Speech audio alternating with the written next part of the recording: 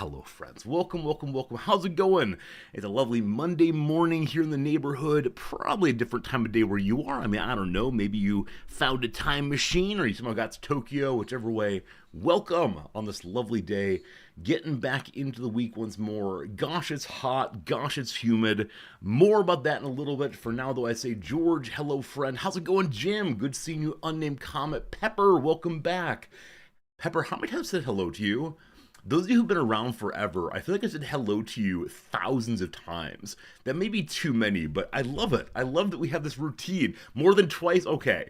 Maybe that's enough. Maybe 2 times per person is enough.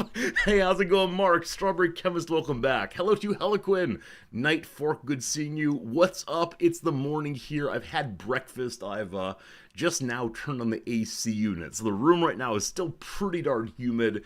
But we'll deal with that in a little bit. Fuhart, I thank you for the generous resubscription. How's it going? Good seeing you, Surstis. Hello, Serena, and everybody else. Welcome, welcome, welcome. You might hear in the other room, Fritzford is having his morning crying. He cries out 2 or 3 times. We spoke to a friend who knows a lot about cats over the weekend and described his now crying out a little bit more at various points, and she thinks he probably has kitty dementia, which seems about right given how he's acting. But unfortunately, when he gets crying, he's kind of inconsolable. He's kind of, very, very, dismayed. And if I go visit him, he still cries some. So I don't know. I feel bad for him, though. Bad for the buddy not understand the world as much. But he's still playful. He's still happy. He's still eating most of the time. So I don't know. Getting old is terrible, even for cats, it seems. Nonetheless, today we are young and happy. Today we're doing well. Today we're playing a little game called Rimworld, continuing that playthrough. And then, of course, today, a little later, we'll have some games of chess.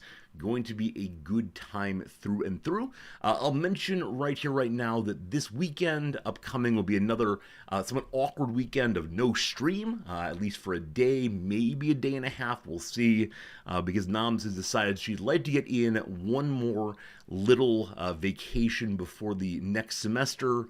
And gosh, I'm here for it. When she says the words, hey, let's go somewhere, absolutely, positively, I immediately say, stream? What's that? Twitch? Never heard of it. And we take off. So we'll be gone for a day and a half or so. Just another quick little jaunt to the mountains, to a place that's really out in the middle of nowhere. More on that another time, but yeah, just fair warning, there'll be one fewer stream this week than usual, and hope that's okay. Jim, you started your Gravship journey. Awesome. We've seen pictures over on the Discord of people building their giant spaceships in Rimworld Odyssey. Looking at the Steam reviews for this DLC, overwhelmingly positive. And what amazes me is, though so many of us are really loving the spaceship play in Rimworld, there's so much else to do. They've added in many other new mechanics and features that are fun to check out on their own terms, independently of the spaceship. But the spaceship is just so fun. I think so many people who play Rimworld are big old space nerds, and the idea of captaining your ship and exploring and expanding is a really fun a really fun setting for any spaceship or any sci-fi adventure, obviously. So very cool. Dogs, hello and welcome. Thank you for being here indeed. What do I have for you? I have some weekend stories, and as I mentioned, I have some photographs also to share with you.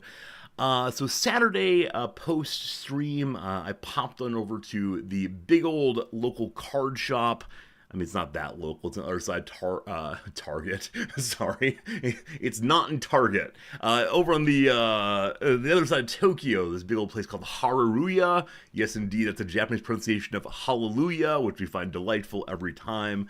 Visited there, excitement, people talking about cards and playing games of Magic, and it's just nice to see people joyful over a hobby I'm enjoying also. I'll spend a little while there, talk to some folks, and acquired some things that you'll see in future videos that I'm excited to share with you. Some weird Japanese things that I don't know are only in Japan, but are distinctive in some ways of Japanese trading card game culture. So more on that another time. But we did that, and then we went out to a really lovely vegan restaurant. It was run by, I believe, a Sikh man. At least the wait staff were Sikh, are Sikh, And such a kind hospitality and an interest in us as guests. One thing that's very common here in Japan is you do not ask personal questions until a certain border has been crossed, usually by the superior party in an interaction. And so, in the U.S., I'm kind of used to wait staff at ordinary restaurants being real friendly, like, hey, what brings you all to town today, right? That kind of informal question that makes you feel engaged with but isn't too personal. Here in Japan, generally speaking, that is never ever done unless you, the customer, begin a conversation about, oh, we're here for whatever, what can you tell me? Then it's more open season. But these Sikh people were just so kind and so interested in what we're doing in that neighborhood. And I talked about Magic the Gathering for a little bit, and the man had no idea what that was, so that felt weird.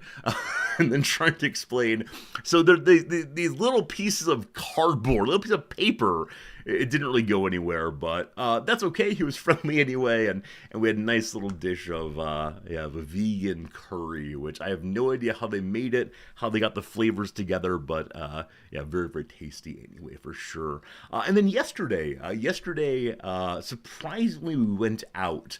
So usually if we go out on Saturday, we have Sunday at home. Nams really enjoys the refreshing experience just hanging around before the school week starts. But yesterday, our friends, the librarian and the video game translator, decided they wanted to hang out, and so we said, okay, sure, good friendship time, here we go. Also, team, those of you who leave the house, how often do you see one friend or friend group? Because I remember back in high school and even younger, I would see my friends every single day, right? We'd see each other at school, we'd hang out in the afternoon, on weekends we'd try to get together. Same people over and over and over again. And as I've gotten older, that happens less and less often, right? Less and less often do I see the same people. But yeah, Noms and I have been seeing these folks every other weekend at the least. And sometimes we hang out like twice in a week. And this feels so different. And I don't know if this is what it is to have closer friends, or if it's because here in Japan we've had a harder time making friends with people we want to spend time with, frankly. So I don't know. Jim, for you, it's usually weekly. A number of you say no external friends, etc. You're just seeing people once a week. Does it feel good? It feel good to hang out with them? I mean, yes. I have the concern every time when I go to see them, which is I've seen them too recently. Nothing has happened in my life. So what stories will I have for that, right? It's sort of like, oh no, I haven't become novel or interesting. Oh no, what do I do? But inevitably the conversation comes. Inevitably things have happened in someone else's life, or, we can discuss the past, asking questions about surgeries if you had, all these good getting to know you kind of conversations. But yeah, it's been nice to see them more regularly, but it's just different. Anyway, they wanted to go out, and the wife, the librarian, sent us a text saying, you all decide what to do today. We'd like to do something that is relaxing and restorative. Friends, what does that mean to you? Because Noms and I talked it out. Relaxing and restorative. And I very much just want to send a text back asking directly, when you say that, what do you mean? But I was told that's rude. Told that's rude to inquire what someone's words mean. So it was strange, because I hear those words and I think of something where there's very few people around. See, George, that came to mind for me also. Like, I was like, oh, it's restorative. That's marketing language for let's go to the spa, right? And Japan does have a bathing culture, so maybe that's a walk on the river. Yeah, something being out of doors. Now, the problem with out of doors is yesterday the temperature was approaching 100 and definitely felt like higher than 100 in this terribly humid place we live. So though the idea of walking outside or having a picnic sounded quite restorative and enjoyable in the abstract. In the concrete, no thank you, no thank you, no thank you. And so we came up with the idea of, should we find some museum in a less populated area, in one of the smaller museums possibly.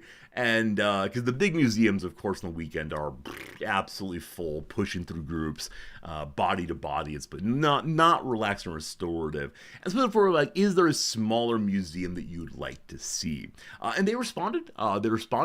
Saying, well. We had her eye on this botanical garden, this place with flowers. And I agree, looking at flowers feels very restorative, very enjoyable. And so we ended up doing that. We ended up going to a botanical garden kind of out of the way, and its admission cost, because out of the way, was so unbelievably inexpensive. Yeah, so let's say you have a never mind, let me make you guess the price. That feels unfair. I'll just tell you, to go to the botanical garden, the walkthrough takes, I don't know, maybe an hour and a half. Admissions for adults was 250 yen. And that's probably $1.60 per person. And that's so ridiculously inexpensive for this kind of museum. And I got thinking about, like, what would I see in the U.S. that would charge such a small token amount? And I don't know. Like, I know of free museums, and I know the ones that cost quite a bit of money. And the free museums often have some sort of, like, transparent bucket that says, hey, if you had a good time, give us a few bucks, right? Give us a donation, possibly. They didn't have that at all. Turns out this place, though, is supported by tax money, of course. And so the token amount is just I want to support this, because we don't do donations here. Donation culture is not part of the Japan experience at all, much like tipping culture. And so inexpensive. And when it was so cheap, I thought, okay, maybe this won't be a particularly good place to go. Maybe we won't enjoy ourselves with such a little cost. Yeah, exactly. Botanical Garden there is $19. I know I went to one in Omaha maybe years ago that cost a pretty penny also for adults, and it's often cheaper for children, for students, for seniors. But this place, all of those special categories entirely free. It's only adults who have to pay, non-senior adults who have to pay, that $1.50 or so. So really cool, really cool. Anyway, I got photos for you if I can get them to download. Anytime I send more than a few photos to myself, the Gmail gets weird about downloading them. But we're good now. We're absolutely good now. And so I want to show you some photos of what we saw. These are going to be partially pictures of flowers, which I don't know there's much to say about that other than ooh, pretty. But here comes some ooh, pretty, I suppose. And we'll talk our way through the experience. It won't take too terribly long, but I look forward to sharing these things with you as always. So here we go. They're in a zip file. While we're waiting, I will show you this burger we've seen before, the Burger King Sumo, etc. Hello, Slayer. Why am I wearing just a shirt? Because it's incredibly humid in here. I promise by the time that we are done with the intro, I will have a tie and a jacket on. I'm just unwilling to suffer right now, because if I put my tie and jacket on, I'll get very, very, very sweaty, and no one wants that. So yes, if I forget to turn the AC on until stream start, you are going to get, I mean, it's a button-up shirt. It's not a t-shirt. That's how it goes. What's that beast of a burger? Yeah, absolutely. The Sumo Association and Burger King had a crossover event. And as I mentioned previously, though it's the case that on the whole, portion sizes are smaller here, when they go out, they go all out, right? It's not a little like, here's a promotional burger, have 2 patties and some cheese. It'll be just an absolute monstrosity mess. This kind of thing you can't get your mouth around. And so I don't know what you do. I have absolutely no idea. It's just dumb. We should buy one and compare it to the picture. It's probably not even close. See, this is the thing about Japan. Japan has really strict marketing rules. And so if it's the case that they say it's going to look like that, it'll probably look pretty similar to that. I've yet to is this true? Yeah, I've yet to receive a single meal here that does not match the picture. Also, if you're ever in Japan and want to know How to distinguish 100% fruit juice from like concentrate or like partial fruit juice using lots of sugar. If the fruit is cut open on the package, if you can see the inside of the fruit, whether it's drawn or a photograph, that means it's 100% fruit.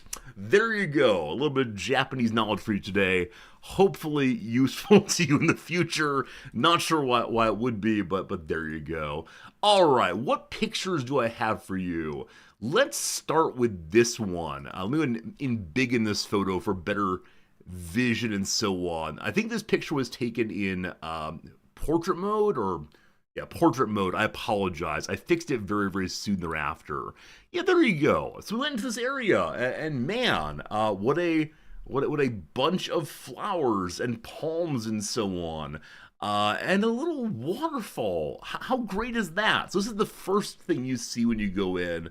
And it's obviously a constructed space. It's obviously meant to show people the various kinds of flowers and so on. They have these little didactics throughout written in Latin and Japanese, which let me tell you, I was glad we had a Latinist along. That said, I managed to beat Noms at etymology game yesterday. There was a plant named Nephrolepis. Nephrolepis. There we go. And someone asked her, "What's this mean?" I was ready. Boom, boom. Nephro, kidney. Lepis, butterfly. Lepidopatry, of course, the study of butterflies. I was, oh man, beating the Latinist at Latin things is so good. So yes, indeed, it's kidney butterfly is the move there. All right, next up, a photo that shows you the totality of this place. Right, so all of these are in these, all the plants are 4 of these giant greenhouse domes. Absolutely amazing space. And I was wondering why this dome is so tall. And part of it is because they have plants that are that tall. They had a bamboo tree or a bamboo stalk, whatever you call it, a bamboo thingy that was over 30 meters tall. Now, I'm 6 feet tall, a little over 6 feet, and so I'll often try to understand how tall things are by stacking up me's next to them. And I couldn't do so. It just went on and on and on, all the way up to the very top of the roof. And now here in Japan, and indeed around the world, though bamboo's kind of cool, it's a profoundly invasive species. It wants to take over the world, like something out of Little Shop of Horrors. But this one in particular, they've manicured and taken care of it. It was all the way up there. Now, friends, I want to play a little game together. You will recall we were looking for a relaxing and restorative day. We would not be outside because, golly gosh, it was so hot outside. I wish to now combine for you a few things. Number 1, an inside enclosed building. No windows that open. The walls and ceiling are all made of fully transparent glass. Inside, in order to make it a natural environment in which these rainforest plants live well, it was hotter and more humid inside than outside. The moment we stepped in, sweat. And so the hour-long inside extravaganza was just pure hell. It was so cool to see so many unusual plants, but no, this is a winter treat, I believe. This is definitely a don't go in the summer. And so when I got home, I did look up to see if they had different seasonal pricing, because the only way they can get people in the summer is to charge them basically nothing. No, in fact, this is the year-round pricing, but it was rough. And Noms and the librarian and I and the video game translator have radically different ways of experiencing these places. I go, what a lovely flower. Got a little memory picture now. On we go. And Nom's librarian like discussing the plants in detail, why they are beautiful, where they should go, and because they spent money, they want to get the best bang for their buck. And so the tech guy and I probably could have gotten through this thing in, I don't know, 20 minutes. And it ended up taking almost an hour and a half. And I love noms, and I'm so glad to be friends with the librarian. They're great. But the husband and I like kept trying to pull them along because it was so unpleasant. It was really, really awful feeling. That said, we have a collection of things to show you.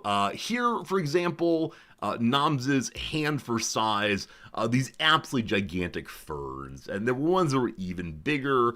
And when we're in this portion of the greenhouse, Noms would not stop singing the Jurassic Park theme song all the way through, over and over and over again, because unfortunately we don't see these kinds of giant plants anymore. They get cut down, of course, in more urban areas. And so when we think of giant plants, we think of the 1990s hit, 1996, somewhere in their hit, Jurassic Park, and it was a cute and fun little thing. Along the way, though, they have also very interesting flowers.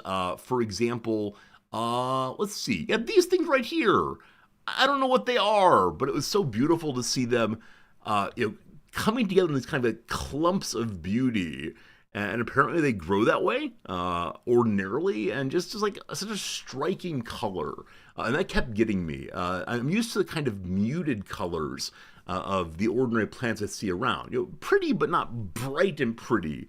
And so it's great to see this kind of color. It probably is an orchid, yeah. Here in Japan, orchid care is a hobby for a lot of people, especially older people who treat their orchids like their children and attend to them with such care. They're very delicate plants. So often city museums or even local greenhouses will have an area set off to the side for community members to show off their plants.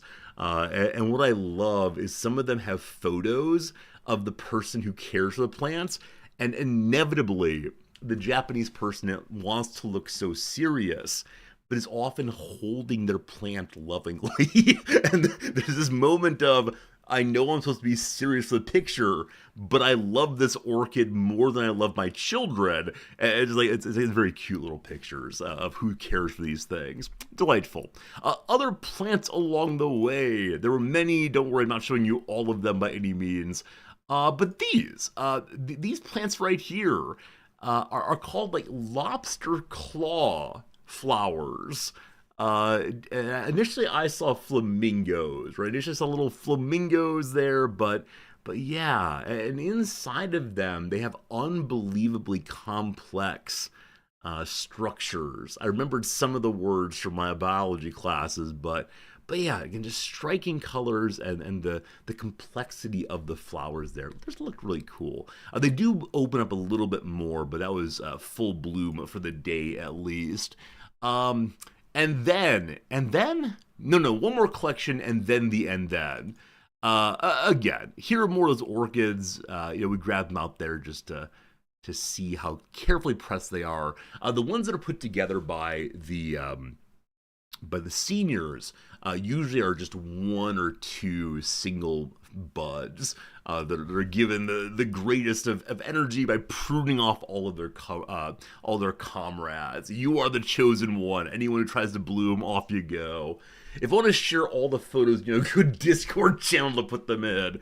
It's true. See, the joy of being the streamer is I get to do Uncle Resorty's carousel projector show. My show and tells on the stream. But sure enough, I'll put the extra pictures up on Discord so we can see them together. But thank you for coming to Uncle Resorty's show. Always kind of you to see this and that. But they had one collection that my friends wanted to see so badly.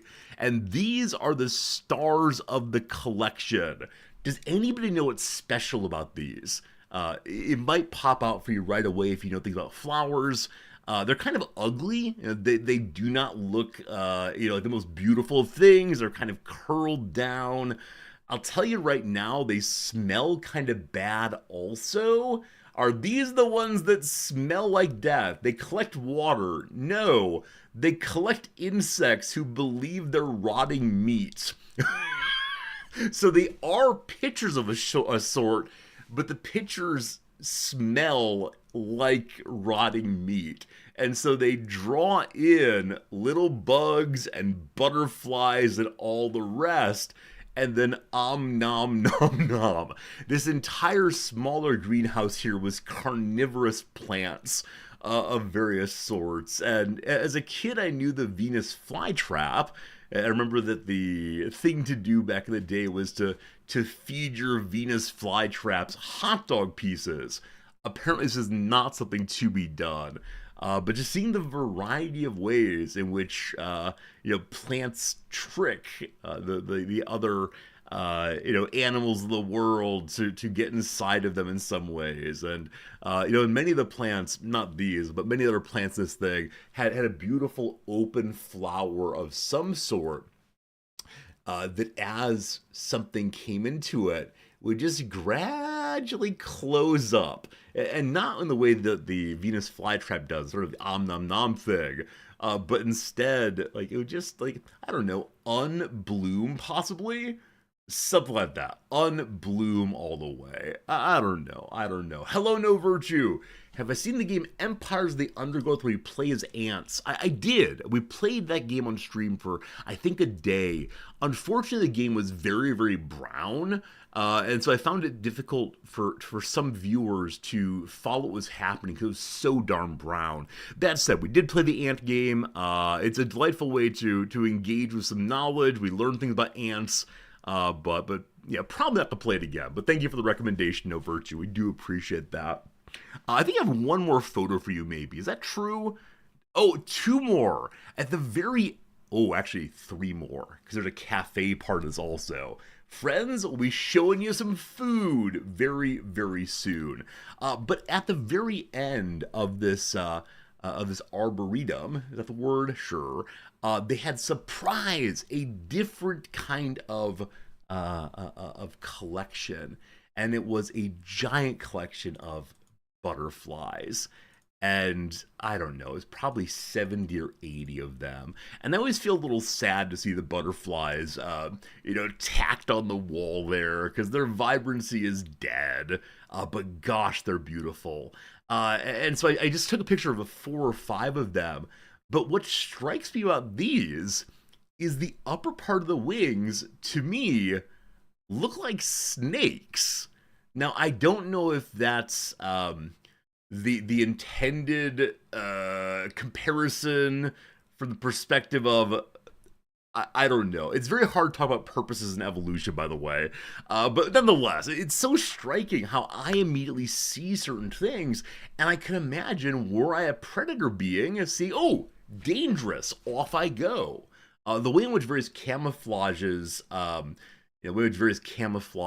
end up, not just making someone hide or something hide, but also appear to be some terrifying creature that's gonna get you is something. It's intentional. I'm not sure it's intentional. Purposive is very hard, because who intends it? Hard doing. Whichever way, it's pretty cool to see. And then I grabbed this collection also, because I'd never seen this before. Look at that iridescence. Look at those colors. I've certainly seen colorful butterflies that are, a variety of colors, maybe kind of orange or yellow. But these, iridescent sorts look like they're full of neon, honestly. And, just amazing colors. The kind of colors that, to be honest, if you showed me this kind of bright color and said, where does this exist in non-human nature? I would say, it doesn't. This is one of those fake colors. It doesn't show up, but there it is. There it is. And You know, it is such a strange thing seeing the beauty stuck on the wall, but really, really cool. Really, really cool. In the industrial age, with all the smog, natural selection started to kill more vibrant white butterflies. Everything is dark and dirty. Your bright white purity is a sign that you shouldn't exist anymore. Off you go. Very good. Now, friends, if any of you have seen this kind of thing before, I'm going to be amazed. Amazed. So, at the end of this very hot and humid experience, we fell for their marketing trick, which is at the very end, they have a cafe that is all ice cream. And man, when you're suffering, when you're dragging, drenched in sweat for spending an hour and a half in this giant glass wet dome, ice cream is exactly what you want. And this is going to be amazing for some of you. So that's a coconut flavored ice cream. Very, very tasty. But do you notice what it's served in? Initially, I did not believe this. It is served in a coconut shell. What? Coconut flavored ice cream in an actual factual coconut shell? And friends, this continues. Here is actual factual dragon fruit flavored ice cream in a dragon fruit shell. And there were other ones. They sell this at Costco. Wait, so my joyful thing is ho-hum nothingness? Never mind, it's exciting for me at least. That's what counts, maybe. Marketing to sell you the waste byproduct. It wasn't intentional. Honestly, we bought it based entirely on we wanted ice cream. We bought it intentionally on just we want the flavor. We didn't realize what the container was until we opened them, and then we didn't believe it. Right? We did not believe they'd actually served to us in the outlet, and so on. Hello, Vex, good seeing you. Hello, Toasted Corn, Yaris, hello. Hello, Rock Smasher. Hello, everyone. Okay, because I want to regain my confidence, it's time for a poll. Have you seen these before? No, wow, Japan is cool, or yes, ho hum, I'm a Costco, okay, fine. I heart Costco. All right, very good. Because again, it's possible that I do not know about things that exist throughout the world. This is true, in fact. It's dragon fruit ice cream inside of a half a dragon fruit. And a moment ago I showed you this is coconut flavored ice cream inside of a coconut shell. Now, it is possible that Japan is 20 years in the past on literally everything. There is some truth to that. We live in the future as seen from the year 2000, unfortunately. Just how Japan works. But I think this is novel. Because I'm an American. You've had lemon sorbet served in a half lemon once. Oh, never mind. Never mind. Is the question ice cream a dragon fruit or ice cream in a fruit? The latter one. Have you ever had the ice cream served in a hull or shell or whatever, a nut possibly? All right. No, wow, Japan is cool. Thank you. You've caused my confidence come back that I've not been spending the past half hour showing you boring things. Oh, that's old hat. How dare you? It's time to ban everyone who made me feel bad today. Rue the day. Rue the day. Rue the day. I thought it was pretty cool.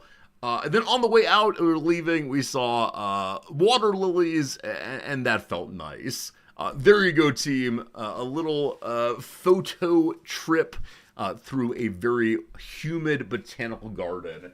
Woo! Woo! Woo! Let's do orange tie. Happy orange tie. You know that's neat. Thank you.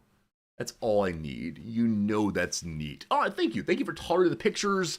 Other than that, not much went on this weekend. Other than that, we got some work done on the house. I had the opportunity to go through a Magic card collection sent over here by viewer Olafson. So exciting. Really enjoyed seeing the way in which another person constructed their decks and the kind of intentionality that comes from trying to see how cards work together. And such a good time, such a nice time. And so, Olafson, if you're watching, thank you for sending me some of your cards, maybe all your cards, I don't know. But some cards that were very, very cool to see. I'll send you an email about what I enjoyed later, but yeah, I mean, I think, I don't know. It reminds me of like any time that one goes through someone else's things. And like, I remember, after a friend died, and I was the executor of his estate or whatever, I would go through his notebooks a little bit to try to see if I should keep them or throw them out. And seeing how he would take notes on the world, on his day, on his reading. It's like, oh wow, this is how this person's brain works. I have this deep desire I've mentioned previously to be able to read people's minds, and not for super creepy reasons, but instead just to see how they understand the world. With teaching, this would be so useful. But yeah, like looking through other people's things lets you understand them more fully. Now, I think it's usually the case that you only get that like full view late in people's lives, at death and so on. But man, I don't know. I don't want to read people's diaries. I mean, I do. I am profoundly interested in how people understand themselves privately. I know it's not for me, etc., but yeah, just curious. You sold your Magic the Gathering collection back in 2007 to buy your first house. Absolutely. I know a lot of us have gotten rid of our early life enjoyments in order to move on in life. I think it's great and important, but as I've only gotten into Magic here in my 40s, I'm still in the collecting phase. Surely someday I'll sell them to, I don't know, buy a new car. No, I don't see myself getting rid of this stuff, especially those of you who sent me things. I will not be disposing of them. I'll not be selling them just because it's really cool to see other people's things, take care of them, and so on. So all good, all good. Slivers, hello. Klaus says your father had his dad's journal, so it's an interesting way to get to know him a little more than he ever did. Absolutely. I mean, yeah. I said before that, when one of my grandfathers died, actually both of them, almost immediately thereafter, I had this moment of like, oh, why didn't I ask them this kind of question? ... Right? Why didn't I take the time to see what they believed? And of course, there are always more questions, but both of them were in some ways, men of the 20s, men of the 30s. That's 1920, 1930, and so people who were kind of guarded. We had like, friendly relationships, not intimate relationships. But yeah, I don't know. It's kind of the general comment of, wouldn't it be nicer to know more people? Wouldn't it be nicer to know more about people? Man, the world is full of hidden information that sure would be nice to know, but I don't know. I need to have more conversations. Exactly, Rock Smasher. They're men of the 2020s all the way. All right, regardless, friends, it's time to move on. It's time for the word of the day, etc. And yeah, thank you for joining me for yet another week of excitement, experience, and all the rest. We come now to the word of the day, which is today. Egregious. I'm guessing many of you know this one. It's kind of an unusual word, but egregious. I'm trying to figure out the etymology. I have no idea. Egra. I mean, I want to be related to egret, but I know it's not. There's no way it is. All right, here we go. Most of you know it. Very good, very good. Egregious is a formal word used to describe, thank you, Blue Moon, used to describe things that are conspicuously bad. So, formal word, bad things. Leaving one's phone on during a performance is an egregious breach of theater etiquette. Oh, boo, leaving your phone on the theater.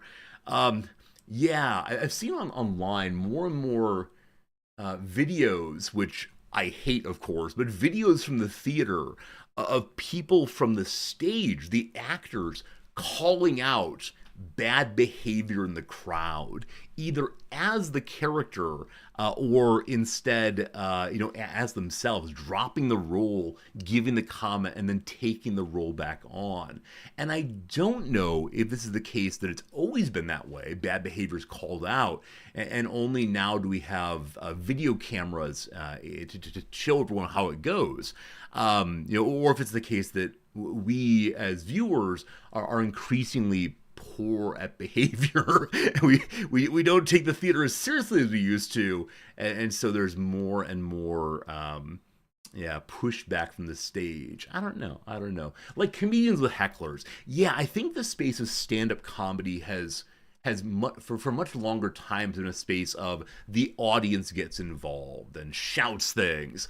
But my sense is at like more formal plays and musicals, the normal experience or expectation is that the crowd is merely the viewer, unless there's a fourth wall break and suddenly we view the viewer and the actors come off the stage and engage with the audience. Thanks, I hate it. I go to the theater to be purely voyeuristic, to see you little people on the stage making your little moves, not to have people come touch me and talk to me. I don't know. I'm kind of an old school theater goer. Regardless, it is an annoyance, I'm sure, for myself as a viewer and for the actors to have people performing poorly, but yeah, I don't know the way to fix that other than to have like more of a culture of shame, and that's not great. But maybe what we need. Most effective fourth wall breaks are the ones that rug pull you, make you feel complicit. Oh, Rock Smash, I agree with that. I agree that there's some really powerful moments where the audience's emotions are shift. The moment of, and you are watching this, and you've laughed along, and you, oh boy. And I think that's, kind of standard for lots of literary arts, right? The big twist in the movie, for example, the sudden reframing in a book. I love that because it still is respecting the audience as the viewer, as opposed to pulling the person in who doesn't want to go in. More and more theater shows are trying to do interesting things. The recent Pierre and Natasha and the Great Comet of blah, blah, blah year here, the seating for the show is in part people sitting on the stage, people sitting right next to the actors in a cafe, and occasionally the actors will pour drinks as if in a cafe. And with that, you know what you're getting into, right? With that, there's a moment where you say, I've decided to buy the on-stage seating. Here I go. But yeah, when they get off the stage and start like, sorry, I feel like I'm a very old man right now. Regardless, did you know, this is fascinating, did you know some words originally used for animals that gather in the flocks have been herded into use for people too? The Latin word grex means flock, herd, or group, and is the root of several English words, including gregarious, which originally meant tending to live in a flock, herd, or community rather than alone, but has become a synonym for sociable and egregious. The Latin forebear of egregious, egregious, literally meaning out of the herd, but was used figuratively to mean outstanding in one's field. That's funny. In both ways, you're standing in the field. Egregious entered English in the 16th century with the same now obsolete meaning, but over time gained a sense meaning conspicuously bad or flagrant, possibly as a result of ironic use of its original sense. All right, so you are so bad at something in the same way you could be so good at something, outstanding in the field of being terrible. So now I actually do want to know what's the etymology of egret, because there is a possibility here the two do come over. It's not. It's via Germanic, actually. I don't know if egrets hang out in groups by any means, but there you go. Germanic heron, probably, into various French words into Middle English. What a shame. What a shame we don't get Latin there. Very good. Friends, here's another word. Here's another word for you. Rearrange. The longer I've been here, the longer I LR switch. It's something my wife does also infrequently because she grew up with Japanese. But here I hear so much Japanese, and Japanese can't distinguish RL very well. And so L is not part of the Japanese language in any way. And so I RL switch much more often. Anyway, rearrange the letters to form a synonym of egregious. Something that's like quite bad. An intensifier of some word. I'm stuck on the gag part here, unfortunately. Yeah, once I see any one word, I want to keep that going. I don't have it today. I don't have it. I see ring also. Like linger. What is it? Glaring. Fuhart, good job. Glaring is the word of the day. Very good. Very secondary word of the day. Very good. Very good. All right, friends. Let's go and do a little game called Thrice. A tiny bit of trivia. And see how it's gargling. Garglingly bad. Great. Here we go. For 3 points. Weird. The 90s Rave Fest Go was the film debut of what future bridesmaid. So this refers to a more recent movie. I have no idea who it is. I'm going to say it's one of the Kristens. Kristen Wiig. Is that right? No. Also weird. Sure, she was great, but what Illinois native actually got an Oscar nomination for Bridesmaids? I have no idea. I'm gonna say it's Kristen. I did Wiig. Who else is there? Kristen. Kirstie Alley. That's a person also. There we go. Is that good? Nope. Billy Gardell was Mike on Mike and Molly. Who is Molly? Oh, I actually know this because she's from Illinois. And she's a comedian, and her name, she's a larger woman. I remember that about her, which feels bad to say. Oh, boy. I think her name has an M as the lead of the family name. Yeah, I have no idea. I have no idea. I'm not going to waste our time trying to dig it out of my head. Yeah. The larger comedian woman... Melissa McCarthy. Good job, team. I think I could have gotten that eventually, but it would require me to stand here and walk in circles. Regardless, Pokemon Go started as an April Fool's collab between Nintendo and what company? Who owns Pokemon? It's surely not Nintendo. Who owns Pokemon's the question here. It's going to be a low score day. I'm going to say it's Sega, because the idea of them working together makes me laugh. Nope. Sony's what I meant to say, not Sega. I always forget this. Before they spun off their weird parent corporation, what company was the subject of the 2011 book In the Plex? So I assume Plex is like a multiplex, something to do with theaters possibly. We're going to say AMC. I have no idea. No. Chrome Search, Ads, Analytics, and Tag Manager all work together in creepy ways, which is why what tech giant is currently in antitrust trouble? It's the Google! Hooray! 1 point. If I don't know, my Japanese visa will be canceled. I'm afraid you're right about that. Niantic, you say? Niantic, I don't know.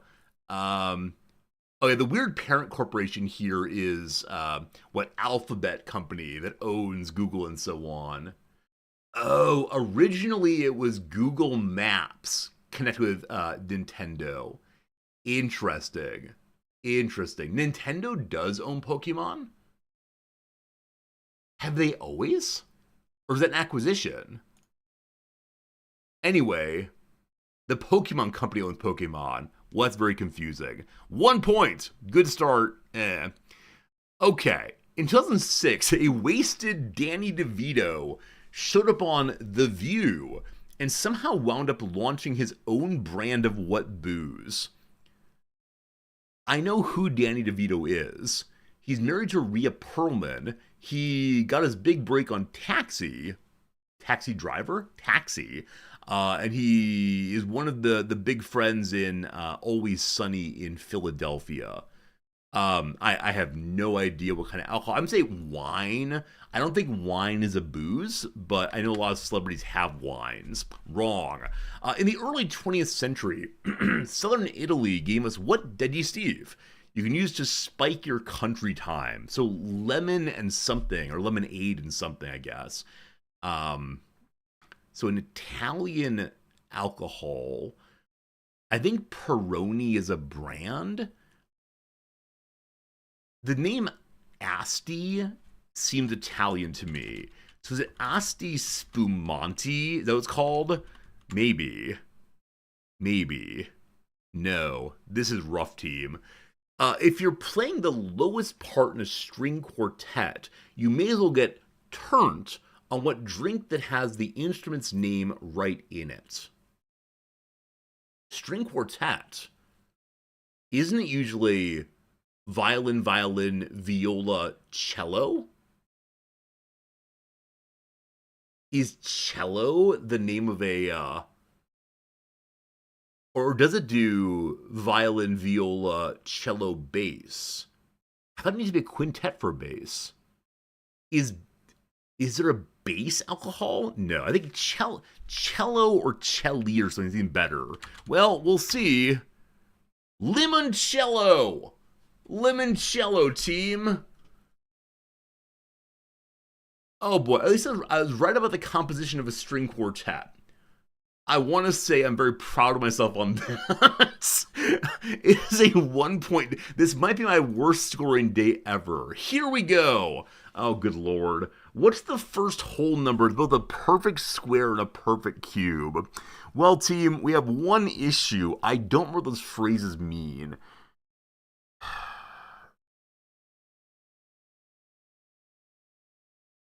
Okay. Okay. So squares are like 2 to the second is 4. And cubes are like 2 to the third is 8? 6?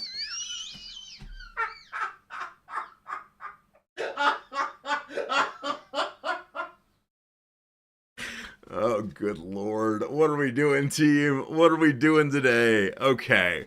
So, the perfect part I'm less sure about. You're all perfect in your own special ways. But, I assume that perfect means this is not possible. Is it possible? I was going to say that it only divides by 1 in itself. But wait, is the square thing like 2 by 2 and then 2 by 2 by 2? Or is it 2 to the third, which is 2 by 2 by 2? So it'd be 8 is right. 8 is right. Oh gosh, this is bad. For doing 12, I don't know why we're doing 12, but I like 12.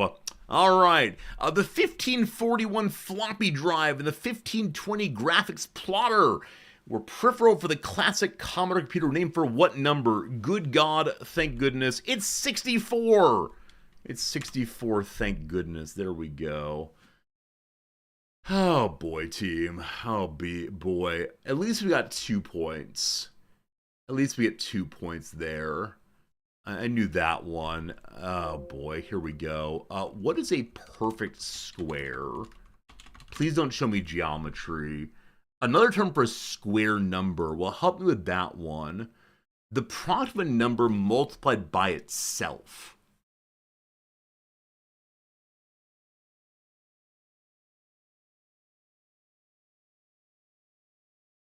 So perfect square and simply like 2 to the second is the same thing.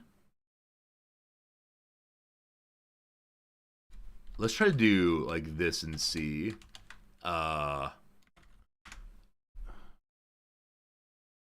Okay, so square number and perfect square are the exact same phrase. Okay, I'm not gonna say I would have gotten it ever, but at the same time, I was really thrown off by the usage of this term. Again, it would not have helped me at all. And I'm unwilling to figure out the math here, so on we go.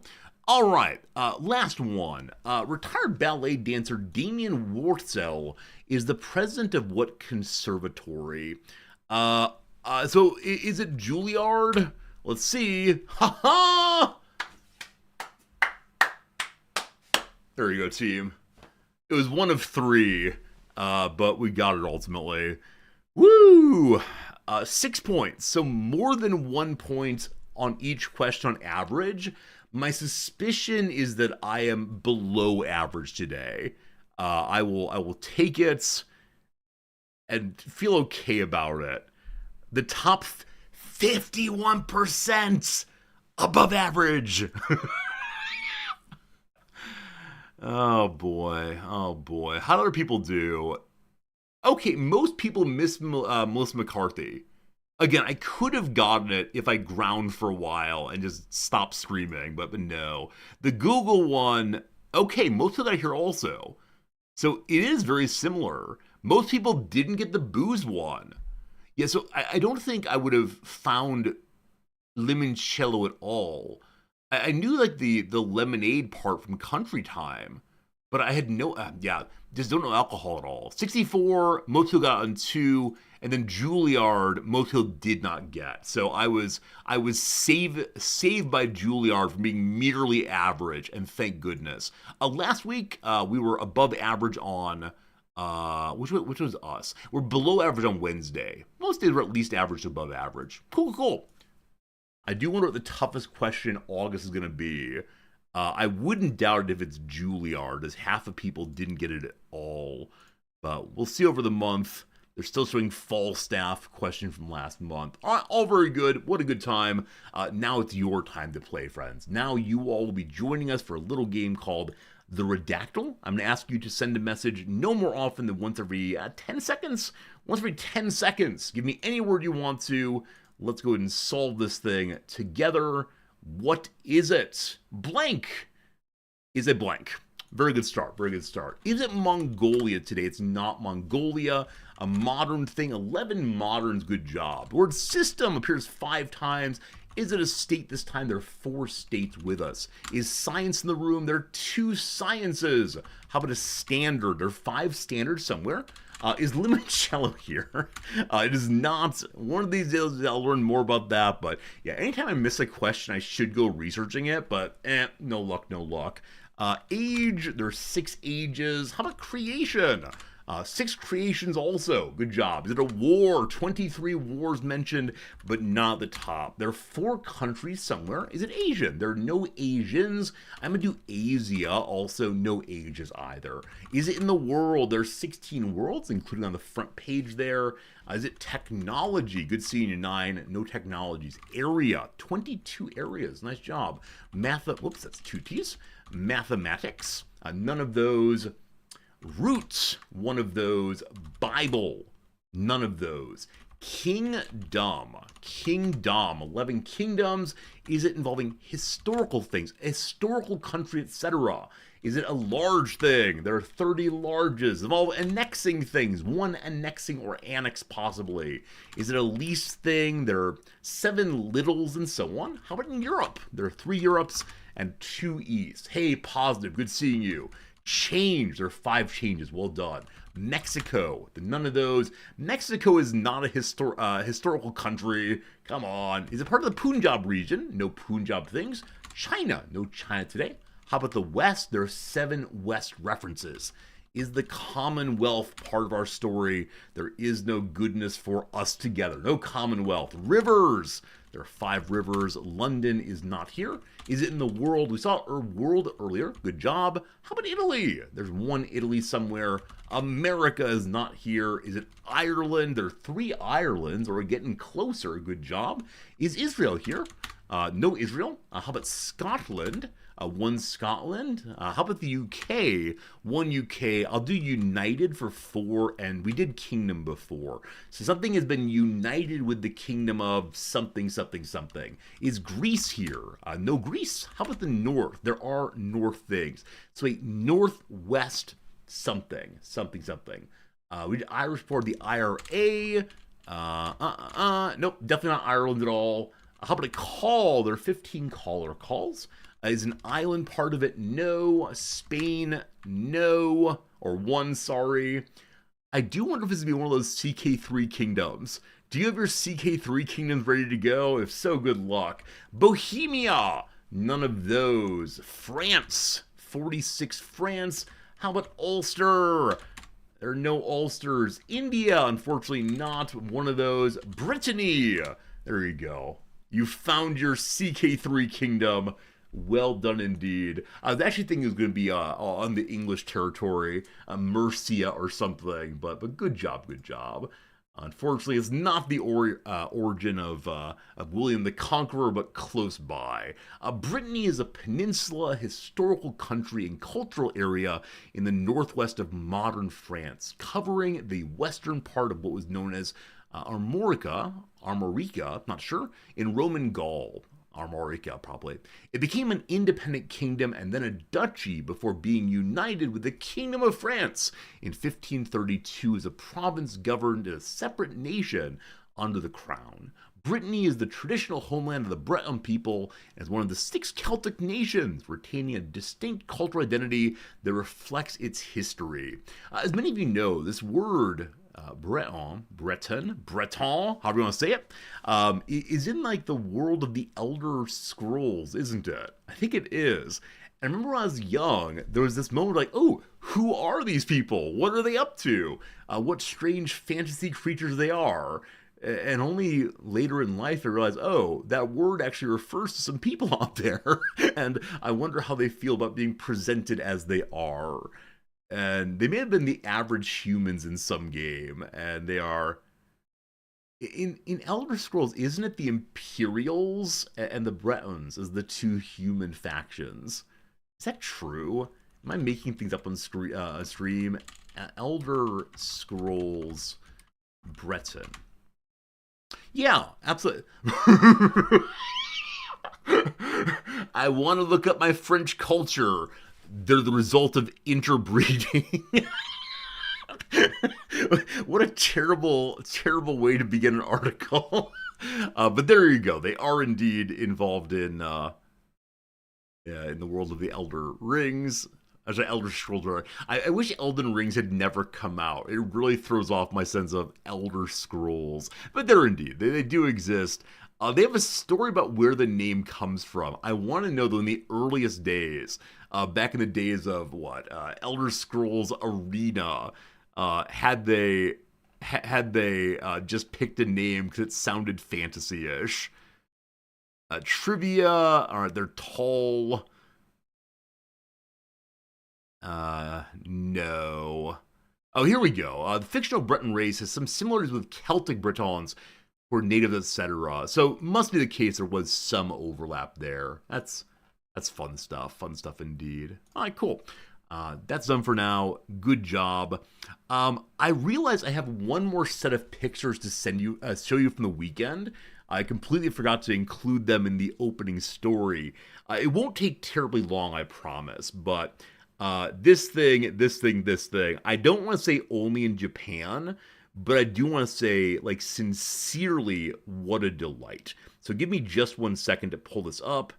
And it's probably old hat for some of you, but I do want to see how this one goes. Klaus, thank you very much for the generous gift subscription to someone named This Is Bribery. What that means is in a moment here when we play the Wikipedia game, Klaus would like us to start with their Wikipedia submission. Jumping the line. I am not immune to financial pressure, we'll call it. We do not run a corruption-free zone by any means. So, Klaus, thank you. We will start with yours in just a minute, but I want to show us one little thing real quick. So over the weekend, we went to a store near Akihabara that is I don't know. It's an attempt to bring together products rather, from all around Japan. So there's a little booth in each section of the store where the different prefectures sell their things. So in one place, Shikoku is well known for having udon. So they had packages of udon you could buy. Now the Chiba prefecture is well known for making peanuts. And so they have this area where the pictures undownloaded again. Man, I think you have to click the download button twice in Gmail for it to go through. Or maybe it's like click poorly. I'm honestly not sure what's wrong with me.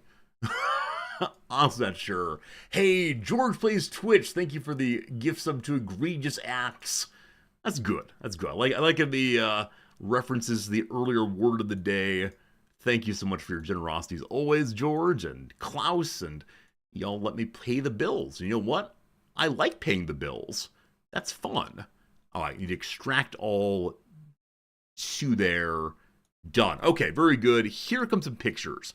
So, as I said, Chiba is well known for peanuts. And so they had this zone. Yes, this zone. The zone called Enjoy Peanuts. This whole, also, hello Noms, secret Noms sighting. This whole area is peanuts, peanuts, peanuts galore in so many different preparations. You know, from peanut butter to peanut sauce to peanuts, peanuts, peanuts. Yes, if you have an allergy, you got some problems indeed. Now, the most notable part of this is what Noms is looking at right now. And I'm not going to bury the lead. It is bulk peanuts of different flavors. Hey, Maharo!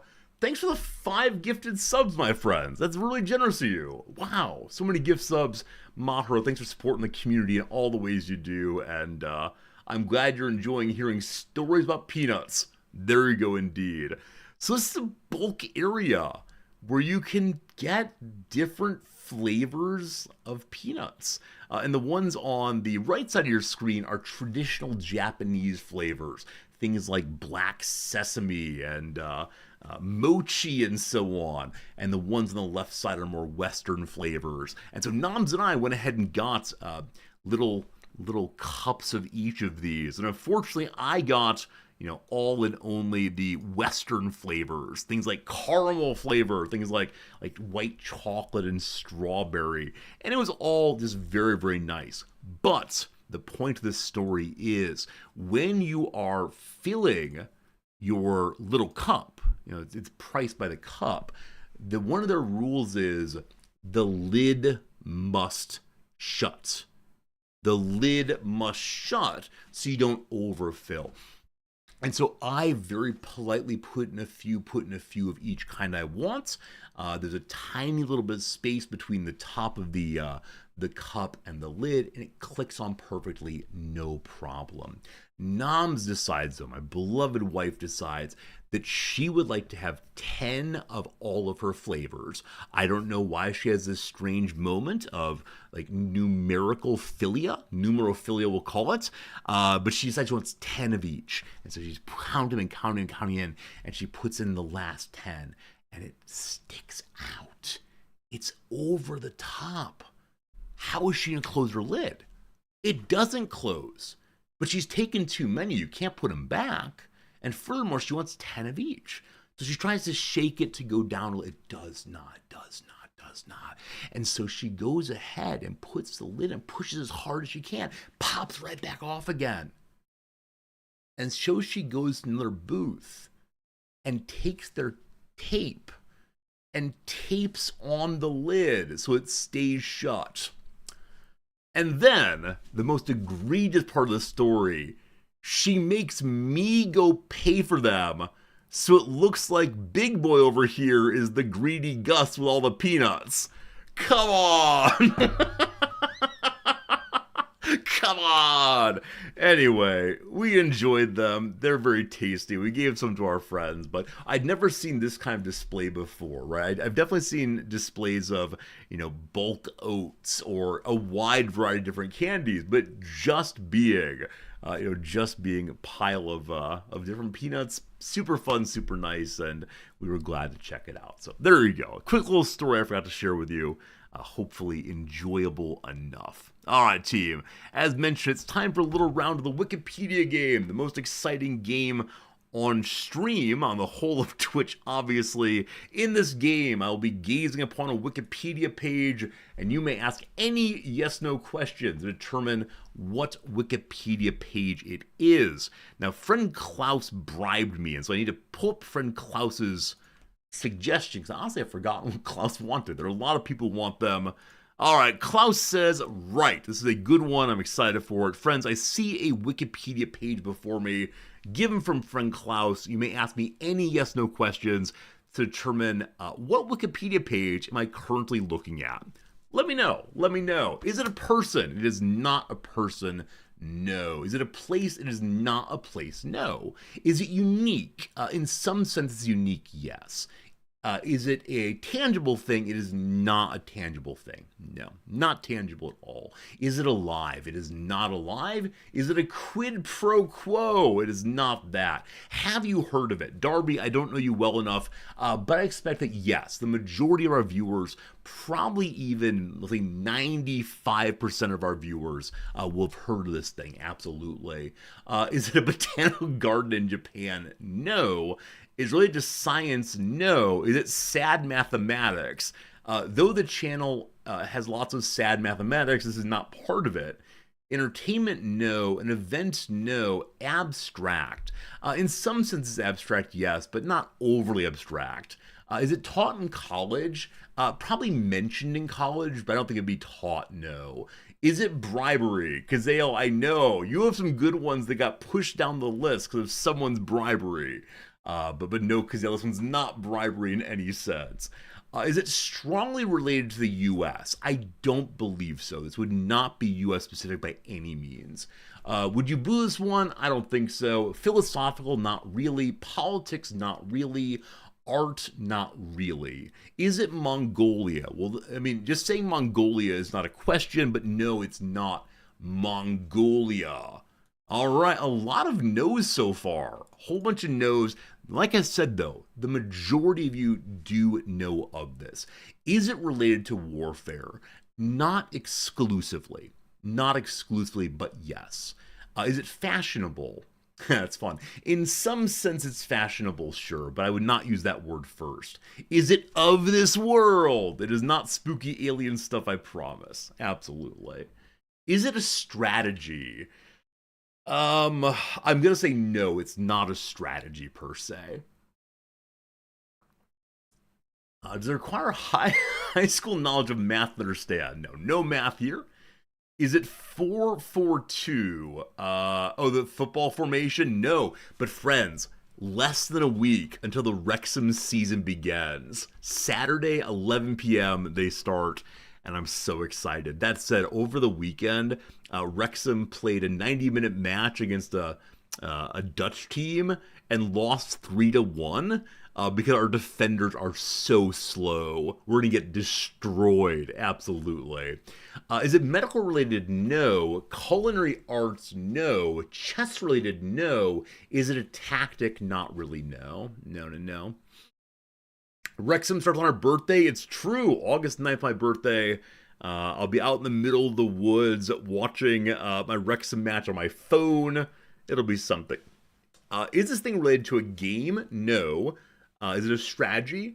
No. Is it chess? It's not chess. No, not chess at all.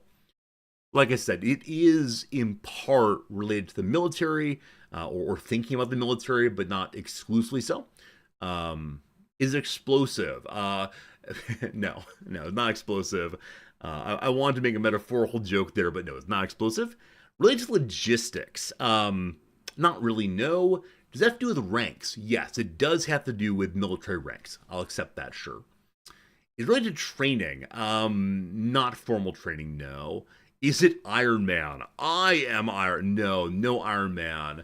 Related to NCOs, I mean, by negation, via the via negativa, sure, but no, it does not relate to NCOs. Is it Colonel Mustard with the wrench in the ballroom? No. Is it an insignia? No. Is it chain of command? No.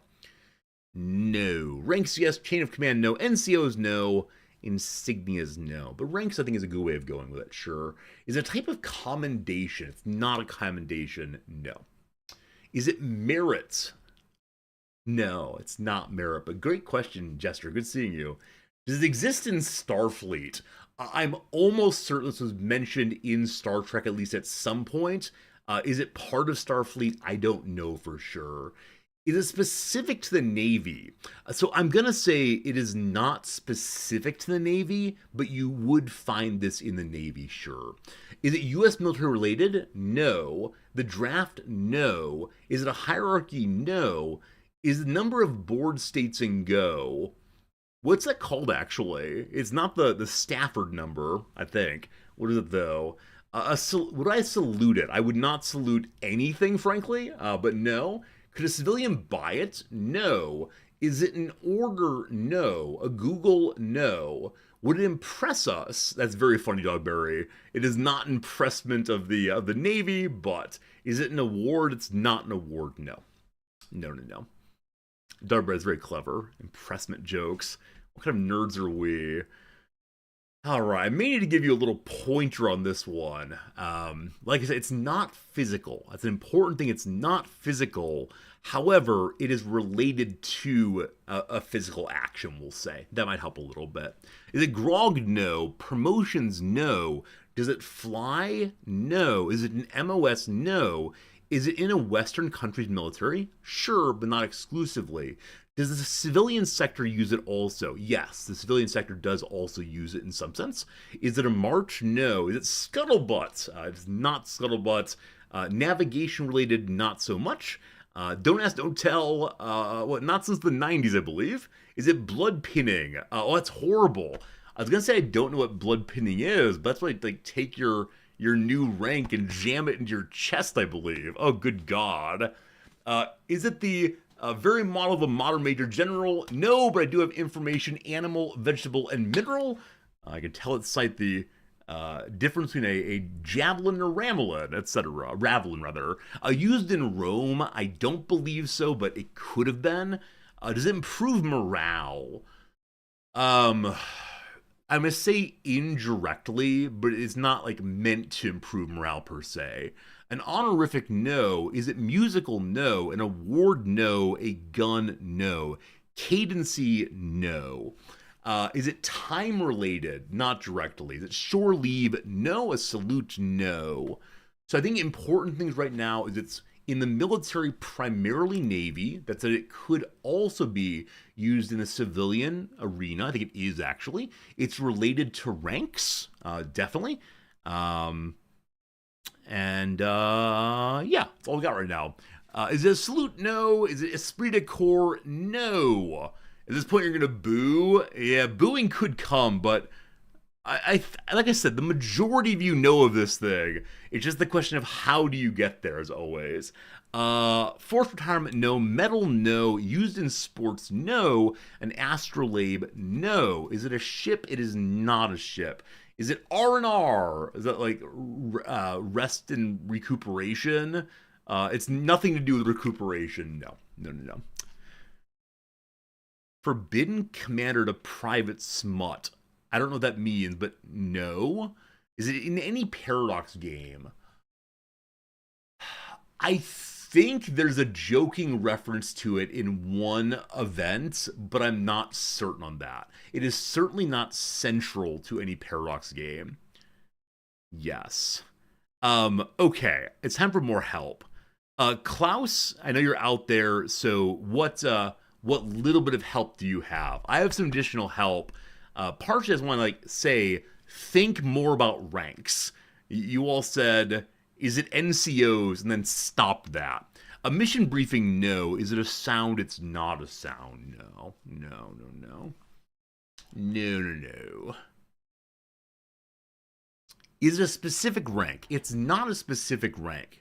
Does it relate to an officer? Yes. Is it a rank? It's not a specific rank, but is it org structure? No. Is it a warrant officer? No. Is it related to hierarchy? No-ish. Parade formation? No. Warrant officers? No. Is it promotion? It's not promotion. No.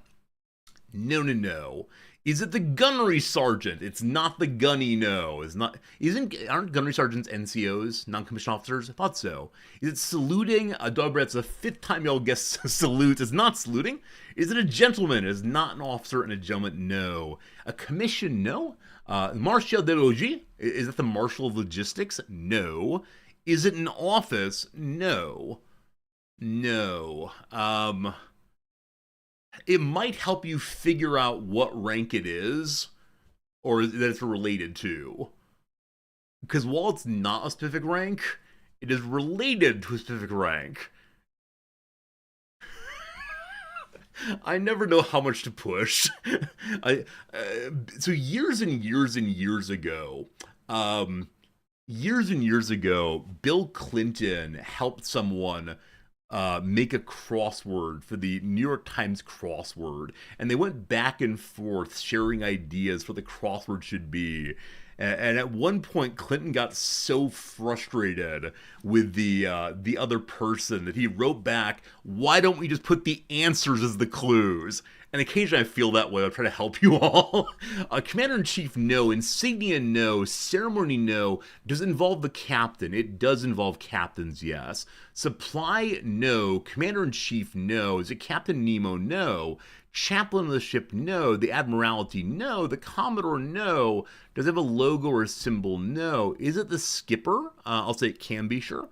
Is it leadership? No. Is it the captain's log? No. Do you recall it's non-tangible? Weddings at sea? No. Is it mutiny? It's not. Is it Captain Morgan? It's not Captain Morgan. No. Is it confusing? I don't think it is. Okay, I'm gonna start pushing pretty hard now. It's a tradition. That probably helps. It's a tradition in some way. Commander of the boat? Nope. Nope, nope. Again, it's not a tangible thing. It's not a person. It's an abstract that relates to an action. It's traditional and it involves the captain. Is the fact that the captain can marry people on board? Is it christening the ship? No. Reading the captain? No. Is it the captain goes down with the ship? We know of this. We know. Is this good? Is this a boo one? I think this is a great one. I think this is a really fun one. That's a page. It's an amazing one. Okay, so there's half a boo, a bit booey. Klaus, thank you for submission. I like this one. I think this is a great one. I'm surprised we didn't get to it though. Yeah, I said the other day to someone that we've never had a slogan on the Wikipedia game before. Maybe slogans are hard. Maybe slogans are hard. So, Dobber, I agree. Occasionally, it's hard for me to know how you all will get to things. Yeah. Anyway, I apologize for my lack of. I don't know. Never mind. Don't salute me from Captain. True. Have to do with ranks threw you off. Yeah, I apologize. I apologize for the difficulty of that one. Let's do one more. Klaus, thank you for a fun one, though. I'm on Team Klaus regardless. Alright, what else do I got? What's one that you'll definitely get and not boo? but it's not too hard. I like blue moons, but man, I can't deal with more booing today. So, team, I'm gonna do Kazales. I'm gonna do one of Kaz's, however we say that. Some say Kaz, some say Kazim. Is that right? What's the Bloodborne slogan? I need help on that one. All right. Allow me one moment. Oh, never mind. That's too hard. I thought this was one thing and something else. Too hard. Blue Moon, we're doing yours. Blue Moon, here we go. Friends, I have a Wikipedia page before me. What is this Wikipedia page? Any yes, no questions you want to? It should be easier than the last one. But you know, one never knows. Is it an expression? It's not an expression, no. A person, no. Is it the gum disease gingivitis? No, it's not. Would it burn when exposed to a flame? It would. Is it a person? No. A place? No. A geographical feature? No. It is tangible. Tangible, yes. It's not a place. No. Is it man-made? Almost certainly yes. Butch, I mean, yes. I'm sorry. I think in my desire not to say yes, no, occasionally I bring in other phrases that are not helpful. My apologies. It's sold in IKEA, no. If you find an IKEA, something's gone wrong. Is it one of a kind? Yes. Is it synthetic? Sure. I don't quite know what that word means specifically, but yeah, it's synthetic. It brings together things.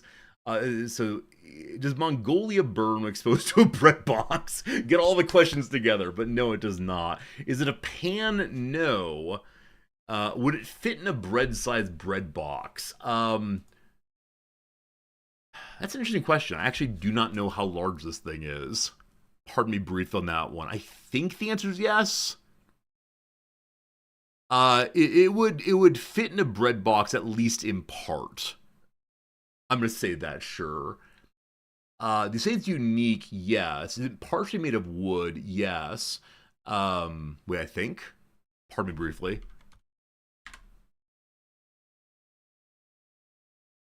No, it's not wood at all. I apologize. Is it worldly? Yes. Used to carry something? No. Is it associated with a specific country? It could be, but probably not. No. Is it art? Sure. Sure, it's absolutely art. Does it have a religious origin? No. Or I don't think so, at least. I'm going to say I don't think so, but I don't know for sure. Is it written? In part. Yeah, in part.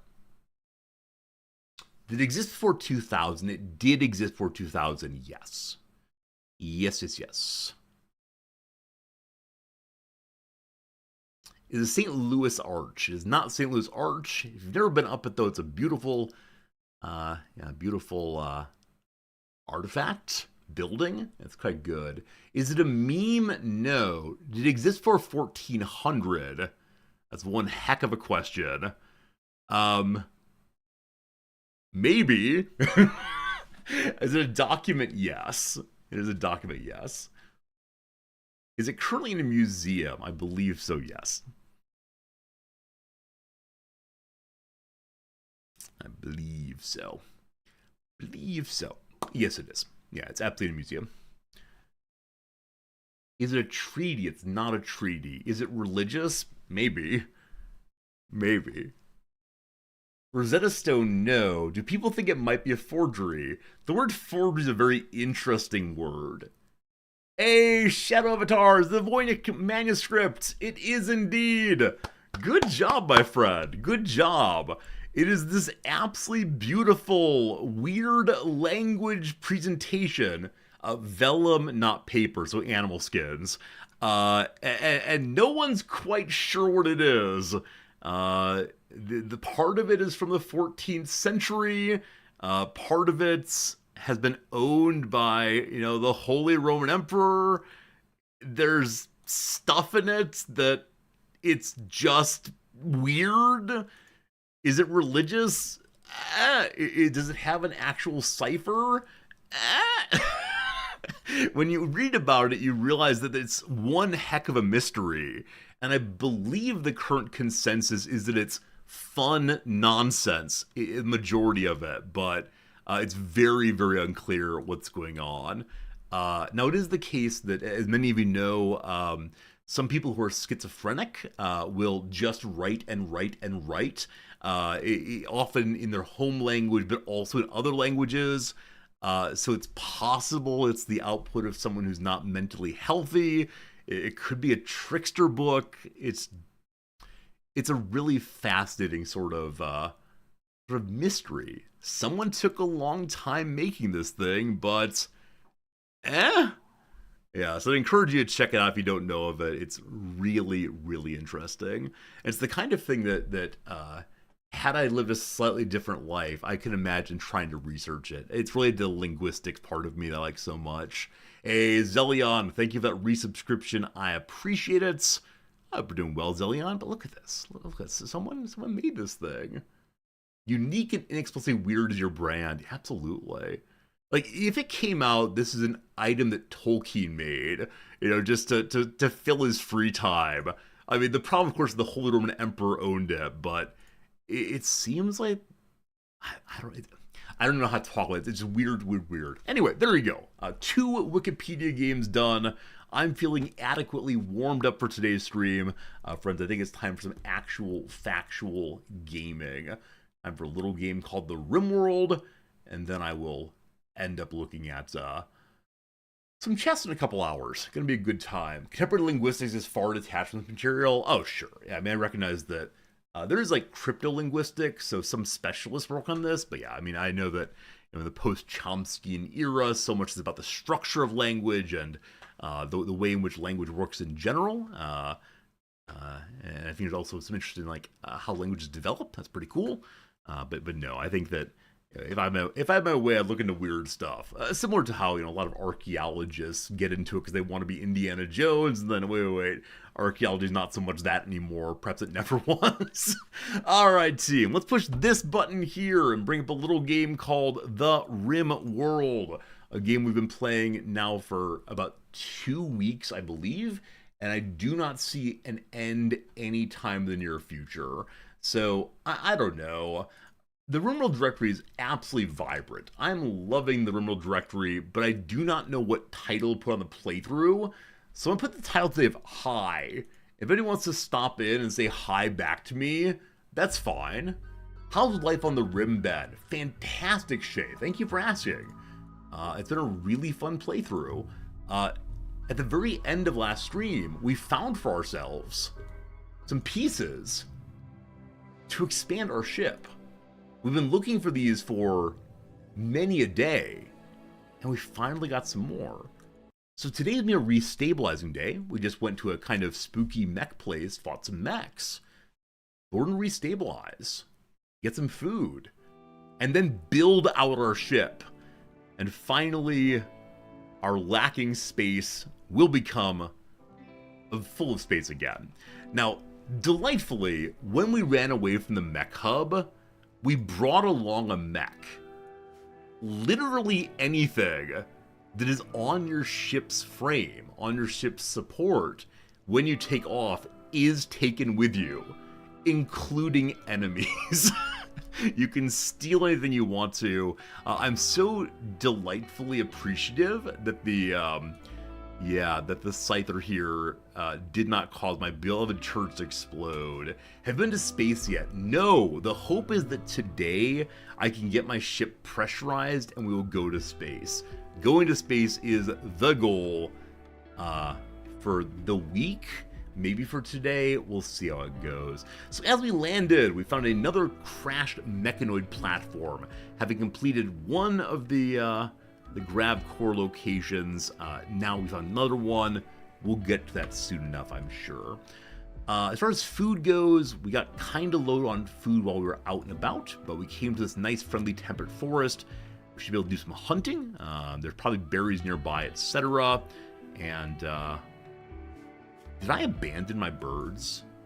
I abandoned my birds. I abandoned my child. I think the birds may have died to predation. We had a crow at one point, though. Where'd the crow go? What happened to the crow, Timmy? Who took my crow? All right, for right now, though, this herd of alpacas is looking at the kind of thing that we might want to consume. There are many bunny rabbits and so on, but all good. Our friend Seriarch will be taking over the hunting for right now, so research will be a bit slower, but that's okay. I believe as we arrived here, I didn't do anything. I just saved the game straight away. So I'm going to go ahead and do a couple quick things. Number one, make sure that everyone can go outside. They're currently locked inside, so everyone may go free anywhere you want to. And then we need to move our Muffalo out of doors so it doesn't eat all of our food, though we see we're actually out of Muffalo food entirely. So I would like profoundly to get that Muffalo some more hay grass. We'll probably stay here for one growing season and then hopefully head to space. What we'll do there, I do not know. Maybe visit an asteroid just to find some resources. Maybe we'll go visit a space station. I am just not sure what will come first, but I'm excited to find out. How are your playthroughs going at this point? Are any of you deeper in the game than I am? Have any of you gone to space and explored this and that? Over the weekend, I didn't have any time at all to play, so I'm guessing some of you are much, much farther ahead of me, and that's cool. I mean, I absolutely love that we have a variety of ways to play, a variety of people here. We do have 2 people who are currently in our hospital Coombe prison. unfortunately, I don't think we have any open bedrooms. So one of the big desires today is to get some bedrooms. I also want to expand out, this little platform here, kind of a waste of materials, but I will do that simply so that it's symmetrical and no one will come by and say, Resorty, my OCD. And I'll say as usual, you don't have OCD, you liar. And they'll say, but it doesn't matter, I don't like how that looks. And I'll say there are other streams on Twitch. And then they'll say, and this goes on for a while, of course. I'm gonna turn the guns off again. We don't need them on 24/7. Another thing about which I'm concerned is as we head to space, I don't know how we're gonna power our ship other than possibly adding in more solar panels. I do not know if the generators work in space. I can imagine they possibly don't, because where does the carbon dioxide go? And then I remember my oxygen not included. Where does the carbon dioxide go? Into space, the world's largest trash can. As some of you know, I'm super interested in the idea of trash, right? The part of culture that we ignore on the whole, because it's the dirty, it's the unacceptable, it's the ugly, it's the reminder of consumption. And so, of course, dealing with trash is one of the big issues for any society. It is the kind of thing that people, why are you not attached on the wall? please, there we go. I forgot that you can rotate these. One thing, of course, I've heard discussed is a new way to throw things away, right? Because, of course, we say there is no away, right? There's no place that is truly not holding on to materials or otherwise. And so I think the great solution is often said as, well, let's throw things into the sun, right? We can give fuel to our mighty mother in the sky. Does anyone know anything about this? Whether it actually is a possibility that someday we'll throw our trash into the sun, or is it far too expensive, far too difficult to do the same? Because I believe it's the case that what is it? The game Starship Breaker thing, I think you throw trash into the sun maybe, I don't know. It's about the hardest thing to do. Oh, is it? See, my assumption is once you get past Earth, you can look towards the sun and give the trash a tiny little push, and the profound gravity pull of the sun will get the garbage there eventually. Is that not reasonable? Here in Tokyo, we burn literally everything except for plastic bottles, which they try to recycle out. But a tremendous amount of trash is just burned. And so I'm always interested in other ways of doing these things. Oh, also incidentally, the Tokyo builds islands out of trash. So a large portion of some of the most expensive real estate in Tokyo right now is built atop a mountain of trash. Maybe someday we can break it down to basic elements. It feels very much like a video game machine, right? Jam the item in and get all the materials out. But I don't know. Joan, you're absolutely right. Good seeing you also. That's not how gravity works. Wait, why not? Wait, why is that not how gravity works? Is space not a vacuum? So the whole point of things like solar sails are you just need a little bit of thrust to get going, and then it will go forever. Now, is space not a perfect vacuum with cows the shape of spheres? We're already being pulled into the sun. Exactly not possible. Exactly. So the trash will get to the sun eventually. Now, if you want to fly your little garbage ferry over and push things out, nothing to do with vacuum. But I thought that vacuums don't have friction, and so the trash wouldn't slow down. It wouldn't lose momentum or inertia or whatever the word is. It could shoot an orbit something like the Earth. Yeah. And so eventually won't that orbit degrade because of the gravity of the sun, and eventually the trash gets where it needs to be? I don't know. Think about this, the sun's already pulling the entire Earth towards itself. We're not falling in. Don't we ultimately, or are all of the orbits stable? Because I always thought it was the case, and maybe I'm wrong here, that given a long enough period of time, the sun will suck us all in. Not true. Not true. Look here, you. The Earth falls around the sun. To make our ways fall into the sun, it needs to slow down. Could we not aim a little behind it? Like Tim says, all of my knowledge of these things is based on Kerbal Space Program and how incredibly bad I am at pointing things places. The sun decays and gravity gets weaker. Okay, so all of our orbits are stable.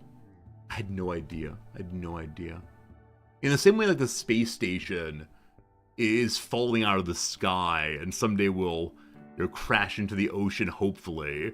I thought it was the case that, again, given an incredibly long period of time, the Earth would also fall into the orbit and then eventually into the sun. We're moving very fast, though. Okay. I thought the sun was so big that its gravity would degrade our being very fast. I don't know how any of it works, unfortunately. The ISS follows the sky because there's still some drag. Oh, interesting. Okay. They like the term deorbiting now. They don't like saying crashing. Though, of course, it is indeed crashing. I need to make some plans. I'm enjoying this conversation. It's a place where my ignorance is proudly on display. I'm glad to learn along with you. Occasionally I worry that people come by and assume I'm just an idiot in these moments, but I'm a lifelong learner, we'll call it. So I don't know. We'll give the aliens one day when they visit us. Hey, if we had like an open house for the aliens, I'd be all about it. Absolutely all about it. Fascinating to meet other kinds of beings. Hopefully they're like us enough that we can engage with them. But one never knows. We've been orbiting for 4.5 billion years and we're still here. Oh no, because I'm not saying like tomorrow we'll go into the sun. I thought just given a nigh infinite period of time, things would degrade. But yeah, I guess not. That's fine. That's fine. Yeah, I think I often ask my students the question of would you want to meet the aliens? Assume there are other beings out there who are intelligent enough and similar enough to us that we could have meaningful engagements. And it's so striking the way in which this is a culturally loaded question. So many of my Japanese students are just curious. Yes, I want to meet the people who are not like us people. I want to engage with whatever's out there. And so many of my Americans who've been raised on Independence Day are convinced that meeting the aliens will be the end of humanity unless Will Smith shows up. And my sense is always like, look, I realize that when humans meet new people, it hasn't gone terribly well. We tend to want to take their land and so on, but maybe the aliens, maybe the Vulcans, right? Maybe the Vulcans will come and give us some knowledge that's very, very helpful indeed. And you know what? I'm hopeful. But yeah, I think the kind of media on which one's raised, this is not surprising, the kind of media on which one's raised determines so much about how you see the world. And the aliens also, I guess. So, I don't know. Welcome to Earth. Exactly right. We'd throw open the hatch and say, we're glad to meet you. As many of you know, in many of the aliens come to visit films that are more positive, or at least seem more positive, there's always this moment of, take me to your leader. So assume that you... Hello, Diz. How's it going? I don't deserve this raid. Hello to you all. Razlak, welcome. Hello, Elapsus, welcome.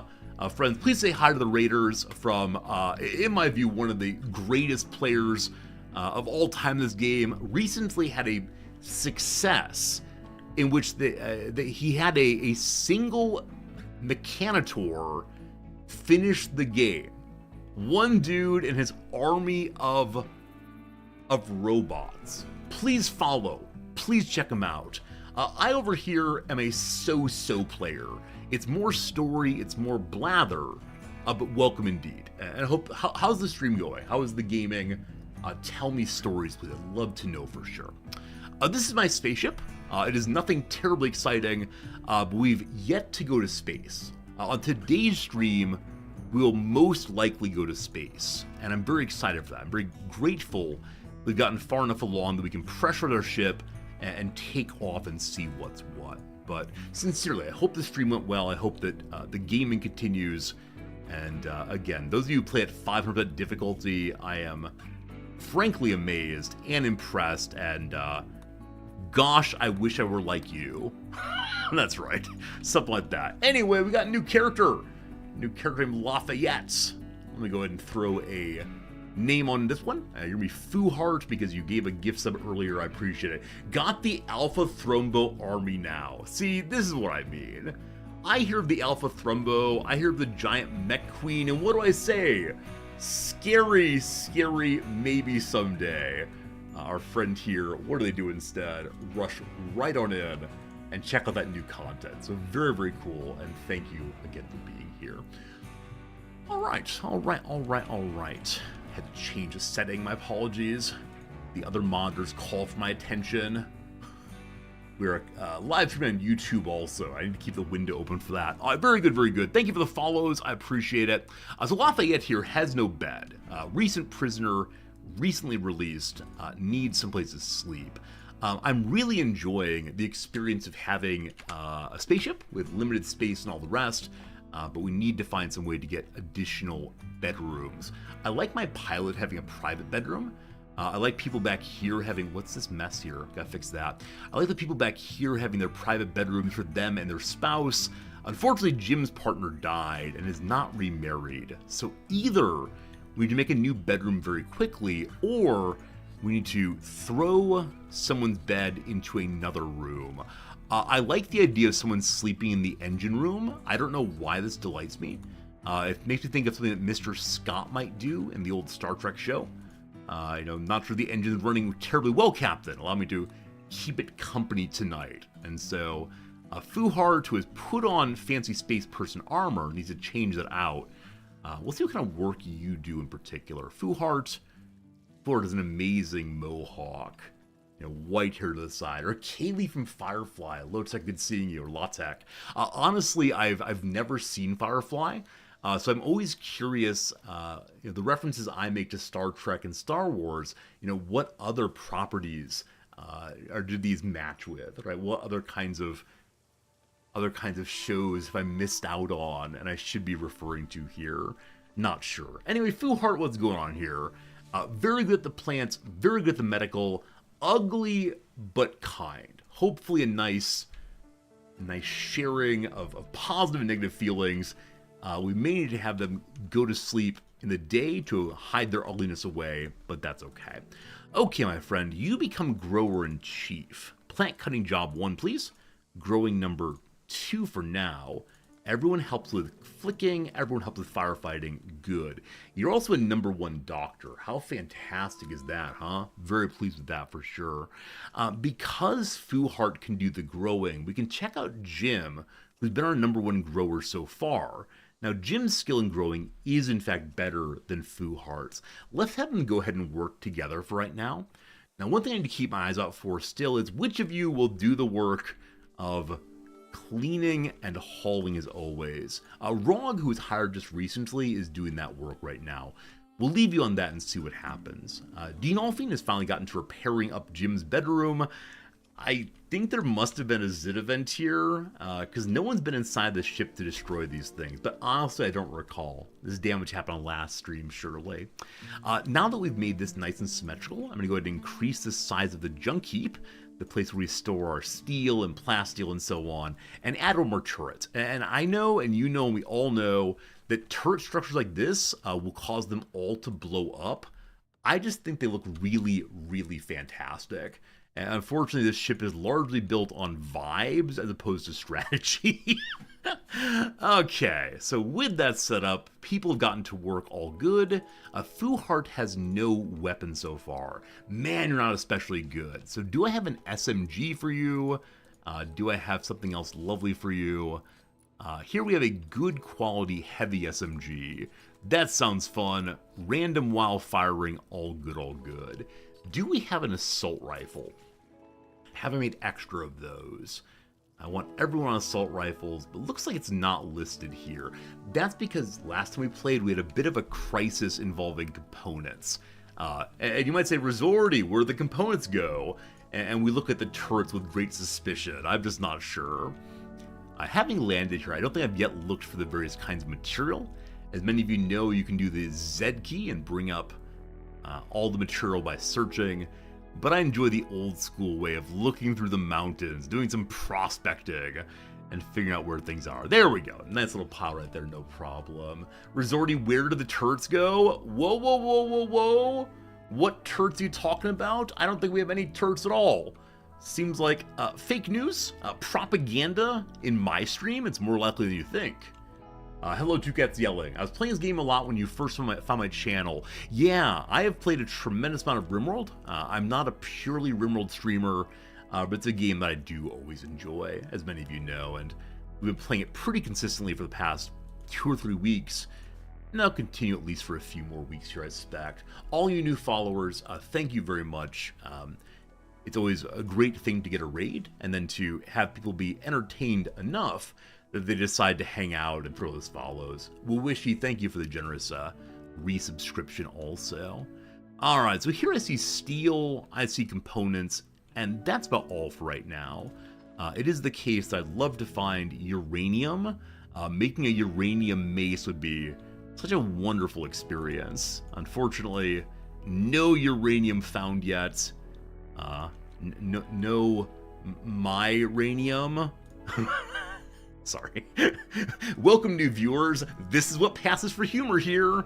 That's unfortunately all I got, but alright. Prospecting done for now. I will go ahead and do Z and look for uranium, but I don't see any. There probably isn't any. There is uranium ore. I just missed it. Oh, there it is. We have uranium. Uranium mace is coming very, very soon. I put on a lot of mining just now. Sarek is currently doing the hunting thing around the map. I'm so grateful he's doing so. That gets us scads and scads of meat to keep the piles of food in good shape. We can go and pick some berries also to try to get some nicer quality meals. But we don't have hydroponics yet. And so unfortunately we're not going to be able to do what I really want to do and grow the food inside. Now, as I mentioned, on last stream, we got ourselves some more Gravlite panels. Are those the only ones left? No, thank goodness. They're not well piled. What an absolute mess this is. But we still have 159. I worried I wasted them all on the junk platform round back. Birds. Birds. Take the berries. No, the birds get the berries. What a shame. My intention for today, my great hope for today, is that we're able to give our ship wings. Now, with 100 and however many tiles, I need to use some of those for pressurizing the ship also. So I'm going to begin with that, and then whatever's left over will make at least small wings, but big ones would be so cool. Alright, so how does wall pressure or door pressurization work? I know there's a special door for it, and it's nigh instantaneous. The vac barrier. An ultrasonic, let's go ahead and pull it up here, an ultrasonic barrier that prevents depressurization in space. The field compresses air molecules near the threshold, preventing gases from escaping while allowing people to freely travel through it. A vac barrier will do nothing to prevent intruders, must be powered, etc. I find this such a delightful little description, and I find it's so much fun the way in which Tynan and Ludion tried to do the work to make these machines plausible, right? They don't just say, it does this thing, it locks down the door. Instead it says, oh, here's how it does so. And it's probably not exactly true, but it's cool in its own way to have that internal justification to the game world. Now, because the pressurization doors do not prevent enemies from passing through, I'm considering making an airlock. Now, we already have all of our vac suit items piled up right here. I'm sorry, I almost went backwards. Like, oh, the people can get dressed in the depressurized area. That's not what we want. So I'm not sure how I'll do this. You know, for right now, we can just change the doors and then make sure we don't let enemies inside, of course. But eventually, maybe when the ship's a bit larger, I'd really love to have something where the characters can get dressed. Now that, of course, is very similar to Auction Not Included, where you set up these little areas that are hopefully clean enough and attractive enough that the people who are getting dressed won't lose their minds in the process. I do love Oni. A few people have come in and mentioned as this game becomes more and more space involved, they just want to play more Auction Not Included, and I get the vibe, absolutely. Okay, another character's on the way to joining us. Prisoner Robbins will be with us soon. Prisoner Robbins, why did I want you exactly? What are you up to, Prisoner Robbins? Okay, the combination of Fast Walker, Brawler, and Melee I am all about. And then mining is a task we need to get done consistently, you know, all those components and so on, but we hate to make our more useful characters do that work. So Robbins, you're going to be a great addition to the team here. Where will you sleep? I know not. The engine room beds excellent quality. Nolfi made it with this story involved. An engraving on the furniture represents Hades Pluto winning at horseshoe pins, his body loosed and relaxed. Several witch doctors are slumped in defeat. So horseshoes versus witch doctors. I guess they need to do something in their time off. The representation tells the story of Hades Pluto relaxing back in 5502. It's actually this year. Speaking of being loose while playing horseshoes, I wonder if when one's playing darts, if the same thing is necessary. Because when I watch darts competitions over on the YouTube, I'm always struck that where they're playing darts is in a bar. And these big boys often look like they've had quite a bit of the booze. And so I wonder if that helps them be nice and loose for their throwing of the darts. I've never been good at darts. I'm so impressed by people who can call their shots and say, I would like to, you know, hit the 20 point. And they do, so good, so good. I probably throw too hard, I'm guessing. Vac barrier in place. It requires only 5 watts of power. That's it. At night, we're drawing in quite a bit more, 1025. Drinking messes you up with darts. Maybe it's the wrong kind of loosey-gooseness, I suppose. I make the same item on this side also.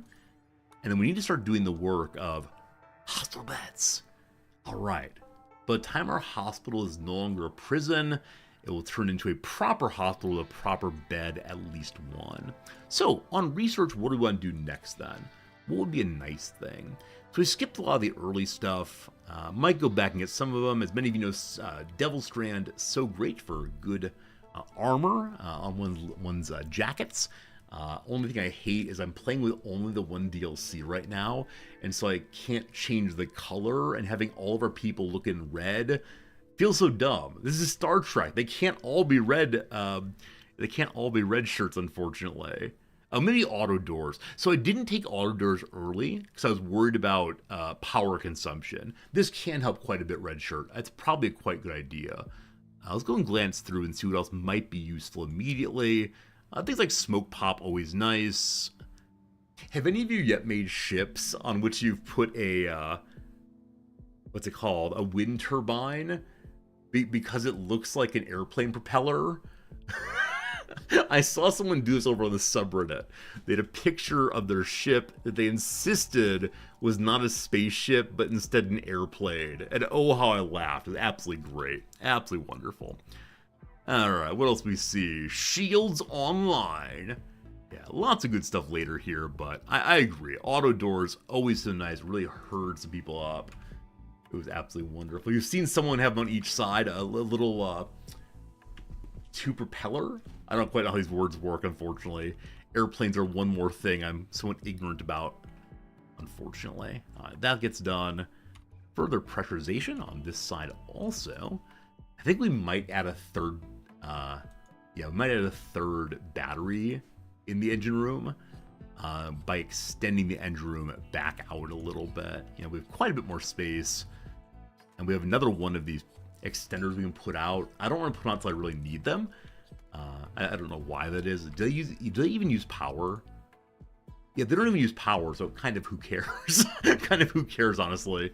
Alright, let's go into the oxygen pieces now. And because I haven't been to space, I'm not exactly sure how the oxygen pumps work, or to what degree, like how many we need. The info page does not give a clear sense of where you need them and how you need them. I'm guessing they work similar to air conditioning units and to heaters, but honestly I'm not sure. And of course depressurization would be nigh the worst thing that could occur. Now how much power does one of these use? I forgot to glance at that. And if you've played the Odyssey quite a bit so far, this is my first time going to space, and so all very exciting for me. The power you consume is, oh wow, 150 watts. That is kind of a large amount. If you have enough spacesuits, not needed. So the concern is this, Fuhart. We don't have enough spacesuits, but we can get them, no problem. However, we have a mascot. I have brought this Muffalo. I have stupidly, foolishly, but enthusiastically brought this Muffalo from our very first map all the way through. I was relentlessly mocked when I said, let's leave the Muffalo behind. And so I don't know how to make a spacesuit large enough for my Muffalo. That's how it goes. That's how it goes. But yeah, absolutely don't need them to space. I don't have an easy way of putting them all one big switch, unfortunately. And I thought there was one in here. I guess we can select all once they're made. They only made the one now. I don't know. Anyway, we'll go and throw in a couple more, especially where the Muffalo lives back here. And maybe one in the sentry room also. And if it's the case we end up with too little oxygen, we can return from space. Hopefully quickly enough. hopefully, but in fact I'm unsure about that. What's a nice central location? Close enough. Very good. I might want to take more wood to space. And the idea of running out of oxygen is a fascinating new horror for the playthrough, of course. I know many of you want to see that, right? Many of you are interested in seeing all of my people dealing with depressurization, but I think that might break my heart a little bit. We're up to 6, 7, 8 people now. Do we have that many suits? So in fact, I don't have a suits set up right now. Here we have how many of the vac suits? 6 of them, vac helmets, 6 also. So we do need 2 more of each of them. Behold, successful mathematics. If any of you are still around from the earlier raid, again, thank you. But if you feel like chatting a little bit, I would absolutely love to know what kind of games you're into, both to play and to watch. If you feel like talking a little bit, I'd love to know some of yourself you want to share.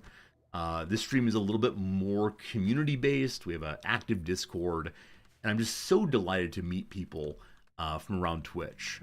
This is my social life, of course, and so having y'all along is great. That said, if you feel like lurking, that's cool too. No worries. Hey, Jester, thank you for the resub. It's been 23 months subscribing, almost on to 2 years there, so close.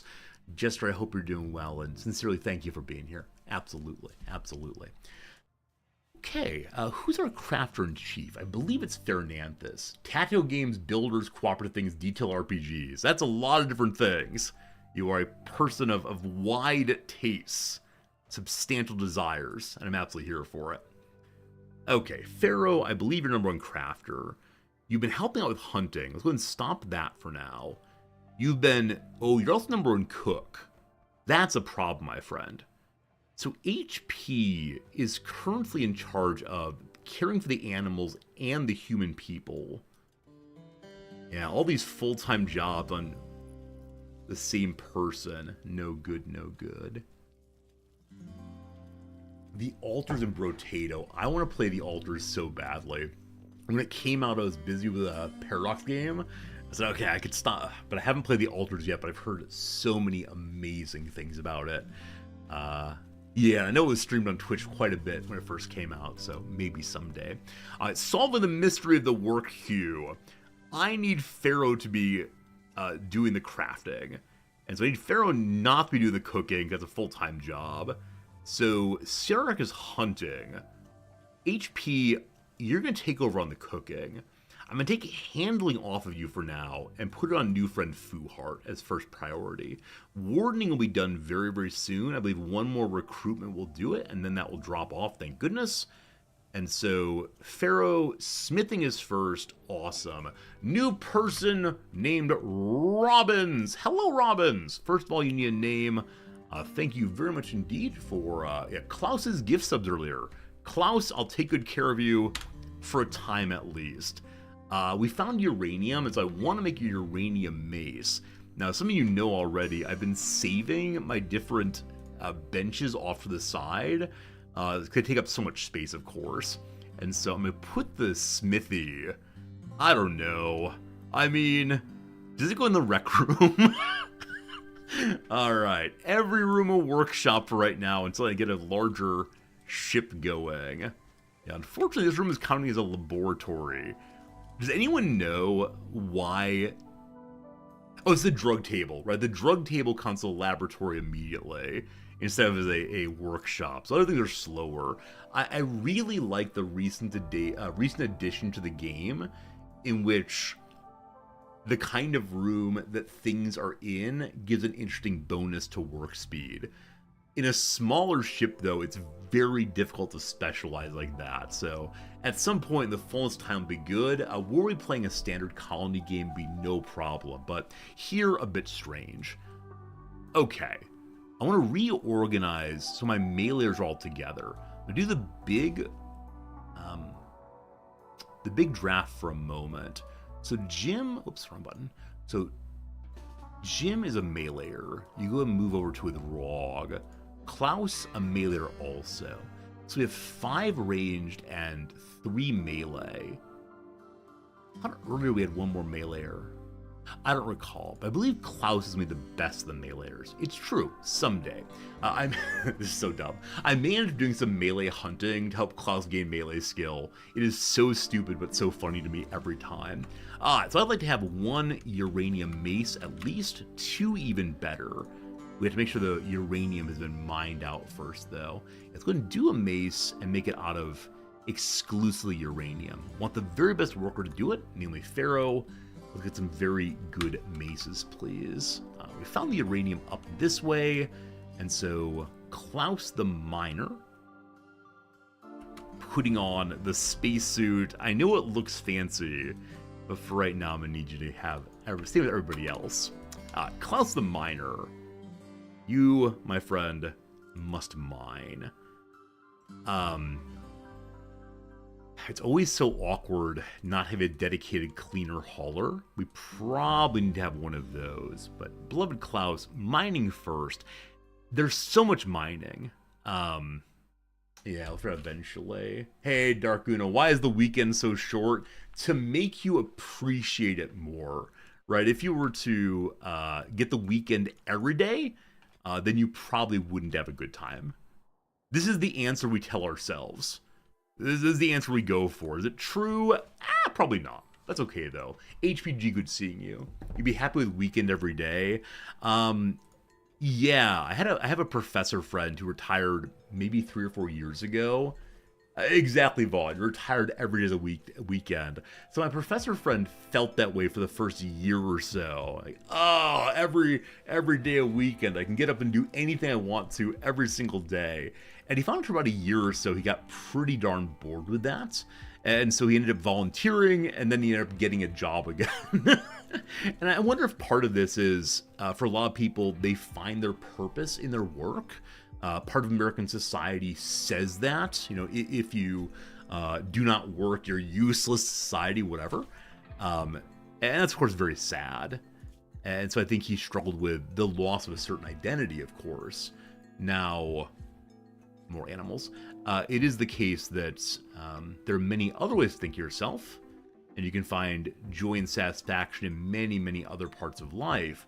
I think for him it was a little challenging, though. You volunteer a lot, exactly. I mean, I think finding ways to be purposeful and meaningful in one's existence is very important. Also, I just now realized that my my gardeners are not gardening first. It's usually fine to have them plant cutting first, but I marked so many wild plants to cut down and trees, it'd take a long, long time. So, yeah, there's a lot to say about work, of course. The topic of work is something I care about a lot because it's something that's unexamined in life for a lot of us. Or not us, don't worry, we think about things. But for my students, like, it's just obvious that what you do is go to college. It's just obvious that what you do is go and get a job that consumes most of your life. And that's fine. But does it have to be this way? Or could we imagine other ways of doing these things? And that's all I ever wanted to ask is, have we stumbled our way into the greatest possible way to organize humans? Or could we imagine otherwise? As many of you know, a question or a comment I love making is that yesterday's utopians are today's conservatives, right? The utopian movement that said, maybe everybody gets to vote despite the fact that they look different from me. At one point, that was a radical proposition. And now, largely speaking, everyone's on board with it. I think that's so important to notice, that when we were idealistic, when we imagined in big ways, it's possible that in 100 years, this will be the most obvious thing in the world. And so I do like thinking that thought quite a bit, and inviting my students to dream. And this can be really little things. There was some city in the Netherlands, I've forgotten where it is right now, that was very congested. It was not a fun place to be. There were too many cars. The town had been built for cars. And so someone on their city council had this question. Is it possible to make a city that's entirely built for bicycles? Is it possible to make a city in which driving is not permitted? And they started thinking, okay, what would it take to make that? Well, it would take the roads being constructed differently. It would take a lot of care to train people that cars are not what one needs. And they did it. There's now this city where cars are illegal, 100%. And I think that's so darn fascinating. It seemed impossible, and yet it was done. It's good. I think it's good. But yeah, I think it's a important point for students, at least. A city for bicycles only is doable as long as I don't think it's delivered in large quantities. Let's see if I can find this photo. Pardon me briefly. This is how we play our video games here. Occasionally I get distracted. Japanese bicycle delivering bentos. I love this photo so much. I think they have it for me. This one right here. This one right here. I know it's a unique case, but can you even imagine? These are bowls full of flaming hot miso soup. And then above that are various ramen noodles to be put in once you get there. At the top, sake. I have enough trouble keeping my bicycle level when I turn. That's that. Absolutely striking. Absolutely striking. Absolutely striking. Friends, I just realized I'm cheating you. I'm not making good on the promise of this stream. We're tagged as Suit Guy. I don't even have my jacket on yet. Happily, the room is less humid than when we started, and so good to go. But absolutely amazing. Absolutely amazing. So, though it's difficult to move huge amounts of things around, there are ways to move around a decent number of items you need. Absolutely. Absolutely. Absolutely. It's pretty cool. The guy was still copying my skill with the computer mouse. Oh yeah, absolutely. In no measure do I want to say that the skills he has are better and more important or anything compared to mine. And yeah, I could certainly drive a car. He probably couldn't, but I'm just amazed by the prowess people have. I say regularly, I love watching the Olympics, not because I like the sport of it, but because I can say, wow, human bodies can do that. I'm a human, they're a human, and they can do that amazing thing. And that's so impressive to me consistently. I'm really loving that. Like, what, McDonald's? Da-da-da-da-da. I'm loving that. Good. We have some friends from the Hinley Concord. These are the friendly enough faction, the closest we have right now here. Do I follow through to the logical conclusion of I can do it if they can do it? Absolutely not. I guarantee there is something I could do with a relatively high level of competency if I started as a child, right? The people who get absolutely devoted to baseball or football or running or whatever, I could do something at a high level I can't do right now. But no, the people who are in the Olympics are often freaks of nature. Like Michael Phelps's body is made in such a way that is made in such a way that he is just better than the average bear. So no, I could never swim as fast as Michael Phelps, even if I made my swimming the thing I did every day forever. It just would not happen. Well, with that said, I could be a better swimmer than I am right now, of course. Olympics grade, probably not. Okay, what do you find folks have for me? Currently I have 289 silver. Because of the necessity of constantly resupplying the ship, I've yet to do much in terms of making trade goods, so we're a little poorer than we'd like to be. Nonetheless, I do have a giant pile here of poor quality items that I've been telling people not to use, and so they are worth a little bit of cash. I almost said they're almost worth a little bit of dosh, D-O-S-H. Is that a money word or is that a marijuana word? D-O-S-H. I think it's a money word. My apologies for half remembering slogans. Dosh is money. Awesome. I can make some dosh here, I suppose. Alright, now what do you fine folks have that like? No components. A little bit of food brocade, some fancy medicine maybe. We have one spare barrel for the mortars. Unfortunately, they're charging crazy money. This is the way in which this faction encourages de-armament, or disarmament rather. They charge incredibly high prices for anything weapon related. They have a bow. No thank you. They have... That's in fact all. Yeah, they have a very small number of items. They're not a trade caravan. There's some people bopping through. They're treating us like a pawn shop, and that's okay. Unfortunately, we're selling them more things than they have money for. So I will go ahead and buy some medicine. We can make medicine, but we haven't made much yet. So adding some more seems like a nice idea. And nice is nice. Oh, deploying here, I completely forgot we should put our telescope out.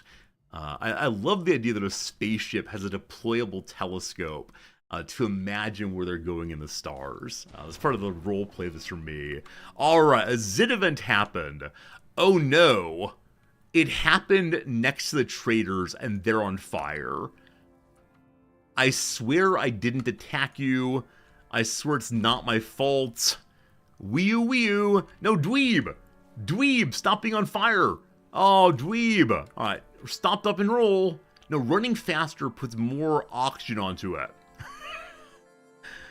Oh, you'll recall that earlier we were fighting some enemies with visitors to our ship, and we may have friendly fired one because it would not get out of melee range, and so we accidentally bumped it with a bullet, and man, the neighbors got angry over that, unfortunately. They're all self-tending. They're all okay. My apologies to visitors. I'm sorry for not having a union electrician do the labor here. No union guarantees. Okay, we have one good quality uranium mace. Klaus, as eventually our best meleeer, that's for you. Okay, a second one should be getting made soon. True? Wrong place. True? More time. True? Yeah, one more's getting made. Alright, Klaus, time for some fun. After you get that equipped, we're gonna go hit some birds in the head. Should be a lovely thing. Oh, maybe the traders set off the Zit event. That's a good point. I'm not nearly suspicious enough, unfortunately. Not nearly suspicious enough about other folks. Gotta work on that. Why are we storing chem fuel there? Isn't there a chem fuel stockpile here? Oh, I got rid of it at some point. That's no good. That's very confusing. I'm sorry, Fernandes, for not putting things in the right place. Yeah, so a little zone here for more chem fuel. We'll paste the settings, and then we'll ask Pharaoh to move that. It's not high enough priority, possibly. It's critical importance. This pile right here is surely not critical, merely preferred. So it should get moved now, if you don't mind. Alright, batteries at the bottom. Always happy when the batteries go down that we don't immediately get attacked. You'll recall that my first ever big base, years and years ago, fell apart when a solar flare happened at the same moment a raid happened, and all of my precious turrets died. It was a bit of a heartbreaking moment. You're going to dig again. As we go, do we see any small animals? Klaus versus the rabbit. Feel free to insert your Elmer Fudd here. Kill the wabbit, kill the wabbit, kill the wabbit. Points in melee go. A miss. Klaus? Hit, well done. Hopefully we'll get that eventually. Go holler go. I see a rat. You got this. You got this, Klaus. Ready and immediate whammo. Uranium mace to the face. Alright. I think we need to kill about 5 or 6 more things in order to, are you dead? Anybody? Are we leaving bodies out there now? There's no place to store it. Yeah, the overly small freezer with dead bodies inside of it is causing some problems. So we're definitely wasting meat now. Don't worry, it's actually giving back to nature. It's part of the circle of life. Does Elton John sing that song in the original Lion King? Or someone else sing it, but maybe he wrote it. It's the circle. I don't think it's Elton John, is it? Anyway, Dead Bird good. He does sing it, okay. Okay, thank you for knowing that. I feel like he uses a slightly different voice than when he's singing his like more jangly piano tunes. The auto door is finished. More power consumption bad. But that's okay. I do want hydroponics when the ship is larger. That'd be absolutely swell. Pack survival meal is not the worst thing in the world. We stole a TV earlier, so we can skip that. Foam turrets, probably smart, but Minerals will be useful eventually. Standard grav tech. Bigger chem fuel tanks. More thrusters. I believe more good. We do have fabrication also, but I have no space right now for that, so we'll hold off. Alright, Klaus. Do we see any other little things? Well, that's little, but a bit dangerous. All right, Klaus, get back to your work. We'll help you level up a little bit later, perhaps. You go beat up on a raccoon. This is for all the trash you ruined. Stuff like that. Our pest animals here are not raccoons or possum, but instead crows. Unfortunately, they're good and smart, and so the crows are always able to find a way into anything left out that shouldn't have been left out. We have these large anti-crow nets that go on top of our trash, because if you don't have them, the crows will get in. It's not even a question of if, but instead just when. Okay, the most exciting thing in a while, it's time for us to get some wings on the ship. Now, I don't quite know how the wings will work as far as passageways into them, because it's coming off of my freezer here. We must move the AC. It's coming off of the freezer and off of the rec room. So we'll rework these areas. How far out do I want to go? So I don't quite know how to make good-looking wings. We may have to remake this a few times. But, of course, as we know, a bumblebee, what is it? Because of the shape of its body, a bumblebee cannot fly. This is not true. I'm merely quoting, what's it called? The Bee Movie. I've never seen the Bee Movie, but I know it's this thing of like profound meminess, and I tend not to be the memer in chief. Will that look good? Will this look nice? Anyway, is the Bee Movie worth watching? And I use the word bee here not as like a poor quality movie, but instead as a movie that is about bees. I think it came at a similar time to A Bug's Life and so on. What do I have wings for my ship? I think it looks nice. Maybe. Friends, an hour has passed. It is now 11 a.m. my time. I've been lined up for 2 hours and 30 minutes. Time for a 3-minute ad break. If you're new here, what do we do during the ad break? We play the crossword. For this time to do the crossword. Welcome to Old Man hopefully delights you with his possible knowledge of words and such. There you go. You don't know if I've been to outer space yet. Solar panels don't work there. I'm sorry, what? Solar panels don't work in space in this game? My strategy has been destroyed. They do work in space. Chat, you're disagreeing with yourselves. You're disagreeing. I need you to come to unanimity. Here we go. What the southern tamadua is a species of? It's an anteater, I assume. We'll see. A modern taunt to one's detractors. Are you drinking as the haterade? Ignore the haters. This HA is really making stuck on haters. I have no idea. Offer that's barely of interest. Like a standard bank account has a very low interest rate. What's the cross here? A blank energy center with a Minnesota Wild Play. XCED. Excess. I'll say excess because it's a word. So offers barely of interest, question mark. On we go. Prime Minister whose tenure failed to outlast a head of lettuce purged by a British tabloid. Okay, her name is Lynn Truss. And so shoes is wrong for footlong purchase. I thought that was very clever, but no. It's a footlong purchase instead. I don't see it right now. It's okay. Designated time of a celebration. Fete o'clock. A feast day. That doesn't fit, actually. I'm gonna say thank you to the Catholics. Festival does not fit. I'm gonna put day here. It might be wrong. What's this? In defense of blank, a perfect word. Your. No idea, honestly. Okay, on we go. Art blank, an annual event since 1970. Yeah, no idea. Brand of early 90s fad bracelets. Oh, they're called slap wraps. Didn't you have these? These, like, I think they were actually cut off pieces of tape measure, like the big yellow ones, that were put inside of an interesting fabric shell. And you'd hit your wrist, and in hitting your wrist, it would form around the wrist.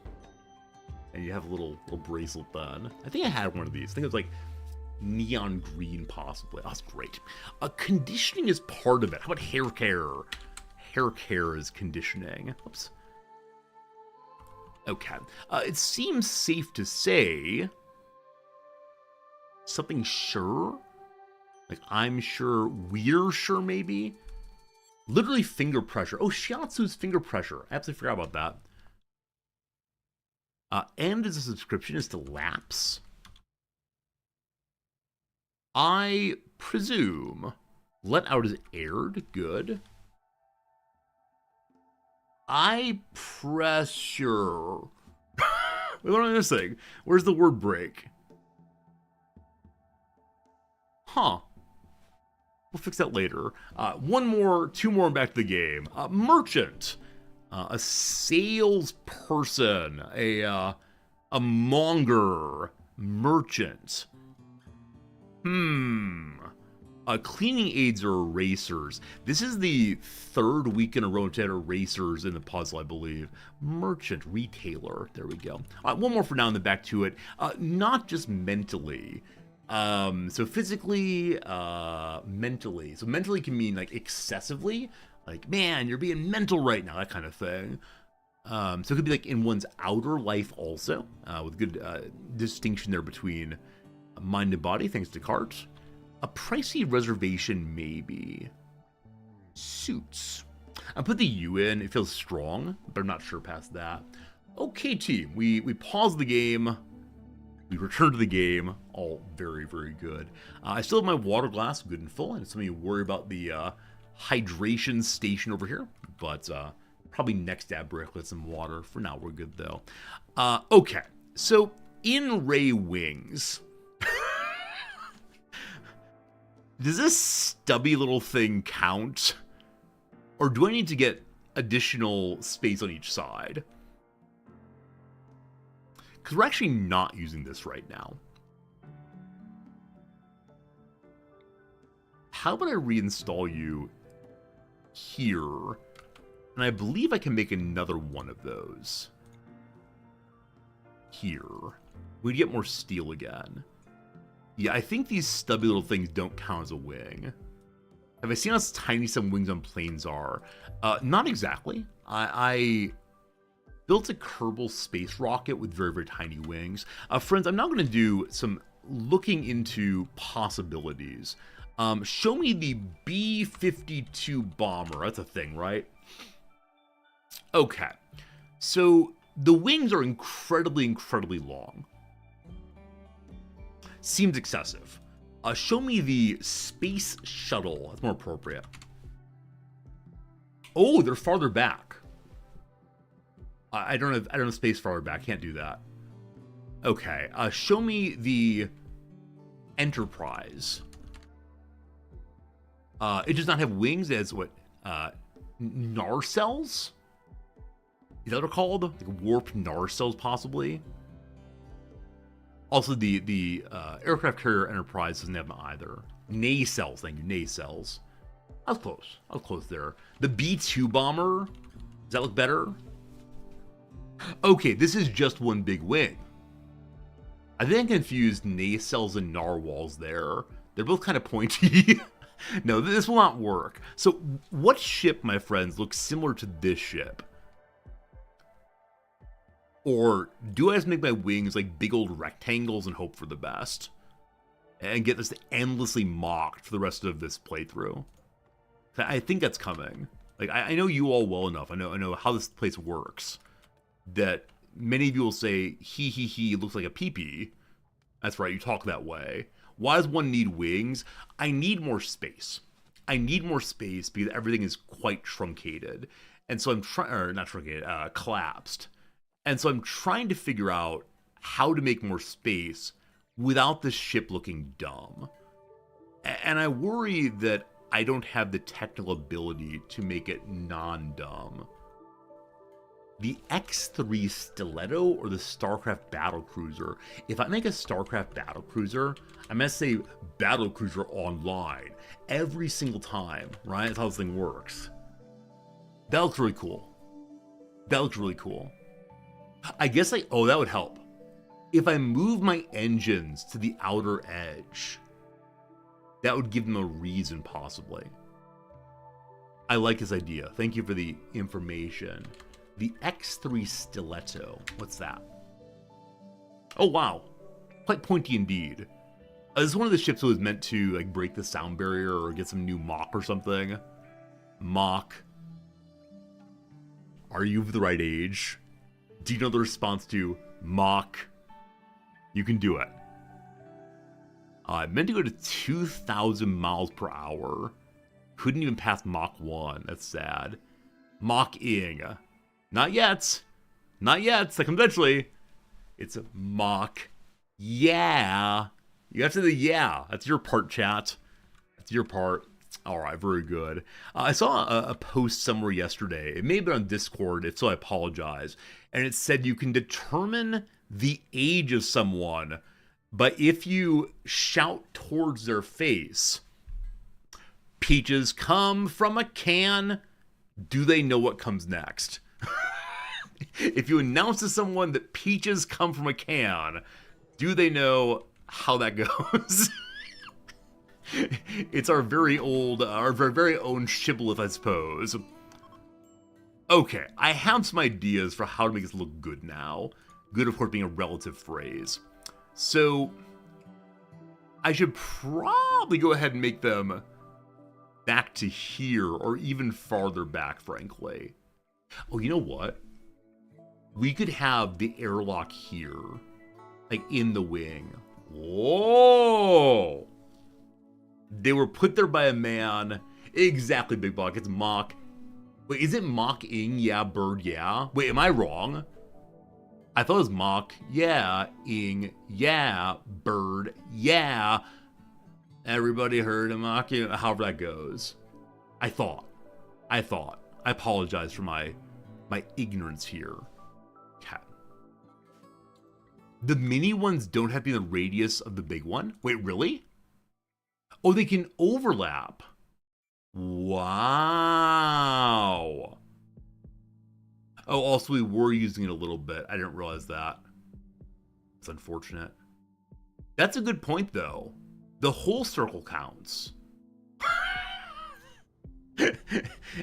Am I what's known as an absolute fool? They don't even have to overlap? Wait. How's that work? If they don't overlap, let's need a touch. Okay. So they can do the kissing thing without having to... Because thinking if they're totally segregated, how would that work? But okay, sounds good. So I might move it even farther out, frankly. How would that work? Yes, Awesome Yogi. Yes, also cool name, Awesome Yogi. I love all the names people have. So many of you like followed today, very generous of you. But so many of you have such like delightful names through and through. Okay, I can use 70 or so tiles. So I'm going to go out like that. And I worry we're going down too quickly. Okay, if I cut across here, it's not terrible. I don't know how much internal space it requires. Haha, space. If I end up making just one wing and the other one can't be finished, symmetry will be lost. That's even better. That's even better. Cap. How to make like a Mon Calamari cruiser? Well, my wife learned that characters like Admiral Akbar are called Mon Calamari, like, you know, the sea creature. Oh, she was delighted. Oh, she was delighted. Okay. I'm considering moving my thrusters somewhere. Maybe to the outer edge here. I'm not sure, though. How many tiles are you? 142. Oh, no. Oh, no. I only have 170 so. And power's out. Oh, boy. It's all falling apart. Time to make more? I can't make more, unfortunately. Okay, I know I added the smithy here. Now, luckily the temperature's only -3, so surely we won't freeze to death tonight. How do I make a smaller wing? I guess we start farther back. And then make this, you know, wing-like right away.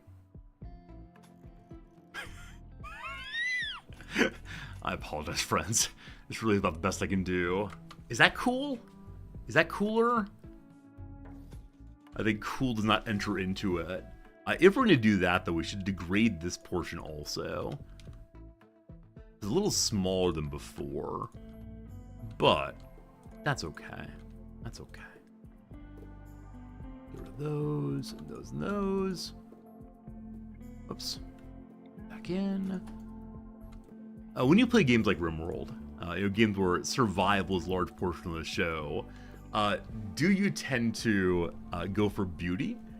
Do you tend to go for aesthetics? Or are you someone who says, I don't really care how it looks as long as it functions? Like, I think for a lot of players, the question is, how large do you make your bedrooms? And the answer for me is at least 5 by 5, except on the ship. I'm such a fan of making bases in which I want to live. And I recognize it's kind of nonsense silly. But I love saying, I would live on this ship. I'd do whatever.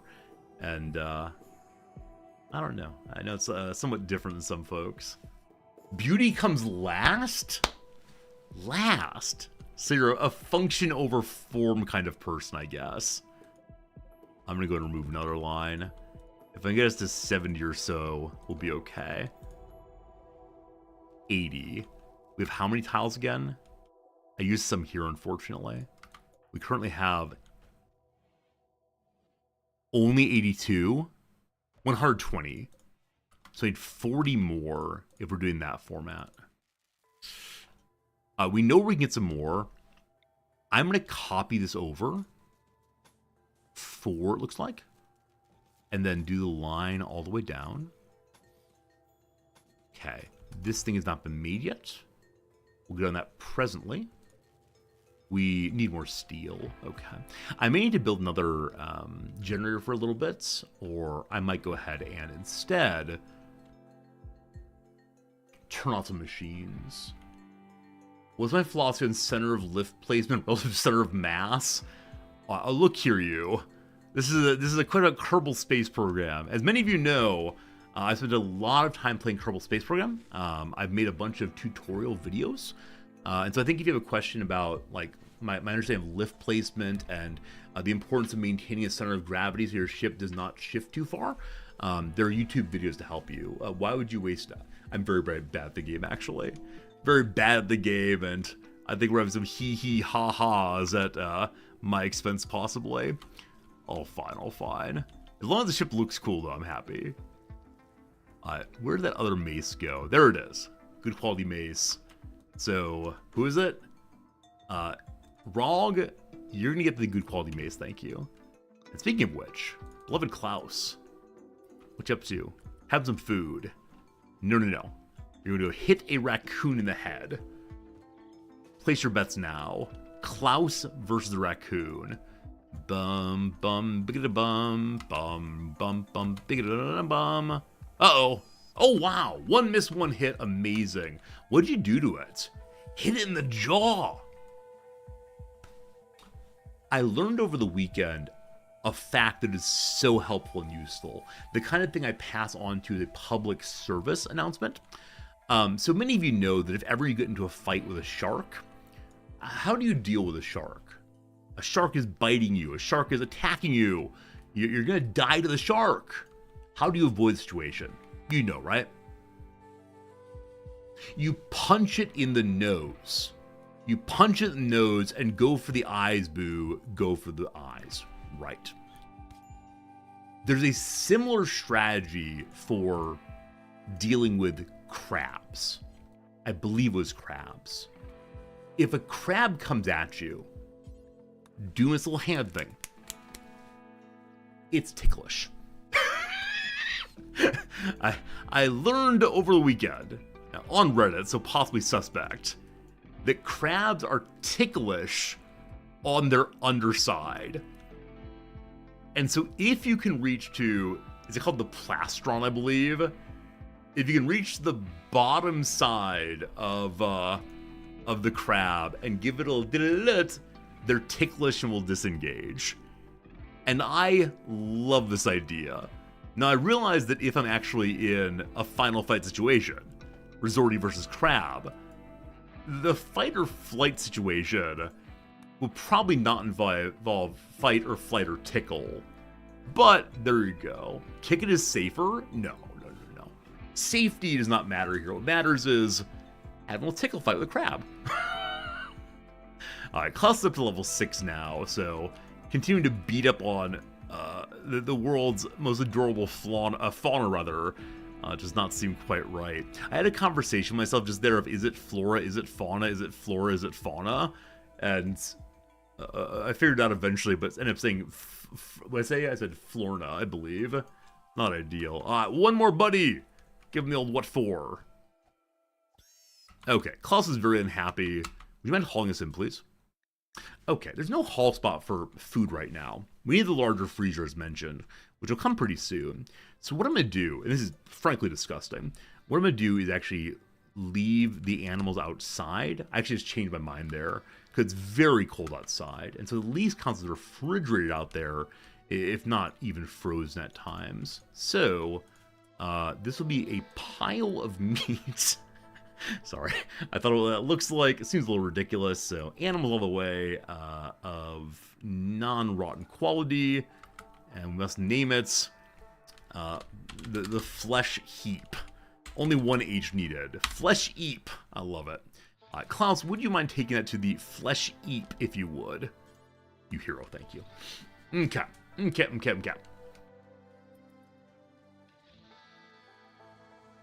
If I can at least make the outline of my ship, I'll be very happy. Nolfine, would you mind making this? Okay. There's enough steel somewhere on the map to deal with it, but... Oh, look at that! I love our panda bear hauling things around. We gave our Muffalo Ascensions item also. Unfortunately, it's still too dumb to do any hauling. Where the panda has not been well trained recently. Right? Someone went off of the training job, I believe. Yeah, Hades Pluto did, so Fuhart should be training regularly, but it's possible that Fuhart is not high enough in animals to actually care for these larger, more exciting beasties. Other trouble might be a lack of veggies, of course, so we can go mark a further pile of berries to help with that. Okay, Sarah's still hunting, we appreciate that. Klaus, do you take care of yourself or are you just bleeding on the ground? How bad is it? How bad is it, my friend? 2 minor scratches from Raccoon. And you're not afraid of rabies. Sure, this planet is rabies-free. Man, can you imagine every time you're bitten by anyone, including your social brawls, there's a chance of getting rabies? I'm sure some of you have followed, like, various developments in what rabies means for people now, and how genuinely awful getting rabies is. In some cases, if you get it, that's unfortunately the end. I know some people have survived rabies, but yeah, it's just such an unbelievably sad situation. It's one of the things that, thank goodness for modern medicine, there's a possibility of living. In earlier days, you would just be, I see when they talk about like being possessed by the spirit of the beast, right? The raccoon has attacked you, and now you're wild as you become what? And the most striking part, of course, is the person with rabies becomes hydrophobic. They're offered a cup of water, they recoil. It's a strange mental shape. Striking. Jim, why are you not planting things? I thought it's the case that your job 1 is planting. Or someone's at least. Yeah, job... Oh, is the world too cold? I bet it's too cold for planting. Yeah, we're here in the winter, and we're still relatively to the north of the world, which is muy unfortunate. So the winter does count here for something, which means we might become pure carnivoritarians for a little bit, simply to refill and take off. Now, when may take off again? We're actually ready to take off right now. So, space is the next goal. How many vac suits do we have now? Still 6. So are we unable to make more vac suits? Steel plasteel components, and we have 75 plasteel. On components we have over 40. It's just steel and then time, I suppose. Do any of you have favorite songs with the word time in the title? I immediately thought of if you're lost and you will find me time after time. I don't know whose song that is, but I remember listening quite a bit as a youngster. Oh no! The limits of my post is locked the ability to attack. That's no good. I can restrict cooking with berries to make sure they're available for training. Cyndi Lauper, thank you. Didn't she also sing Girls Just Want to Have Fun? Like really poppy song from the late 80s, early 90s. I think Cyndi Lauper was a woman who dressed in like really vibrant patterns and colors. Half remembered stuff. I think my mother may have enjoyed it. Sure did. Excellent. Hope they're getting the good nostalgia trip off of my half-remembered stories. Who is your favorite artist back in the 80s or early 90s? Those of you who existed then. I will confess, as I have before, that in the late 80s, early 90s, I was really into the DC Talk.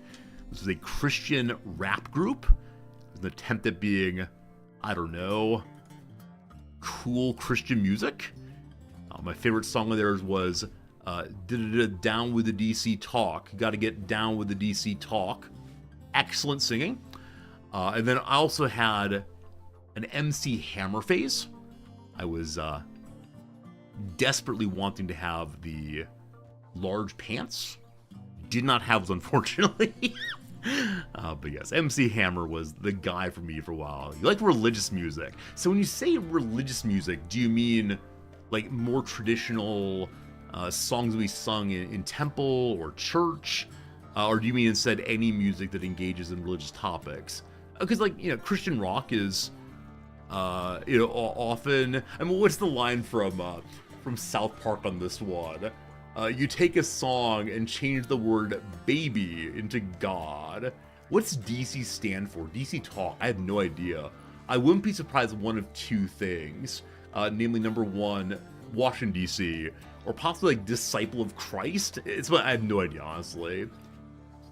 Hearing of DC talk, I heard the unfortunate news of Michael Tate. Honestly, I don't know who Michael Tate is, but no. Jars of Clay, absolutely. Absolutely. Decent Christian Talk. Welcome to the Decent Christian Talk hotline. I'm your host for this evening. I do eventually want to make a wall on the mortars. They're very exposed right now. Shania Twain. Did Shania Twain sing, "Whose boots have your boots, whose bed has your boots been under?" Is that the one? My father was really into country music in the late 90s. So I know a fair amount of country music from that era. I mean, notably Garth Brooks, right? Garth Brooks was the man. And then his bizarre alter ego character, Chris Gaines. I think this is all an attempt to like take the WWF, WWE storylines of like, oh gosh, this person's really that person, and take it to country music. And that was very strange. But you know, you gotta try stuff. You're a Striper fan of the 80s? I don't know Striper at all, unfortunately. Michael Tate was the black member of DC Talk. He had an addiction problem and grew men. Well, that's unfortunate. Yeah, unfortunately, I was not really aware of how to be into a band where you cared about the individuals in the band at that point. I didn't have a good sense of like celebrity culture. I didn't know any names, but yeah, I mean, the easy claim there is, you know, shame on them for being a band that promoted clean living and promoted a sense of, frankly, superiority to the ways of the average city of men, and then having, you know, such sinful behavior. It's hypocrisy through and through, and that's very, very sad, of course. Why are you red? Why are you red? You're inside of the box. You have more than enough lift. This bit's outside the box, apparently. We'll need to deal with that in a moment. First, though, a siege from the Nutty faction. As I mentioned earlier, my wife and I went to a store called Enjoy Nuts this weekend, and it was all peanuts everywhere. The diagonal connection doesn't work. All right, we'll go ahead and make a ladder one also. Thank you. All right, hello, Nutty faction. What kind of weapons do you all have? Yeah, I mean, you have a light machine gun. You got a pop fire foam. I look forward to bombarding the dickens out of you very soon. Def Leppard, nice. That harder music is so good. Really energetic in a way. Big fan of that. They're coming from the direction where my guns are not. I don't know why exactly I set up this way, and why exactly I didn't build a wall at the back end. I was planning to do those things, I just never quite got around to them. We have enough wood to throw up a wood wall for a moment. That feels kind of silly, but it also would force them to go deal with my guns, I assume. So let me go ahead and do this silly thing as a way of passing time while they set up. And I'm actually going to ignore part of my farm. And we'll hope they don't go through that. We'll see. All right, special zone time. I want to keep people out of trouble. Yeah. I just noticed also when my doctor character's not carrying any medicine. Is it Klaus the doctor or Fuhart? It is Fuhart the doctor. Okay, Fuhart, you need to carry some medicine also, please. I'm actually going to let you carry the better medicine, as you are the best of us currently. Okay, now zones as mentioned. So we go ahead and hit the manage areas button. And where are the zones right now? So a deck is the ship, area 1's outside. The zone that doesn't something, I have no idea what this was, but it's the ship and then some space also. So you may go to the north, and then down to here, my friends. And for right now, that's going to be it. So everyone go ahead and get inside. Awesome. Okay. They're coming this way. We need to go get our Shooters ready. Oh, also Panda Bear. You stay inside also. My ship's colorful, thank you. It has landing lights. There's some fun lights. I like the carpet also. I like my ship. It's not the best that's ever been made. It's kind of a mess, but I like the story of the ship. The way in which we've gone from, 3 people to now way too many for this space. We're all jammed in and just trying to get by. I'm a big fan of that. Okay, so good shooters these days. Syriarch, you get on this one. Other good shooter, Nolfine, I believe. Nolfine's my main constructor also. So I need to halt this construction. You make the wall. No, you won't make the wall. Need to get it done, unfortunately. So HP, how far away are you? Kind of far away. You're closest though. Mortar fire coming soon. The enemies are looking for a nice place to set up. Maybe. How to miss Plasteel? That rarely happens. It's so blue. Ba-dee-da, ba-ba-da-doo. Something like that. I'm sorry, viewers from Diz's channel. I know you have a certain expectation of quality and focus and talking about the cat, all very good. And I'm over here singing half-remembered songs from the 1990s. Good. Yeah, probably right here. I'm not going to bombard until they take their drop, of course. The building has begun. Thanks, Fuhart. Oh, first I'm just doing the hauling right now. And there they go. They've all set up there. They've got their fire shells. There's a fire foam popper here, so if we hit the shells, it may not be great. I don't see any explosive shells right now.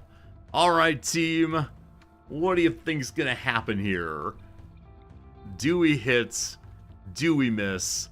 Honestly, I shouldn't try to hit until the wall's made. We got the 4 guns, and that's that. Beloved Nolfine, I know you want to... There's too much. It can't get done tonight. I mean, we can use the wood wall to hide behind and shoot, I suppose. This is not ideal. Well, we'll see who dies, who lives. Syriarch has a sniper rifle. It's another way of defeating this kind of thing. Okay. We begin fire. Shot 1. Aim. Target. Both online. Both looking good. And I want to say 2 good hits. I already destroyed their what's it called? Their shells. Alright, so there are many of them still. Only 1 was killed, not unfortunately. Others are aflame. Probably ripped up by the explosion. Some of them. Kelsey, wow, Kelsey in the middle took no damage. Such fine dodging, these people. Wait, really? These 3 were very close to direct hit. Yet no. Okay, I'm going to call it a good start, I guess. We need the turrets online. They're not good turrets. But that's what we need right now. I should get rid of this building entirely. I think they can hide behind half-built items. And then, Syriarch, get your sniper rifle ready. You have the longest range of anybody, so you're going to go here for right now and pick them off as they come in. Melee squad, we're going to have you hide right here for right now. We really don't have any cover back here. So I could bait them in to the back end here, where we have many, many more guns. Probably the right way to do this, but it's time for the exciting way to do it instead. That's not cover. I mean, we can put people in cover here. It feels very silly. They'll use this cover, and then our mailers will come in behind. That's a fun way of doing this. HP, you'll go, I don't know, get in there somewhere. Pharaoh, assault rifle Pharaoh. Does not have the hugest range. So I'm going to put you right here for now. And then Fuhart, flipping the switch. Guns, online. Alright, and you have a small range weapon also. You'll go here. Alright, that's a ton of enemies. Usually post-siege we do a little better, but man alive. Luckily they're all fairly poorly armed. Do they have armor on? Okay, so some of them are armored up. They have one and only one meleeer. Cool. Seriarch, close enough. Take them off as they come in. Okay. I'm going to hold on the meleeers for just a moment. They're stopping here right now. They're all going this way. Pharaoh's going to overrun. So if Pharaoh drop back, and then Klaus engage. I just heard a delivery truck outside. It might be for me. If so, pardon me. Okay. Fu Hart drop back. Pharaoh drop back. We're getting overrun here to the point I think we should probably hard retreat. I really expected the enemies to go for cover here, but they just didn't do so. And so because of that, I'm going to have these two folks push forward. And yeah, this is not good. Rog, get on stars. Jim, you're still free. Go after Bill there. And yeah, okay. Fu Hart set up here. Would it be magic cards? It would be magic cards, yes. If the turrets, no friendly fire turrets. Yeah, if it's for me, it's certainly magic cards. New friends, I apologize. My 40s here, I've gotten into magic finally. Beloved Klaus has taken some hits here. Has been hit by auto pistol fire. This person is not in melee range. They're actually factually shooting. Yeah, today or tomorrow I should be getting my collector's edition of Edge of Eternity. And then Jim, come help Klaus, please. And then sometime soon I should be getting my my Canadian packs, Friends Secrets. I was at the big store over the weekend, and I realized I'd just gotten paid for a sponsored stream I did recently. And I saw a holiday edition Lord of the Rings collector pack. And I said, okay, I got extra money this month because I did a sponsored stream. We're gonna buy this.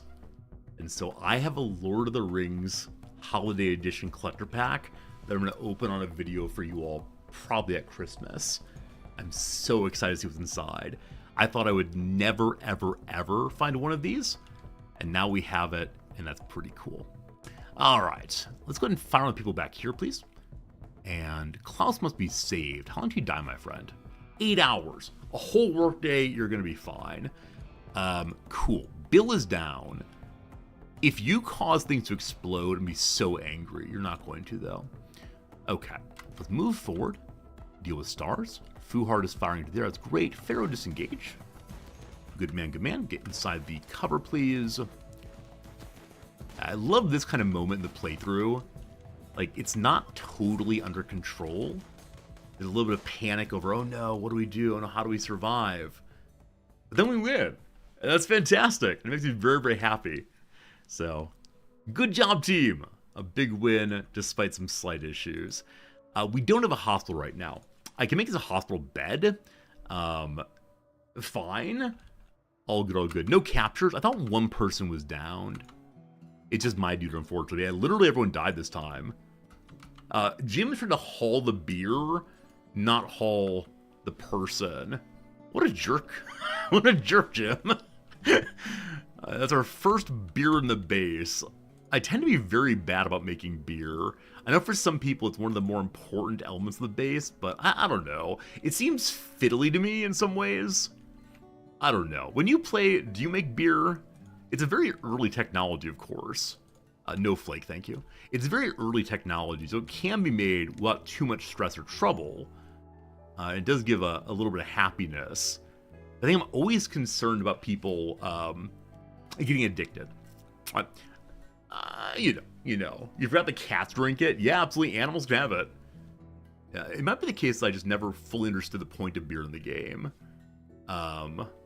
You drink one beer a day for day you survive. I don't mean, do you have beer while playing? I mean, you're colonists. But yeah, the addiction I never want to deal with. Now, beer is easy enough to make that you can feed the addiction consistently, but, you know, feels weird, man. Feels weird, man. Why is this home zone? I don't mind so much. Okay, and out here we have a lot of... Uh-oh. The part where I hit the incendiary weapons, for some reason, I just said, okay, it's a little fire, no problem. It's consumed all of the food already. Luckily, there are two things here that are profoundly valuable. But yeah, definitely a bunch of food was consumed quickly there. So I want to go ahead and let my people go free again, and then someone needs to very quickly get these things, and at least move them away from the fire. Where's allowing? Very good, very good. Klaus is the fastest mover, but not right now. Friend Jim, I know you're sleeping. Let's fetch some components. Let's fetch some, please. Some barrels, rather, and the rest can burn, no problems. I closing our eyes and hoping for the best there. Need to refill the mortars. Back on hold fire, but they gotta have shells inside once more. At 30-second reload time can be absolutely brutal, as some of you know. Food Art's gonna be tending out medicine. That's probably because Klaus is on herbal medicine only, and we have no herbal medicine currently. So I'm gonna remedy that also. Nice, that's nice. Have I used all my panels? Not quite. 16 at least remaining. Let's go ahead and finish this wing at least, and then start thinking about how to expand out. Again, bigger freezer. So good, so good. Yeah, as I said previously, I'd kind of like to have the freezer vent on top of the solar generator or out onto the turrets, because we just can't have it venting into a room. I think I'm going to move my hospital so I have a hallway into the rest of it. Or maybe we'll use this as a hallway. I haven't decided yet. Excited to have a wing, though. Excited to have space, though. It's been good. Okay, lots of weapons to grab. I think I'm going to add another shelf here. Unfortunately, a full shelf here would block the path in awkward ways. I tend to have over here a storage room. So excited for that, frankly. The kind of thing I've wanted for... I can't say eons, because I haven't been playing that long, but it feels like eons for sure. Okay. The engine room has space here. Feels weird, man. But maybe we can store back here, I don't know, our piles of leather, perhaps? Or I need to put someone on a leather job. So what on earth do we want to sell? What kind of clothing would be good? Are we a cowboy hat manufacturer? If people want to wear cowboy hats, they're welcome to do so. Do it literally forever. Goodbye to all of the... I know I shouldn't do forever. Anyone remember Uncle Jesse in Full House? I don't know why that song's coming to mind, but what Stamos had this moment of trying to express his love to his eventual wife, Aunt Becky, who has a really interesting role in recent thinking about access to higher education. But he wrote a song called Forever. And I don't know why I remember the song. This song, though, like, strikes me as being an important core memory in some way. Which is very, very strange. Very, very strange. Shouldn't be a big deal. It was like, if every word you said, blah, blah, blah, forever. Blah, blah, blah, indeed. Okay. So, how do I use this corner? And we'll see. Okay. Outer hull going. We can destroy the inner hull to get some steel back. Good. A mad crow. What's it mad about? Oh, it's a whole group of mad crows. Is it? Wait, they're walking together, but only one's manhunter? Where are you going, buddies? I want to give Rog a little bit of melee skill. Full House, very strange show. Such a dysfunctional family. Why are you walking together? They do not say Manhunter. If they all peck Klaus... Team? This one says Manhunter. One of them is manhunting. But are they working as a group? Is this like those experiments? You might recall these experiments that were done at some school in the West, I believe, like the Western United States, in which over the course of years, they would have grad students put on like a mask of either Ronald Reagan or of Nixon, I can't remember which one, and go out and pester the birds. And then anytime anyone would go outside wearing that mask, the various crows would attack them and scream at them, indicating that crows remember who's offended them. and somehow teach their children. I believe it's the case they took a pause in the research for multiple years and then sent someone out after, I don't know, 5 years maybe. And young crows who had never seen this mask before joined in the hatred of the mask person. Fascinating stuff. You might look into it at some point. I don't remember the story entirely. Yeah, so if they're all attacking together, which again seems absurd, we need more of the team. So, good morning, Jim. Such a long walk to the doors. We gotta remedy that at some point. Hello, Nolfine. Wait, Nolfine, why do you have a... Oh, did I have you equip instead of pick up? I did indeed. Alright, go grab your correct weapon, thank you. The guns are not on. Okay, you're gonna kite for a moment. Hello, Jim. Birds are fairly easy to fight. Are they eating our flake? So, one went nutso to kill humans, and at least one is a drug addict. Are you eating the body? What are you eating? Why are you here, you drug-interested crow? It ate part of the body. We're fine. But that was such a strange way to watch them all come in simultaneously. I was sure something rotten was going to happen. Hello, Bunny Rabbit. Who are you? Just random bunny rabbits on the base. No. Bunny rabbits, I'm sorry. You're not allowed to visit us.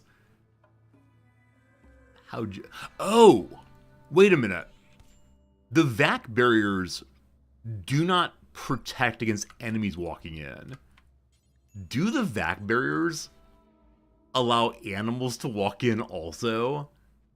If so, we really need airlocks. That's mighty silly if so. Possibly in a good way, but mighty silly indeed. They do allow animals to walk in. Huh, I'll say. That's a thing. Alright, let me go ahead and change this place to allow corpses of the humans, though no friendlies, and then corpses of animals that have rotted. We'll do that part later. Animals and enemies both walk in. I mean, glad to have discovered that. I feel like I discovered it a bit late, but still. Time for a quick triage. How's everyone's health looking? Alright, so Sirak found some booze. We didn't forbid it, and so... What? Nothing is not forbidden is allowed. Is that right? I mean, nothing that's allowed is not forbidden? That seems tautological, never mind. Okay. Medical treatment, you'll be fine. Get some heal root, awesome. Yeah, unfortunately the temperature is still pretty bad for growing, so my characters are not being able to get the food all produced. I'll go ahead and unforbid all this. Again, items that can be sold in the future. That uranium mace must be preserved. It is precious to me, so we'll have some hauler. Nolfine, what are you doing? You're building the hull. That can wait for later. I thank you. Okay, we need to connect these in non-diagonal ways. Now, unfortunately, I don't have a tremendous number of ship pieces left. Only 16. Time for a little math puzzle, friends. Can I connect these with 16? Absolutely. Behold, mathematics, possibly. We'll see if it works right. I think it will, though. I think it will. Alright, Rog has gotten an infection in his arm. That bunny rabbit, unfortunately, caused more problems than expected. We do have herbal medicine. Nolfine, how good of a doctor are you? You are only a 2. I'm sorry, why are you doctoring? You're not. You're just moving the medicine. That's fine. Best of doctors is Fuhart, in fact. So Fuhart is going to tend already. We'll see how good the tending is. If needed, we'll use the better medicine, but seems kind of unlikely in this case that'll be necessary. So, good. I found that today I'm doing more and more gameplay at speed 2. I tend to play at speed 3 or so, but I'm kind of stuck at that lower amount currently. So I don't know why that is. I guess I'm enjoying watching things get done, and With a smaller ship, it's easier to pay attention to more things. The giant sprawling colonies, it just gets done, thank goodness. Horses! No riding horses allowed. That's okay. Hey, Klaus is up again. Good man, good man. It's not clear you have bed in digging, but you define yourself by your labors, my friend, so as long as you don't get an infection, that's fine. Rog, though, we're going to ask to stay in bed for quite a while to ensure that they keep that infection under control. Our other folks here can drop down to job 3 on patienting in case they become unwell. Cool. There it is. The wing is... Oh, shoot. Though the wing is finished, I'm now heading towards roofing over, but it can't be roofed over. There we go. And now I think I want to put a wall around the solar generator, cutting off some space, but still looking okay. We'll see how it looks. I'm excited for this, though. Excited for the expansion. No, this part's bad. This part's bad. How do I fix this? I make the freezer bigger is how I fix this. So let me go ahead and build a copy of you. How big do I want it to be? Oh, this is so awkward, isn't it? If I cut off the freezer, well, I can put it on the north end, I guess. And then have a hallway through the middle, perhaps. If I move the... Oh, this is rough. It's horrible. I destroyed that for right now. We'll figure this out. And then if the freezer is just this tiny little thing, that's dumb. So there need to be at least 2. Like this. Less dumb, I guess. We'll make it work and see what happens, I suppose. Alright, standard gravtech is done. We can now build more complex parts of the ship. And with that, we have a little pop-up. Let's hit the research button first, and then we'll go back to that for sure. Alright. I mean, shields. I want to maintain my meleeers. What's the pop-up here? You now have the technology to build large thrusters. These require vac-stone blocks which can be obtained from orbital asteroids. You can travel to orbital locations using transport pods, shuttles, or a grav ship. I had no idea you'd get there with anything other than the ship. Make sure to equip your console with vac suits or other advanced armors to survive in space. Alright, we'll try our best on that. We'll see how that goes. Farinanthus is making new vac suits, you absolute hero. Keep that going. I've probably devoted too much space for my rec room. It is, in fact, the largest of the dedicated rooms, except for the engine room, I guess. The fuel room. Whatever you want to call this room. Opposed to that, it's all about the same. Alright. The food currently inside of this room does not need to be kept at anything other than room temperature. So I'm going to go ahead and work on this now. Remove. Nulfine, Rise and Shine. Get these 3 knocked out for the moment, please. Okay. Dark and Spooky very quickly. And then I'd like you to build across here all the way. We'll have to move some things first, of course. Okay. I was worried that when I added my wings, the ship would look dumb. I don't think it does, actually. I think it's pretty good. And then I want to add some additional running lights to this thing. I'm having power problems. Let's add some lights. May I offer one piece of advice for going to space? Tungsten, I'd love a piece of advice. Thanks for the message. Yeah, what's your one piece of advice about space? I mean, if the answer is don't go to space, you're not wrong. But what's your suggestion, my friend? I'd love to know what you got in mind right now. Is it wings don't work in space? If so, you're probably right. Something in the atmosphere. That's spooky thunderstorm. The dry thunderstorms of things will burn. Okay, I'd like to add another generator. I don't want to put it over here though. I want to possibly a bedroom over here. Like something in a nook. I like nooks very much. Make sure you can access the thrusters. They break, you can't reach them. It's hard to get there. Tungsten's very smart. When you say access them, do you mean walk through a door and get to them? Which is what we have right here, right now? Or do you have to have like a path built to them? This is fine? Okay. Just don't have them buried inside the ship. Makes sense. Thank you. Thank you. Thank you. Yeah, for a moment there, I was actually kind of worried. Oh no, what are they saying? Actually, I think this looks pretty cool. We don't need to have another panel there. So remove the panel, please. Get a little bit more back. You didn't see there? Hey, no problem, Tungsten. I thank you for helping me at all. Yeah, as long as someone says like, hey, do you mind if I help you a little bit? Hey, do you mind if I share some advice? I never mind. And if you make a mistake in the advice, that's fine. We all make mistakes. What I don't like is when people come in and say, Resorty, your ship is awful. You ruined it. Your thrust. That's not the vibe here. The vibe here is let's hang out, let's have a good time, and all that jazz, etc. Nolfi, did you just build a roof where I said don't build a roof? Is that possible it happened? Possible it happened. There's a remove job now. Alright. Are there dead animals out there to get? So I'm going to do the awkward thing, I think, where I order my butcher to butch the entire map. That's right, to butch. That's a word. Excellent removal, power coming in very good. Nolfine, you're building oxygen pumps. Fine. Those are in fact necessary.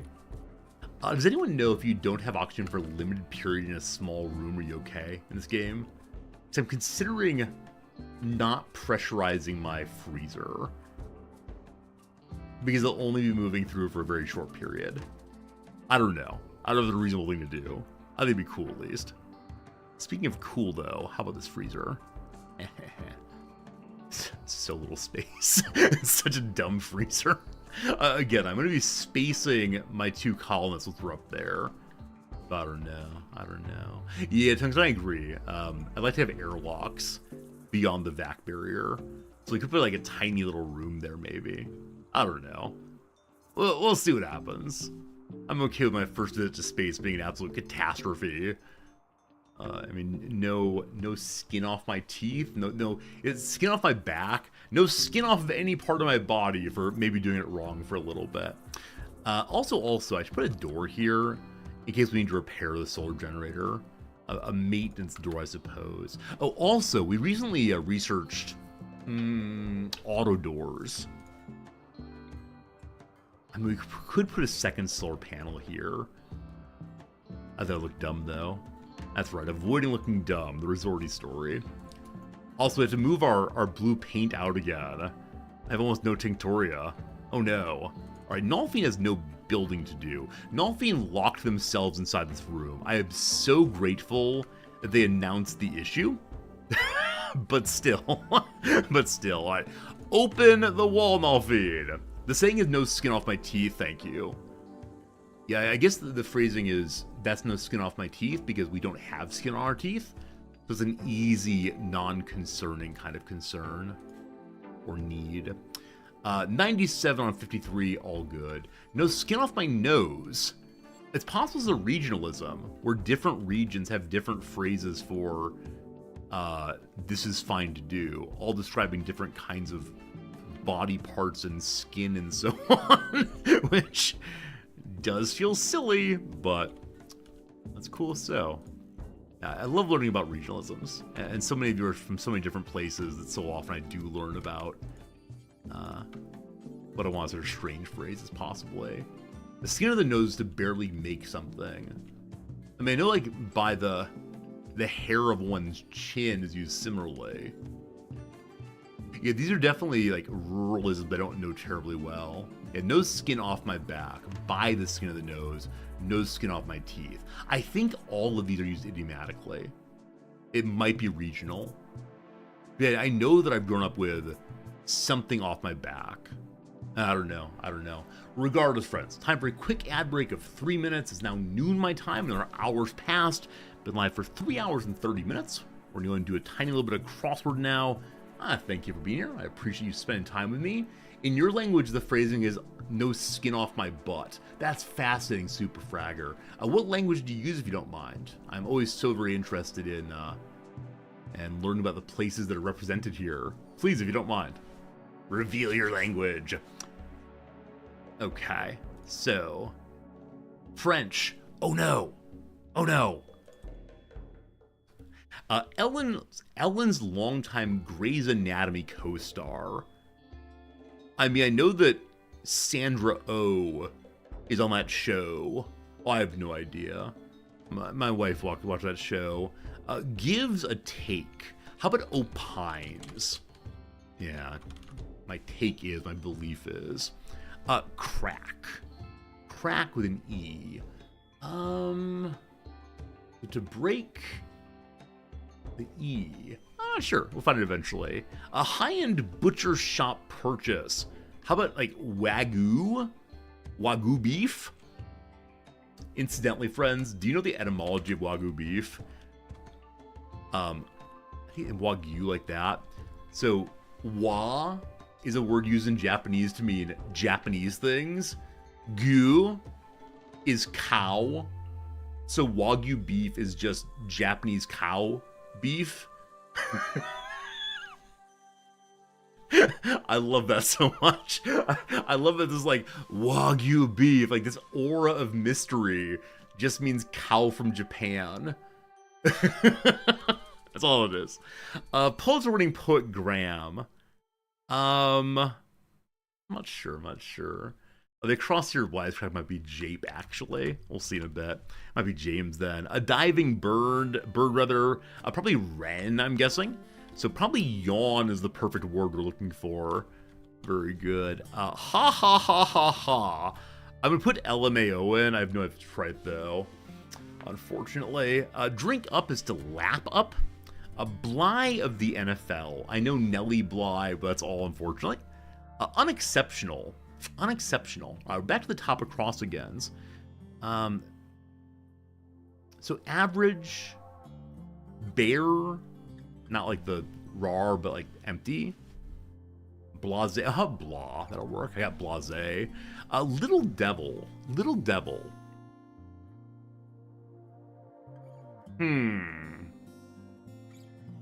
Holy, roly, poly. Little devil. So devil is like what, imp? The various name of Satan like Lucifer, and so I have no idea. Pizza optional casually. Do any of you say this? Yo, put some Roni, not Ronu, Roni on my pizza. Short for pepperoni. Give me some Roni. Never. Sharpens it away as strops.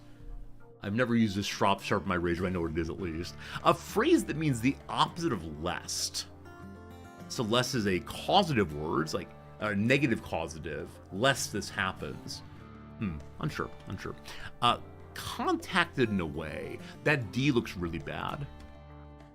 Contacted in a way. ET phones home. I mean, emails, touches, abuts, that kind of thing, possibly. Put some Roni on my Zakas. Yeah, I like it. Footlong purchase. I really want it to be shoes. Really. But subs, hoagies, grinders, socks.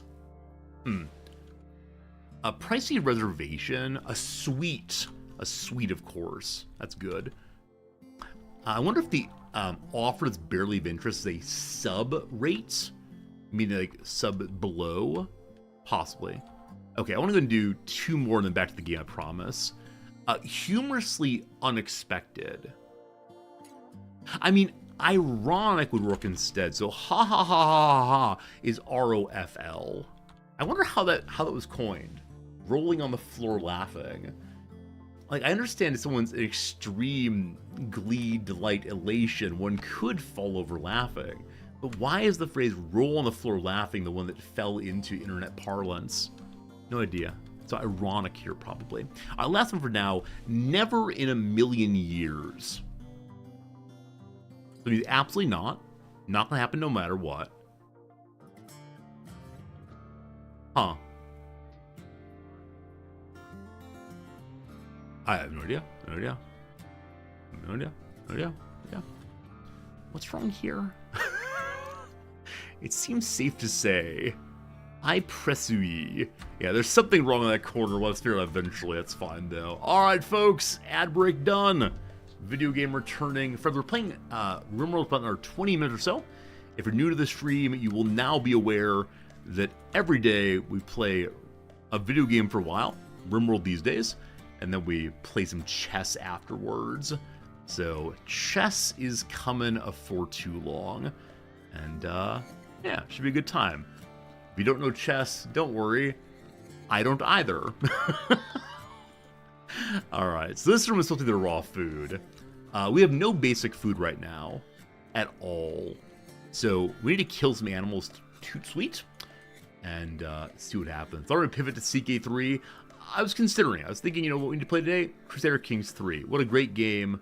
We should play that in solitaire constantly. But ultimately I almost said World of Warcraft. Ultimately the chess went out again. It is probably time to hunt en masse. Especially things that are close by. You have a certain chessboards that I like to fork. I like to fork also. I'm just very, very bad at finding them. So if you like watching chess, which will be here soon, it's going to be inept chess. People tend to enjoy saying, like, what I would do in this situation is amongst themselves. Because I myself do not read chat during chess, and so the entertainment is hopefully in seeing someone improve, which, you know, we try our best. Wow, that Bluebird did some real work there. If we're scraping and crawling to just eat rats right now, we need to find a larger animal to consume. Also, a raid's coming. Well, that's exciting. That's good. I saw him pause for a moment. Not ready to be in our base. We'll see. So Rogue's kind of far away. As far as wildlife goes, killing a muffalo would not be the worst thing. The warg is full of food also, and will be coming to eat our people soon. So all the muffaloes are piled together. As many of you know, what that means is we got trouble right here in River City. Namely, the Muffalo probably revenge altogether. A smaller group here, I can probably take 3 of them. Right now, though, a mech hive is coming to get us. The Lenioff mech hive coming in multiple directions. Which ways are those? Up here, there are 2. One is a lovely pikeman, and one is a cyclops. One is a cyclops indeed. Down here we have a lancer and a pikeman also. And over here we have a lancer and a pikeman as well. So no meleeers. They're all ranged folks. And yeah, some of course can like blast your top off real quick. Will you ever see the return of full video game streams? Number 1, I'll put forward that chess is a video game. Number 2, Cobblestone, would you prefer that? Would you prefer no chess? You know, I want to run a poll. I'm just curious where we are as a community on this one, because I'm really, etc. enjoying chess streams. However, I recognize they're not popular to everyone. So, I'm just curious. Preference. On the daily stream, yes chess, no chess, anyway, fine. Yeah, please vote now. Just because we are. I really enjoy my chess quite a bit, and I'll probably keep doing it regardless of what you say. I'm just curious where you are on it. Right, we have to fight now, and pause for no good reason. So I have meleeers. Play the game of Yes, game of and Go, and the Japanese chess game. Oh, we gotta do it all.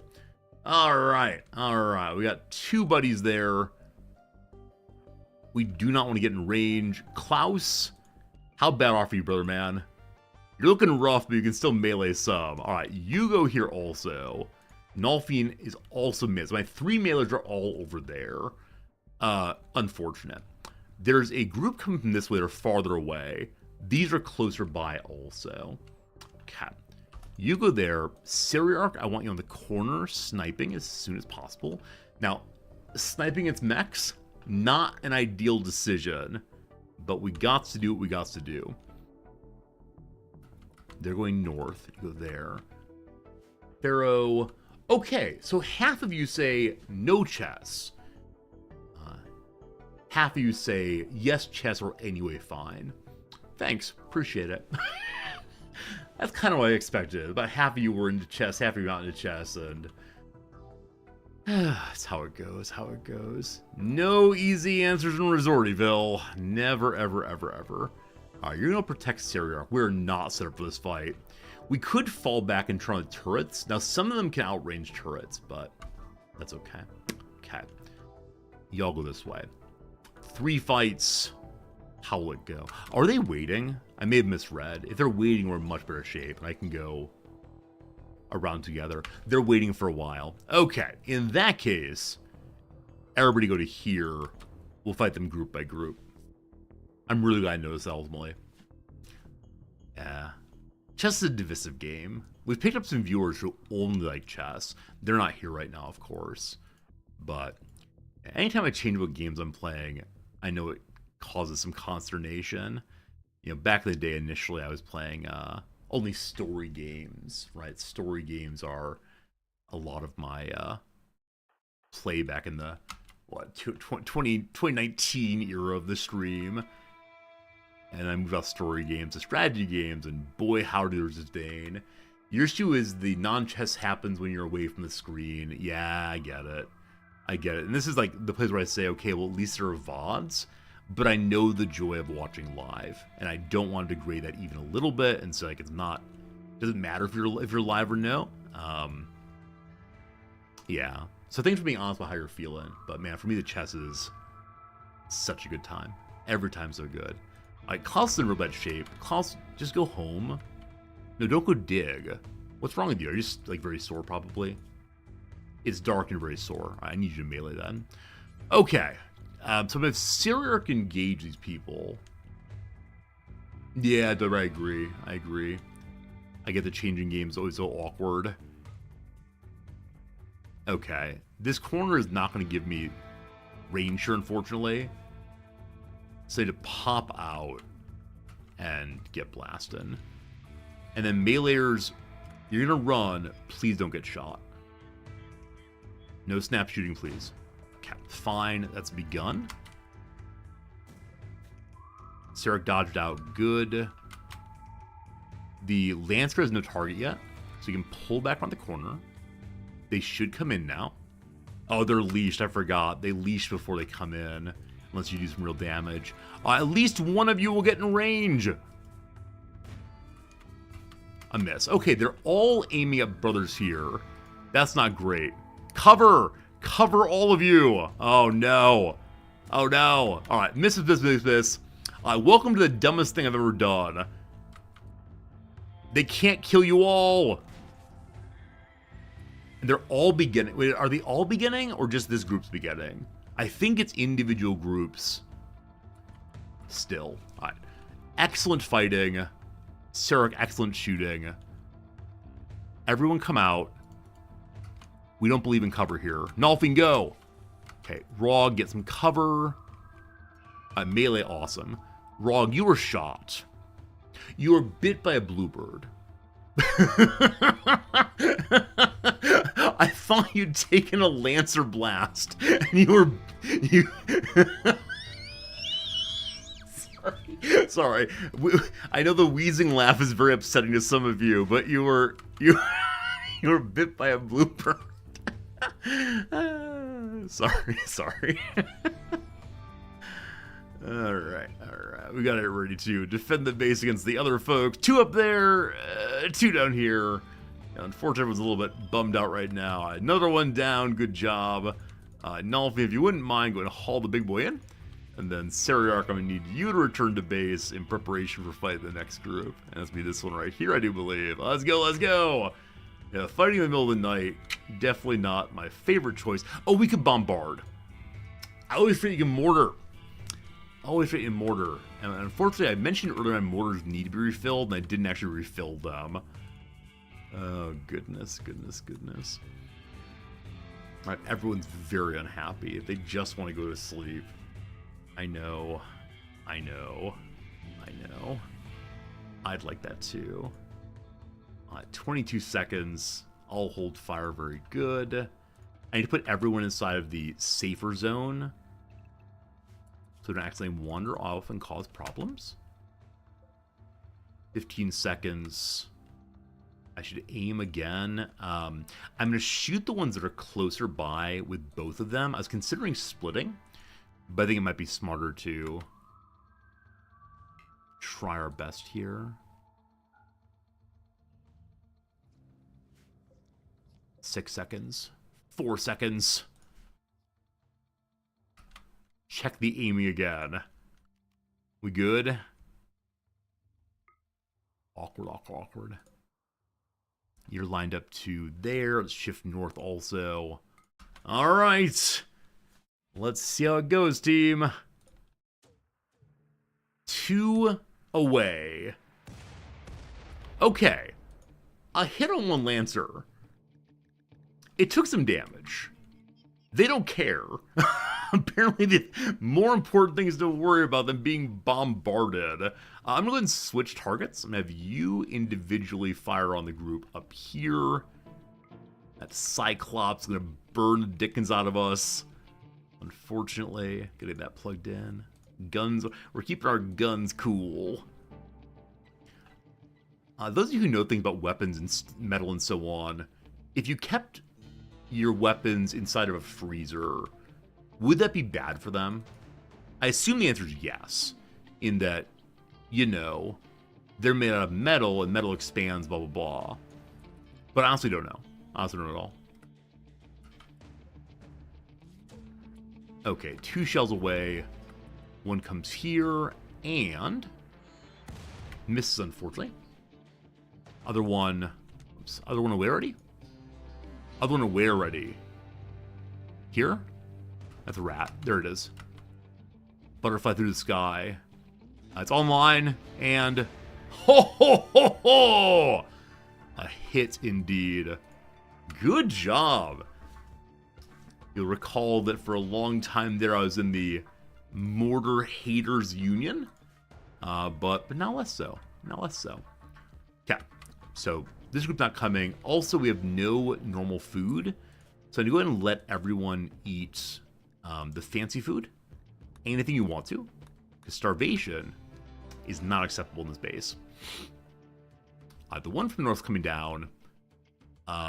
Sirach's in an okay mood. I'll have him snipe the Cyclops. I believe it's the case that you can outrange Cyclopses. Cyclopeses. I guess there's only one eye, so Cyclopi. There's only one eye.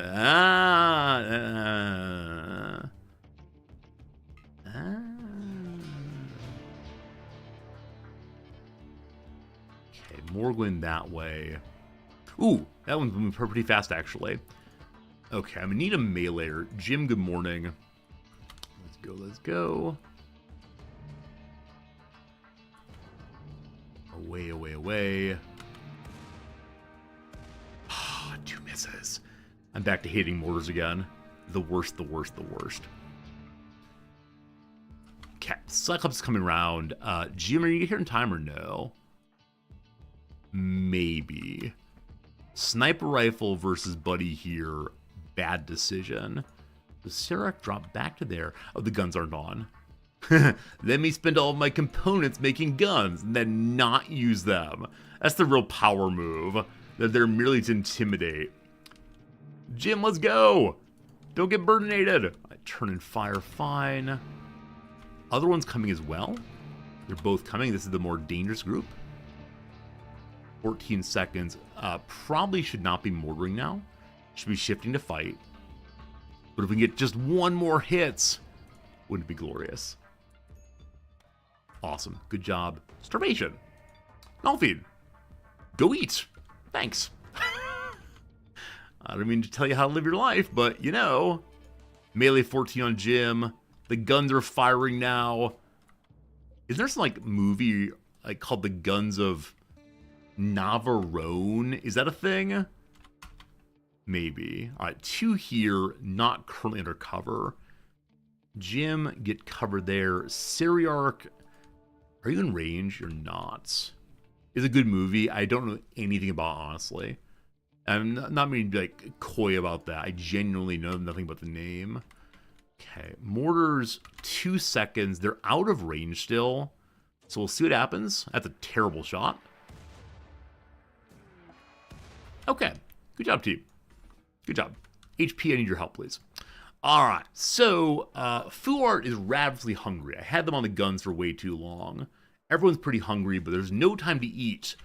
Fill yourself with adrenaline. That's what'll keep you going. All right, Seriarch is going to be in range in just 1 second. Cover is not really a thing, but it's okay. Good. Jim, don't get shot. Don't get shot. Break line of sight. Oh, gosh. So they got a shot off before. They didn't, actually. They didn't get the shot off, or it missed. Which one happened? The Lancer missed. This is known as getting incredibly lucky. Thank you, video game. You're my friend. I would like to have our melee close by, but we're not going to. And so I'm going to shift your firing onto, it stays here. You're aiming in on Seriarch, who has cover, I believe. Awesome. Jim, it just fired. Get in there. You're moving kind of slowly, man. Awesome. Okay, handled about as well it could be, given our current state. Instantly, Jim should not have a sword there. Jim should instead have a mace, but I didn't think about that until after we won. Jim, was that a one-hit, one-kill? How'd that go? Jim halved the pikeman's artificial brain and right sight center with our long sword's edge. 1 hit, 1 swipe, 1 heroic moment. And that's the raid. Again, it seemed like it would be pretty dicey. Then it being somewhat less so. That's great. That's great. Now, we did get kind of lucky that Jim didn't get shot when he rushed any of them. So, we've definitely lost people before by saying, sure, just run at the Lancer, it's going to be fine. Let the Lord be with you, etc. And also with your spirit. We need to get cooking back going again, obviously. Because they are eating all the special food. Now, hopefully we have a period with no raid, and we can spend a little time refilling ourselves. The big issue, of course, is we planted so much food as winter began. 5 more days until spring. I think we might end up springing here, and see what comes of that. I believe I have a job on to take apart mech bodies forever. Is that true? I think that's true. It is true. Unfortunately, it's only nearby. I'm going to expand that all the way. Eventually, once I have more space, I'll modify how that works. I do believe. Okay, if I move my hospital to here, I would love to have a little hallway. So it's going to be a very tiny hallway. An absolute Jeffrey's tube, that's called. Absolute Jeffrey's tube of a thing. Please don't eat that. Thank you. If I just ask the panda not to eat things, I'm sure it'll stop. Okay. We could also expand this out to connect up. I don't know. But I know I want to get rid of this part first. And I'm going to move the hospital here. I think it makes a lot of sense. And we'll have a door from outside. Haven't decided yet. We'll see how that goes. So if The Guns of Navarone is a war movie, what is the greatest war movie? Like, if you had to say, you've never seen a movie about war, go see this one. What comes to mind first? I don't know a lot about war films. I mean, I've seen like the Sub one, the 300 Spartan. Really, you go for the Spartans? You just want to see the man yell, "This is Sparta," and kick someone, right? This is what's happening here, I believe. And if that's what you're into, I mean, more power to you, my friend. More power to you. Hamburger Hill. That sounds so, like, violent, right? Hamburger Hill is like the making of meat out of meat, I suppose. I don't know. The Navarone movie's an adventure film. Got it. Inglourious Basterds. So Inglourious Basterds so good and so funny. I think that's what, for me, is difficult in Inglourious Basterds. It's a movie that is meant to be many genres at once.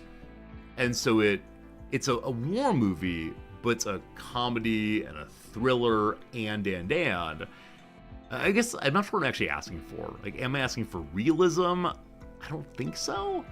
Because yeah, like Saving Private Ryan, you know, the stories when it came out is that people who had been at the places it presented were so overwhelmed with emotion and wept and wept and wept and had to leave the theater in some cases because it was just so awful seeing the things that they had seen. And that's tough. That's tough. Friends, I'm sorry. I'm going to do something you're going to hate.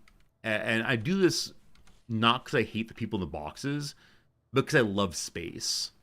And not space. It is time for us to bury our friends outside. And again, I know it's a spaceship playthrough, so I wanted to put them in space, but I tire of having limited room in my base. So those of you who died, you will never be resurrected. It's a resurrection of the spirit, not the body, I'm sorry to say. Because I just need space. And like, frankly, something happened inside of my head where I said, like, look, you can stop this. You can get space right now. Stop being a sentimentalist. And so, friends, no more sentiment. This is a channel for people who are serious about video game strategy, not for those like blah blah blah. I'm not. Okay, so Oda Toda exists still. Grulan exists still. Fantastic. You found a resurrection stim? Yeah, I know they exist. I know we might have found them. And some other playthrough I was ready to wait. But this one, there's just too many characters. There's just too much to do. I want to put a wall here, etc. And so we could make a morgue somewhere, I suppose. But I don't think that's appropriate right now. We have no space for Mr. McCoy's additional space.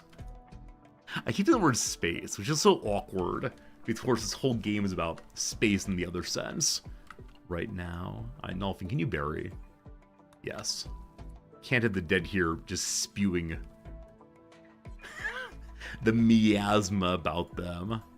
I think they used the word miasma when they were describing what happened in this, in the rot that adds the game. I love the word miasma very much. Is Star Trek a war movie? Or Star Wars a war movie? I mean, yeah. I mean, I think like there have been some really interesting contemporary political analyses of Star Wars. Like there's the subreddit, what the Empire did nothing wrong, which is funny. And like from a different perspective, of course, the rebels are, you know, rebels, and so they're violating the social contract, blah blah blah blah blah. But no, I'm always delighted when people take films quite seriously, just to see what happens often, and ends up being that, you know, you often get like a silly presentation that maybe goes a little over the top sometimes, but it's at least worth a laugh, and for me that counts for quite a bit. Let's go put a tiny little shelf here. We're almost actually out of food entirely now. Yeah. So a lot of hunting is set up, and Sarek is probably off hunting right now. And again, hunting with a sniper rifle, perhaps not the world's greatest decision. But he hit once at least. Friends, I glanced at the clock just now. It is indeed 12:30. And so it is indeed time to abandon this playthrough for today. I want to say thank you for those of you who are Rimworld watchers. We'll be back to this one tomorrow. Our ship will move things around. We'll have space for gosh, I don't know what. And tomorrow, maybe we'll get to an asteroid. Wouldn't that be swell? For now, though, we're going to put the Rimworld away, back on the shelf it goes, and make the Daily Pivot. The Daily Pivot, we're playing a little game called Chess. Not sure if you heard of it. Just recently released, out of early access only a month or two ago. This is the dumbest joke of all the ones I do. But again, if you came on the raid earlier, I hope to see you again tomorrow. It's always nice meeting new people, and hopefully enjoyed meeting me also, etc., etc. Okay, so our ELO is somehow up to 487, question mark, question mark, question mark. Not sure I actually deserve that, but there we are. Rimworld Chess, both awesome. Thank you. I agree with that absolutely. Have become such a fan of chess recently. It's good stuff, good stuff. We have an ad break in 30 minutes. I'm gonna go ahead and do a couple quick puzzles to get warmed up. Then I'll run the ad break, and then we'll play some chess and see what happens. Gonna be good. Gonna be good indeed. But again, thank you, folks. It's been a fun day today. I think. I mean, I just like streaming. Never mind. I've explained why I like streaming probably thousands of times in the past years, and you've all heard it before. But I'm such a huge fan of hanging out with you all. Oh, I told Farron Nance I would do something, I then didn't do it. Friends, I'm gonna do something to make the chess watching experience a little bit better. I hope. So I'm going to do this. You don't know what this is yet, but behind the scenes, I'm going to have an entirely separate page for chess so that when we are playing chess, we only have the one window with no tabs open. This ensures that when I move my mouse wildly in frustration, and we're on F11, and I go up to the top, nothing else pops up because there is nothing else. Oh, apparently if you go right to it, it does do it. But yeah, there are no tabs to go to. So it's better, I think. Better thing indeed. Should I register as being a streamer on chess.com here? Every time I see this live on Chess TV, etc., I can make it OBS scene. That's what I did on name comment. That's exactly what I did. It's a separate OBS scene for right now, and that should work for the moment at least. So everything's the same except the chess thing. What is it to become a streamer here? Like, how do I say put me on Chess TV? Am I streaming chess regularly? Okay, you know what? It probably shows me when I'm not a chess person also. Like, it probably shows me if I'm playing Rimworld. That's no good. Do I need to be a grandmaster? I'm a grandmaster streaming. Huh. Okay, we'll leave it as it is. I don't want view bots, of course, but it'd be cool to meet other chess people. I guess hanging out in the directory is the way to do that, so all fine. This is the play button. No, time for some puzzles. Here we go. Let's get solving. Win the game with a checkmate. We're playing as black here. So we notice right away that we're blocking this and this with horsey. Very good. We notice a diagonal like so. That's good as far as attacking the king, but it's not protected currently. If the horse, that does not help. What am I missing then? What else is available? We can move the queen nowhere else right now. We can push the pawn forward. That does not help that much. We can move our rook somewhere. Okay, where do we attack from? What am I missing? We can go to here and exchange queens. Or we can jump the knight in. Queen attacks, queen attacks. So this is a queen exchange kind of thing. But knight here, check. Queen takes. Queen takes. If we attack from here and had a rook behind, that'd be swell. But all of my pieces in the wrong place. Okay, I'm going to try this, and it's not going to work. Oh, white knight's there also, never mind. So this is not the correct thing to do. What if I do this? Okay, that worked. And now, there we go. I don't know why I got so focused on attacking this square. I think it was because I wanted to trick the queen in. To exchange. I'm always looking for exchanges, which I know I shouldn't be doing. But yeah, that forced the king in a direction, and then the queen finished it. Fantastic. 1 down, 2 to go. My king is vulnerable. Can I find the right moves? Okay. Yeah, this is a case where we need to drive on in and deal with him. I have a rook right here. So if my rook moved over, it stops the king. Unfortunately, well, actually, okay, how does this work? I was going to say we go here, but that's then taken. What is currently covered? I mean, not much. Right? So if I go here, the king just takes, etc. If the queen goes forward, she's taken here. That's no good. Who else do I have right now? If I move the rook to here, nothing happens. I guess I could use my rook to be taken. Or what's safe right now? So right in what am I missing? Okay, what are the possible checks right now? There are no possible checks right now. How about I have my rook take this? Good. There we go. I found it. I found it. Took a moment. We found it, though. All right, all right, all right. All right, all right, all right. My apologies for getting precious my rook as usual. Hey, smoothly good seeing you. We're playing this game again. So I'm playing as black. Hello? Hello?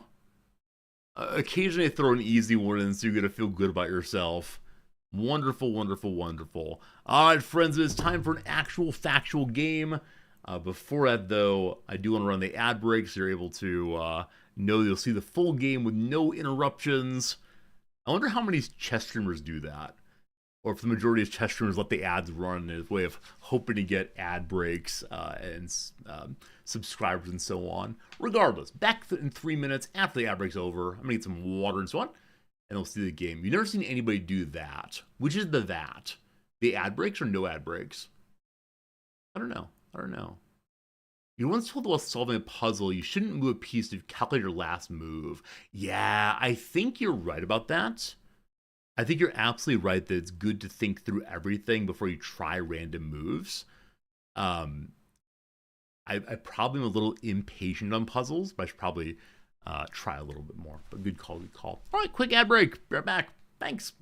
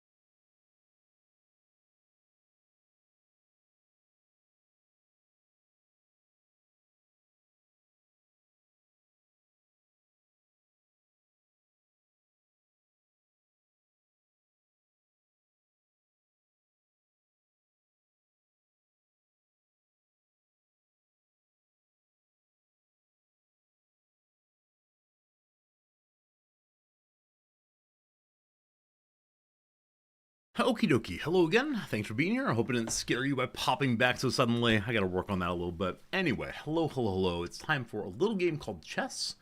While I was gone, I saw an interesting mod for Rimworld called Trains of the Rim. Have any of you made these before? Have any of you used this mod? The idea of having trains in Rimworld appeals deeply to the factorial part of me, I suppose. But can't imagine what it is. Regardless, yeah, I don't know if we're doing anything differently than usual in our playthrough today. I think we'll just focus on the basics. We'll focus on not throwing away all of our pieces. And yeah, hopefully playing in a decent way. Have we played Factorial on stream? Yeah, Mose. We played Factorial on stream a couple of years ago, I think. I'll tell you right now, I do not play in the way I ought to play. I don't know how many messages I've gotten to the forum, like, where is your central bus? Why don't you have a central bus? But I managed to cause a spaceship to blast off, and that was good enough for me for sure. All right, all right, all right. Here we go. Autoplay. Moses, people on Twitch in certain directories have very strong opinions about the right way to play, and if you don't play that way, you should not stream it, certainly, and you probably shouldn't be playing at all. Factorio is a game where there is a more and less efficient way of doing most things, and often the kind of people who really enjoy that kind of game are people who also don't understand why anyone would play any other way. And that's a hard thing to stream into. And so I don't tend to play Factorio anymore. How it goes. All right, friends, game number 1 of the day against Hawkeye Boardman, a 495 out of a little place called the United States of America. All right, we're doing the line up thing. Hello, good seeing you. And then what? Is that a weak move? I think we looked at a hello, so that's backing up that. So I want to defend by the power of Buddy there. And I'd probably be... Okay. What is this? What is this? All right, so I'm considering just making the trade. Are we cool with just making the trade this early? I don't know. Early trades, the conversation we have. What is this? What is the H marching forward?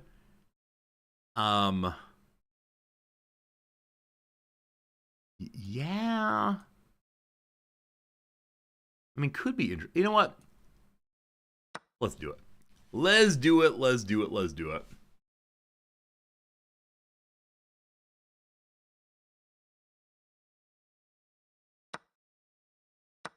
Fine. So we've doubled ourselves, not great, but the queen is freer, seems good.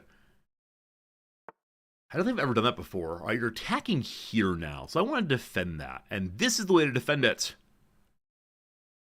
Hooray. Hooray. All right, this is the kingside one, so that is pinnable. Or I can just go take it again. Well, for right now... getting kicked, nobody likes. So, I'm going to lose some tempo here, unfortunately. But I'll drop back to here for right now. Now, luckily that blocks out the queen. Oh, right. I forgot we were defending there. You fool! Okay, very good, very good. That was not how I should have played that. I wasn't thinking. I actually don't know how I should have played it, but still. Yeah, I should have dropped this way instead. I don't know why I didn't do that. That was the correct move. Oh, unfortunate. All fun, though. So, he's attacking nothing right now. And there are no forks coming. I can't believe I did that. I was feeling very strong in my opening there, and then somewhat less so very quickly. All right, this bishop is not in a great situation right now. I could just move forward one. I'm going to develop here to protect that, even though it's not really doing much. I'm annoyed with myself. I'm really annoyed with myself. Oh, you know what? Queen to here. Why didn't I see that? Oh, I should have seen that. We can still do it. Do we like this move? I think we like that move. There's no reason not to like that move right now. Is there a reason not to like that move? Their queen is still blocked in. Now, if they do this, we like the move less. And it blocks the bishop in also. Maybe we don't like that move.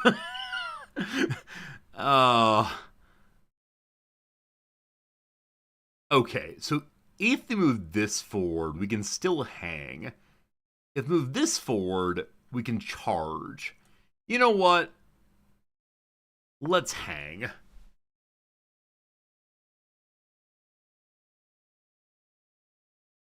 I'm not sure Evan's next. Possibly gonna set up on the queen side, it looks like. But I think we developed better than they have. That's pretty cool. You just jumped to nothing, correct? So I can go take a rook with no punishment. However, if I do that,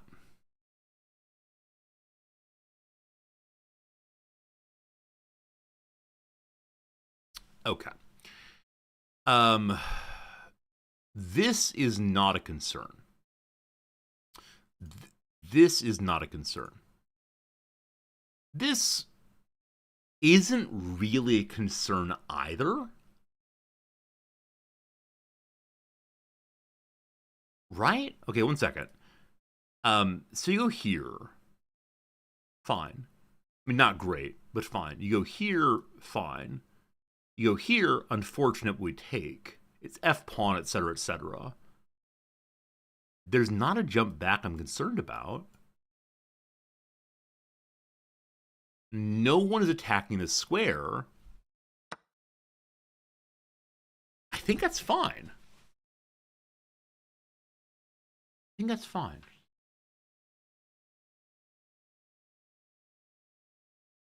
If I could get my knight to here safely.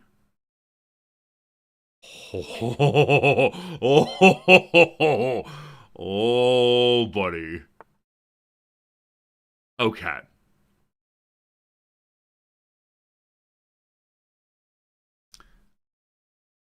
I can take the knight.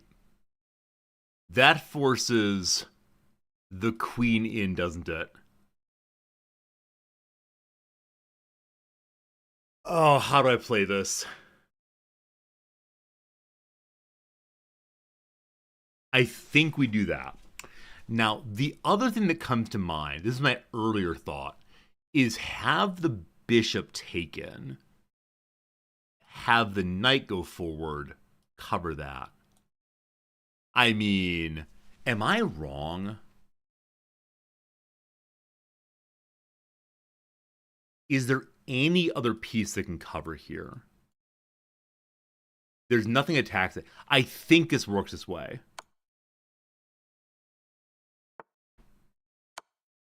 Fine. Cool. Okay. That was pretty good. I'll definitely take that. Awesome. Okay, I wish to kick the knight now, I believe. I think that's the move. I'll kick this side, fine. No. If we kick that side, the bishop's not defended. We kick from this side. Almost made an oopsie doopsie there. Okay.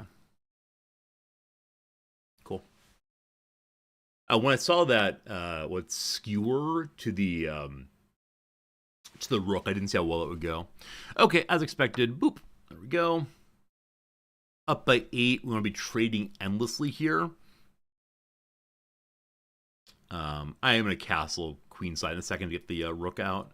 It's a much better pawn structure also. Hello, good seeing you. Okay, so I can push here and see what they do. I mean, that's pretty cool. It potentially opens up all of this. I'd love that. But no, I think castling for right now makes a good deal of sense. Are there any available forks? No. In fact, my knight's kind of stuck. I should probably push forward one there to get my knight some room. If you come forward again, I mean, this is safe, so we're fine. Okay, make with the castling. Hello!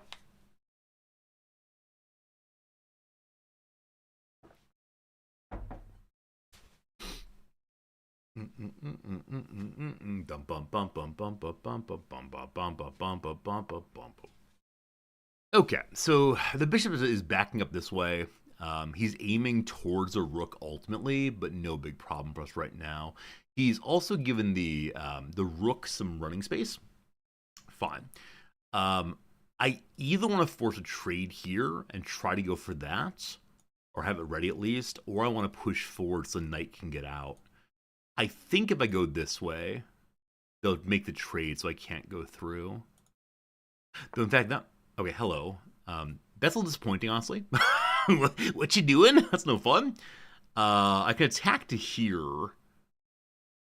I mean, I understand why they didn't take that, but still, come on. Come on. Oh, speaking of taking things, this is safe, isn't it?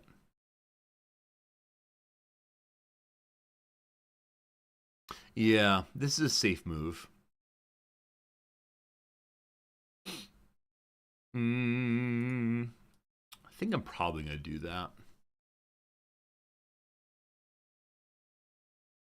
The king can move this way and threaten. But then we can just rush back out if we want to. I mean, loss of tempo, etc. Actually, really interesting. It threatens the bishop. Bishop would have to go somewhere. Now, unfortunately, we don't have any attacks set up. But sure. Oh, gosh. But sure. No one's attacking this square. We're fine. So presumably the bishop will go away. And then I want to push my center pawn forward, I think, to try to get the king kind of locked down. I guess. Hello. We thought that might happen. So I can go take this safely. Pretty sure. Yep. Now, oh, cool. Hello, team. How's it going? Hope we're doing well. Hope we're having a good day. Oh, man. Man. Hey, thank you for the compliment. Thank you for the GGs on that one. I think we got very lucky with that rook move. That was, yeah, the rook move there was, queen to rook was the whole game in some way. I made a mistake early game, unfortunately. Why do you open a new tab on review? We loathe that. Yeah, I definitely made a mistake in early game. It's not the end of the world mistake, but still something I didn't mean to do. So good. Play like a 1250 apparently. Well, occasionally good things happen, I guess. All right. He thinks the increment is how fast you're required to play. I mean, the later game moves seemed obvious, right? When I was up +8, they weren't applying pressure anywhere. And so, yeah. It seemed the late moves were really interesting there. So, let's see. Oh, I see my opponent played too fast. Yeah, maybe so. Okay, so, yeah, this move does weaken. Only a little bit, but it does weaken. Okay. They came this way. I set up the early exchange. Fine with that. Best move, in fact. They moved forward. Right, here's the part where not yet. Here's the part where I screwed it up. Right, so they kicked that unexpectedly for me. And I don't know why I went here. I think it was something more control of the board. This move I like quite a bit. It's the best move. Yeah, this move was acceptable, but definitely not right there. Because we left the pawn hanging, which they took, and that felt bad. That was not a great feeling, just a stupid mistake entirely. Okay, towards the middle we go, right, so at this point, yeah, I moved the queen forward, and I noticed the fork there. I noticed the fork that felt really good. A big fan of that. Oh, team, I should ask, do you like the early doubling? Do you like the early doubling here? I know doubling pawn bad. I went up a pawn. I don't know how to compare taking a pawn, being up a pawn, versus the doubling. Like, is doubling like a negative 0.5? Just winning the pawn's where it is. All right, very good. Slight oopsie there, fine, whatever. Get in. Queen went forward. Yeah. Right, so had they moved the pawn forward here, it would have become unfortunate. Now, like I said, I might just have the queen hang out here. There's a check developing, I guess, but still. But okay. I worried too much about doubling pawns. I think learning to make the enemy double pawns was one of the first things I learned as being like a useful strategy or useful skill. And so because of that, I probably do overvalue or undervalue either way the concern. But yeah, cool, no worries. And this part was weird. I wasn't sure if we should just drive home all the way. Because like I said, there is a possible checkmate here. Right? There's something here that gets pretty cool if I just make you go away. I know they can't move this. So I want to play this out and see what happens. Assume that I do that. It's a bad move. And then they take. Okay. And then I'm not going to follow your decision. I go here. Okay. So as long as they move the queen in, it's not a checkmate. Okay. If they don't move the queen in, though, let's say they say, I don't see what's happening, I want to save my queen. And they just move here. Like, this does become a checkmate, correct? It's actually not, because that. Okay, fine. It was not as exciting as I thought it was, but I like that I was looking for it. Yeah, at this point, I realized that the knight's a free take, and then here's an interesting moment, right? Here's an interesting moment of, do we trade here? And I said yes, absolutely. It's called Hope Chess. I mean, I think at this point I'm okay with some Hope Chess because it lets me imagine the possibility of how I could create checkmates. And I think for me that's really important right now to learn to develop strategies. All right, cool. That went well. We make the trade here as expected. Sounds good. I say it's time to start trading down. We definitely think those thoughts. I wanted to trade here so badly. What did they want? So the computer wants me to move here, I guess, to defend the pawn. Or to develop a piece. Once again, someone decided not to develop all of his minor pieces. You don't need them. You only need 3 or so. Moving there, so cool. Take that bishop, and that's the end. Yeah, I think we found some really nice movements here. I mean, the queen was huge, of course, but I think they didn't really get started terribly well. They stayed with just 2 minor pieces out and moved around a fair amount, so possibly damaging their own tempo. Who knows? What I know, though, friends, is we're at 495 elo. This next match is the possibility of pushing us over 500. Now, I realize it's just a number, but humans like the zeros, and I'm a human. Now, we're gonna lose, that's fine, but we're heading in the direction of, I don't know, bronze. Where are we in the League of Legends level? We'll see. Well earned, very generous of you. Very generous, we'll see. Okay. Time for a loss. Kenny's from Malaysia, right? Taiwan. I'm sorry, my flags are bad. Bad, rather. What are we playing, Kenny? How are we gonna do this thing? Okay. We're going forward like normal humans. No Alakine nonsense today. How do I not remember the flags? We're attacking there. Fine. Or they're attacking there. Am I down with just exchanging? It's not the exchange side. Are we down just exchanging? We are down. Playing Petro's defense.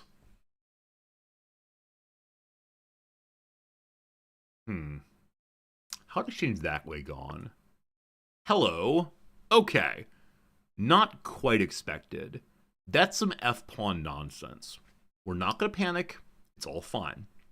So, right. I need to remember how to do this correctly. One possibility is D forward. If I do that, then they take, nothing is good. It's only one attacker, so let's not panic. How do I attack it? I can kick with the, not kick, I can attack with the B pawn. It's very, very little.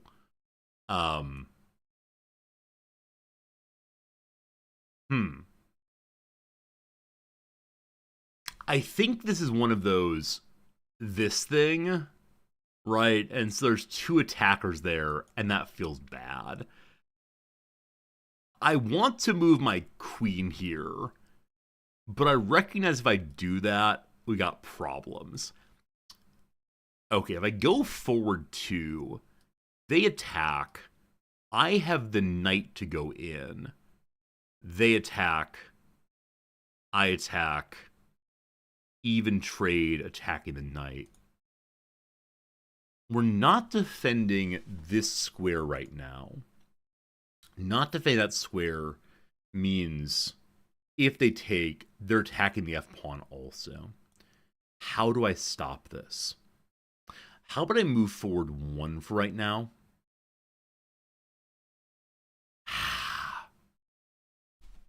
Okay. I wish I remember how to do this. Wish I remembered. If I get my white... Is it queen to here? I don't want to lose my queen to this, though. Yeah, these openings, I know there's a solution. But what is it? Where is it? Okay, I've made a decision. My knight defends this also. My queen's involved. Let's figure it out. See what happens. Not development, but okay. All right, as expected. Now my knight goes here. We're even on pawns. If they want to take it, my queen finishes it. We're fine. Okay, that was not quite expected. So I can kick with the f-pawn. That's a possibility. I can move my f-bishop to attack. So they have this, which king can defend right now. They have this, which is nothing. They have this, nothing. They have this, nothing. Okay. I'm going to attack with this bishop, more developments. Ah, shoot. I just blocked out the queen.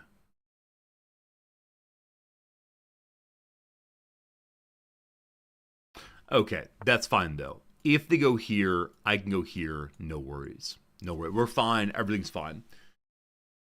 Okay, what a mess this is now. Okay, so the queen's being involved in as well. If she goes here, it's a further attack on the f, unfortunately. I can move my knight to here to attack there. Or, if I castle, the f has another protector. Okay, this is not developing, but it's useful anyway. That would be huge, though. I probably should knight it out. I don't know. Good stuff. Good stuff. Unfortunately, we are now down a little bit. If I take this... I didn't play it right. We need to learn that opening. No 500 today for Old Resorty, unfortunately. Okay. I can go attack that. Oh, man. I can now kick.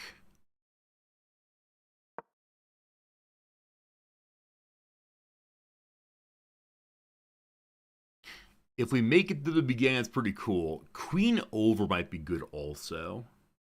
I don't know, team. I wish I hadn't blocked out the queen. I'm not sure I should have done other than block out the queen. Possibly queen to here earlier. Like what, here? Yeah. Had I gone queen to here instead? I don't know. All right, f-pawn taken as expected. You're attacking the queen, unfortunately. I'd like to take with the bishop, but I can't. So if the queen goes forward, everything's fine.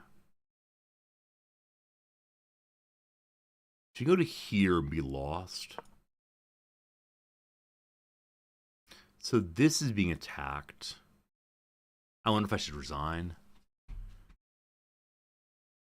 I'm not going to resign, don't worry, but yeah, these, like, I mean, I know most openings are rehearsed, whatever, but these fast rehearsed attacks before I can develop it all are really hard for me to think through. I know the initial aim is don't let anything hang, but I think I often fail to notice what I should do. Oh, unfortunate check. Okay, well, that's fine.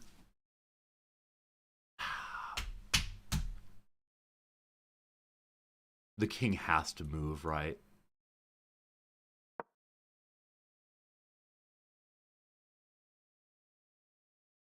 I wish I weren't down like 2 pawns in a knight. Man. Well played to them. Well played to Kenny. We've met our match this time, perhaps.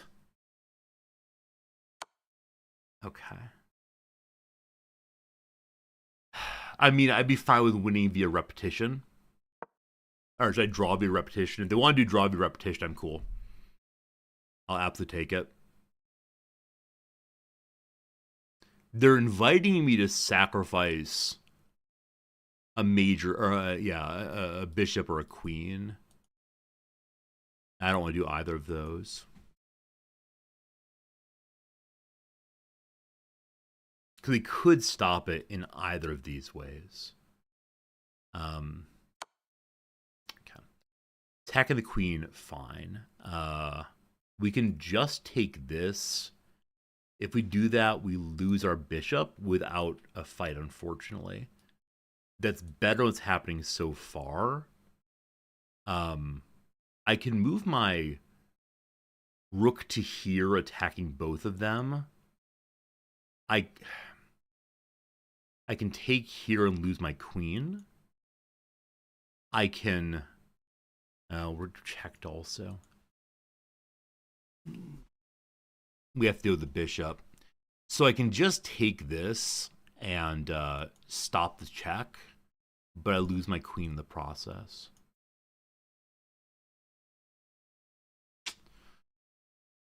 Oh, today's a bad day, team. Today's bad. I mean, I can move you out of the way also. Fine. I've lost my queen now. I'll be resigning after this move, just so you know. Yeah, I'm resigning now. There may have been a better move. It seems no matter what I do, though, I'm losing a piece. So that's fine. That's fine. That's fine. That's fine.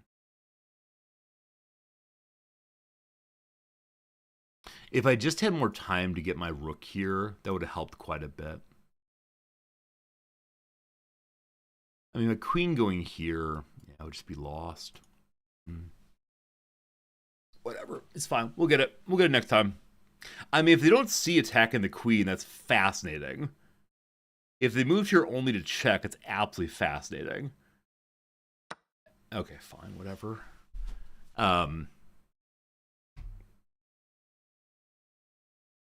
If I attack here, I lose my rook. Yeah, I don't know. Down 11 by move 11. That seems like not ideal.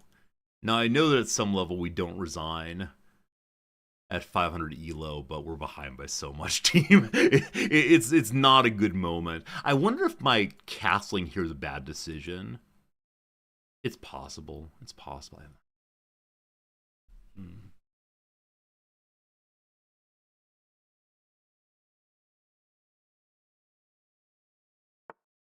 Oh, you know what? I don't just lose my rook here. I missed that. So the queen can't move.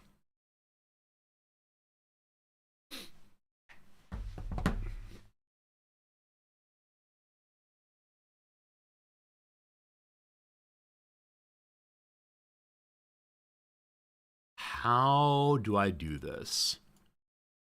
If I can get... No, the rook, they can move offside. I don't have a queen anymore. Being behind so much, I don't want to make this trade, and yet it is the correct trade to make. I'm thinking about how to do more damage, if possible. But if I can find a way to protect that piece so we don't lose the rook, it'd be huge. Yeah, I mean, they can attack, right? They attack, it's a trade. If they don't, it's a trade. Hello. Okay, fine. So only up 7 now. Still a lot. Okay, right. So you can go forward and attack here. That's not ideal. I want to get out of the way, though, so our rook can get involved also. This is still blocked out. That's not ideal. Okay. I'm going to move forward one so that my knight can come forward. I don't know. They're lined up that way to do more trading. Right. The king is really stuck inside right now. If I move to here, I lose my bishop. I need to find a way to protect that location. So my knight can't do anything. If my knight gets out of the way, the rook protects. It's a rook for rook trade in which they also get a the rook for bishop trade. If you want to make that trade, I think that's okay. I mean, it's a good trade for us, but they're still ahead by a fair amount. That's fine. I need to move my king forward or move that out also. Yeah, I guess my thought right now is... One second. My thought right now in some measure is, like, if they want to make bad trades, I'm all about it. So they're attacking this and my knight. If they come forward, take the knight, okay. So if I move right here and they come down, we have double the coverage, double the fun. They have a bunch of undeveloped pieces. So I control board center, kind of, sort of. If we can get here, that's a fork on both pieces, would be pretty cool. I have both of my bishops still, which feels very, very good. If we can get the king locked in the corner with a rook, I mean, here, that'd be amazing, of course. Yeah, I don't know. I don't feel hopeful at any means. I'll be very, very clear, I do not feel hopeful. But they don't have good development, and I don't quite know what that means. But yeah, it seems good for the moment. I mean, it seems better than it could be. Okay. I wanted to get my rook or my bishop here for obvious reasons. We could go on in and check. If I can get my rook over, that'd be hilarious. But this is a safe grab of a pawn.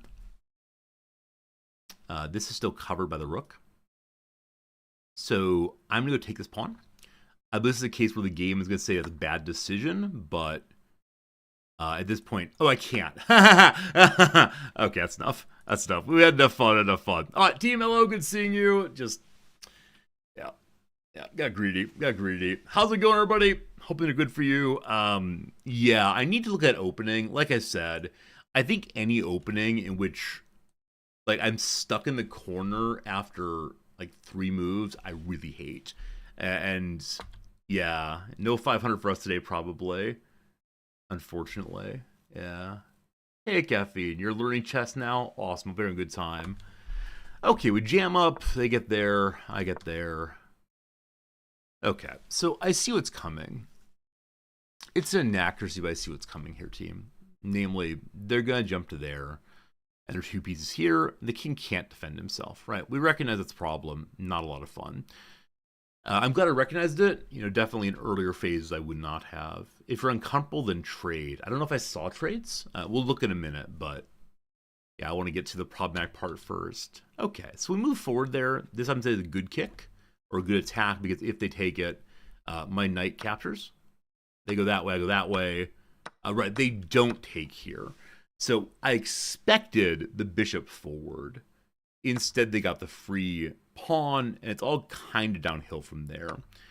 So the move they'd prefer is to push the pawn forward. Okay.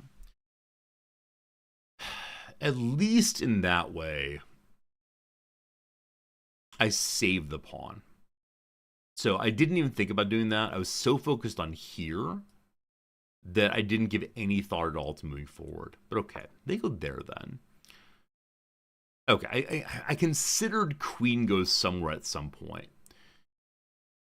So how is this supposed to work? They then give up and try to protect. Yeah, because currently this is being attacked with no defenders. And if they go here, okay. Yeah, this opening feels like maybe no matter what I do, I'm going to lose some pieces. But again, it may have been poor play. I'm not sure. Okay. The Petrov opening requires a lot of theater experience. Yeah, I mean, in this case, they seem to have it down pretty well. Now, maybe they didn't, but I really struggled quite a bit with this opening. So I did that. And a bad move. I mean, either way, that pawn is not protected. Right? Either way, the pawn's not protected here. So I see why I should have pushed forward, but I just didn't. Okay. They get to there. There are now two attackers on the F-pawn still. I go to here attacking. Right. As I make this move, I recognize I've blocked out my queen. Now, that doesn't come to get me in the way I thought it would. But definitely an error. So the queen moves forward for reasons I don't fully understand. I'm curious if they're going to set up like this. But for right now, very little going on. Okay. Okay. So castling was a major mistake there. What I was thinking is that would then allow there to be two defenders on the F-pawn.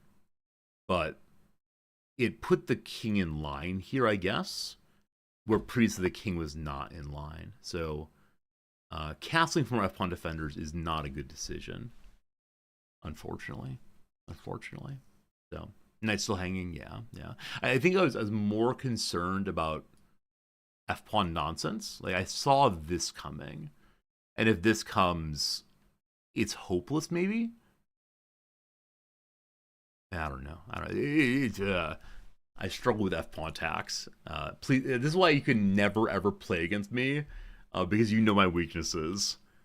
But yeah, getting the queen to move, I see would be valuable. Just didn't. And I think at the point it's basically over. Yeah. So they go make the attack there. And I recognize that, yeah, I have an F-pawn defender. It's my rook. And so do we want to lose a rook or lose a queen? I was hoping for repetition here. No luck, unfortunately. And, yeah, that's kind of just that. Oh, shoot. You know what? This would have been a good trade. This would be a great trade, in fact. No, it wouldn't.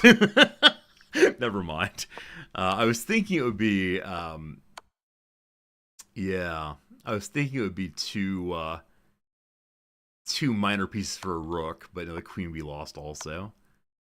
Anyway, we did some stuff. We lost our queen. At this point, there was no way to save the queen, I believe, or the rook. I know there's no way to save the queen, right? So either we move the queen to here and we lose her this way, or we don't move the queen, we lose her this way.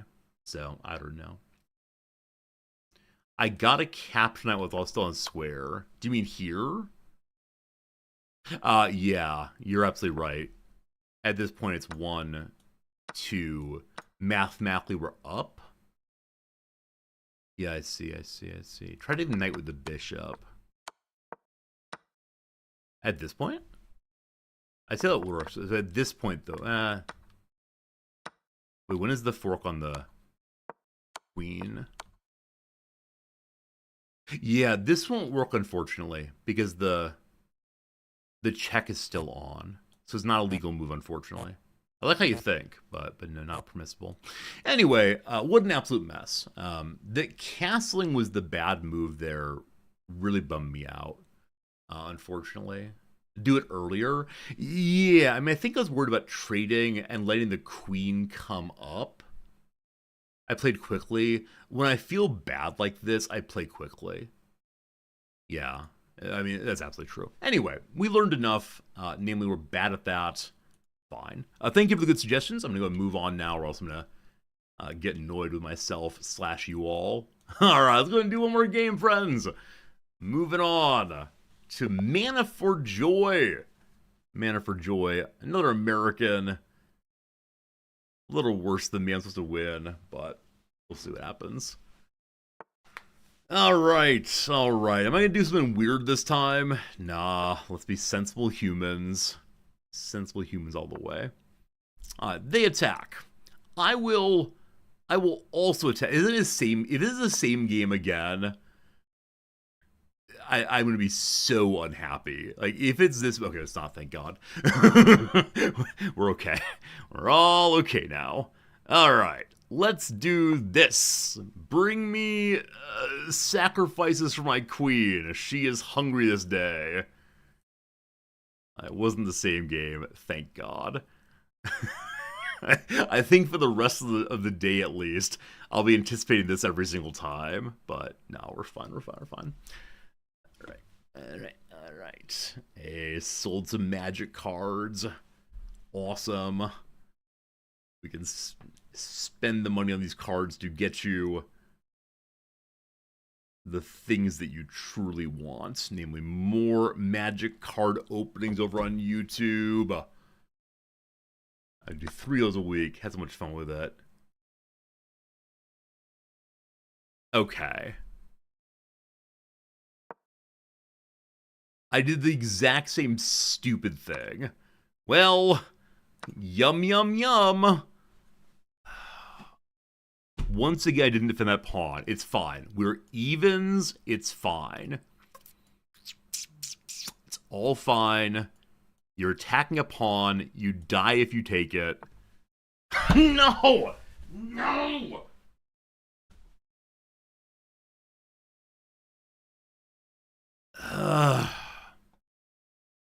Okay. The bishop can block and attack.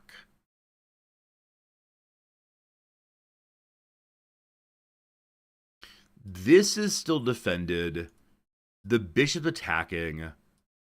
This is not a fork. That's not a fork. That's okay. Fine.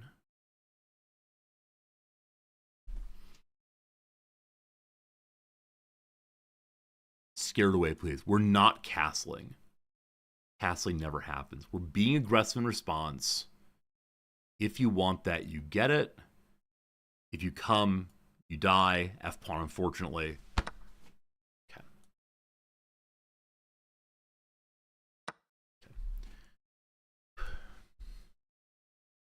It's fine. It's fine. Okay. We're in good shape. Everything's fine. No worries.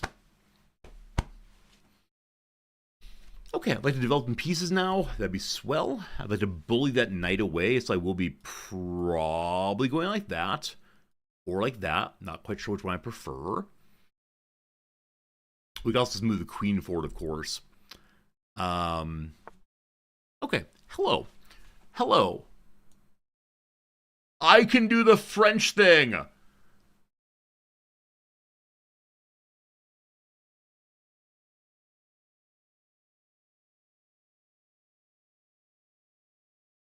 I don't know if it's a good time to do the French thing.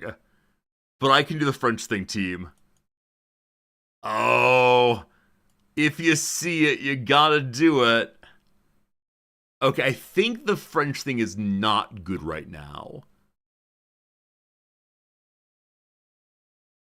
One moment. So if we French thing, the queen just eats it. If we French thing, I mean, it's exchange of pawns.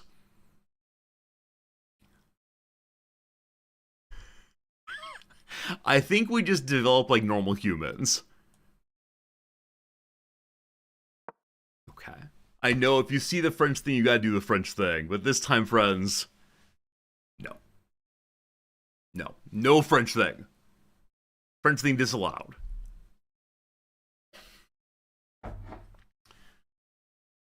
I think I'm probably going to do that. I'm probably going to do that for right now. We'll see in a moment here, though.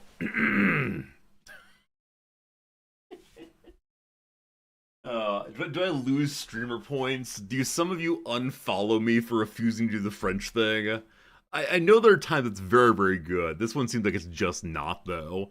We'll look in a little bit and see if it would have been, but I think it's... Okay. Okay. They come and take a pawn. They're attacking my rook. There's no further attack, so I lose castling privileges, I believe. Is there any way to take this without moving the king? No. No. I think no. Anybody? Bueller? No. Fine. Fine, but fine. That's the king is forward now, so we can fake castle, of course we want to. Battle King online. So like I said, I think I could possibly want to do that. Because if the queen comes forward, hello. If the queen comes forward, we then consume her. That's an interesting pin, so to speak. We can kick on this side. If they go, we go. So we dislike that we're weakening our pawn structure on this side, but I believe that's correct for right now. Other possibility, like I said, is this. And then if they don't offer the queen, we're fine. If this is like a genuine queen trade, the other possibility is head on in. This is still not, this is defended by this. Okay, so how does this go now? So if they take, I take, they take, they're up a pawn. How do we defend that piece? Yeah, I don't have a bishop that can help right now. We could move the queen here and have her die. That's exciting. What am I threatening if I go forward on this one? Nothing? Genuinely no useful forks there. That said, we could potentially get an outpost going and just hang out for a while. But again, I mean, I unfortunately can't begin this exchange. Let's kick. Let's kick. Let's kick, fine. Kicking is the correct call. Awesome. Let's double kick. Yeah? So having kicked, what changes? Okay, fine. We have some room to run now for our rook. That's good. That's good. I mean, this pin is pretty strong. That said, kick, take, take. That could be a way. How would that work? Well, it's already been changed. Never mind. Hang out back there, attacking the c-pawn, fine, whatever. This move, I believe I like very, very much right now. But if they don't go there, oh yeah, if they go there, we like that. Yeah, let's see what happens with that. Again, if they take, I'm all about it. If they take, I'm all about it. Etc., etc., etc. Pawn forward to outpost, I'm kind of thinking, though I see that this is covered, so I don't want to do that, except allows the jump back, and then a queen exchange possibly. Yeah. Okay. So they blocked there instead. Very well. Very well, very well. No real kicking this time. We want to defend this pawn if possible. I can move this bishop here. He's also threatening the knight and the rook, unfortunately. Okay, so things get interesting kind of quickly here. Boy, the queen can go to here, covering both pieces. As always, I'm wondering, is there a check? I mean, right. There are these two, both which are checks, but kind of unfortunate checks.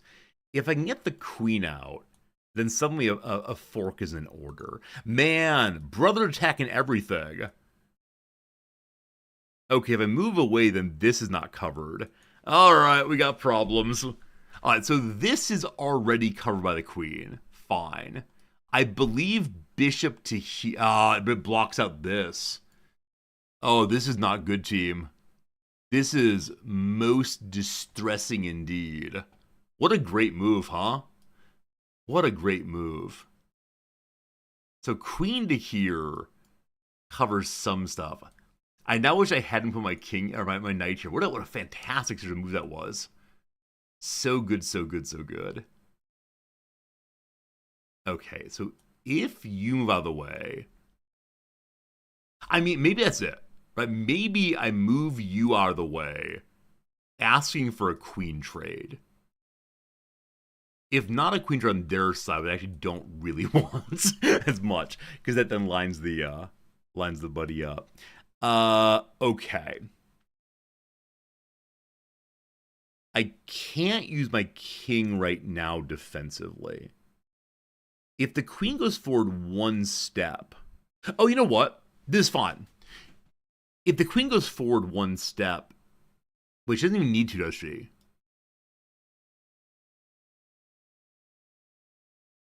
This is covered, this is covered.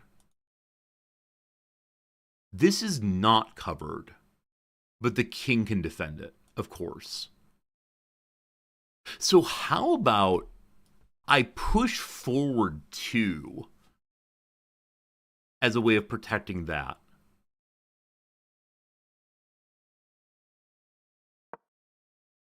I had to talk myself through a panic there, I'm afraid. I think that's fine, though. Yeah, I think they were hoping I'd move this knight. We don't believe in pawn structure today. They have, like, basically starting structure on their pawns, where mine are absolutely a mess. Is everything protected, honestly? So if they're queen, fine. If they're king, fine.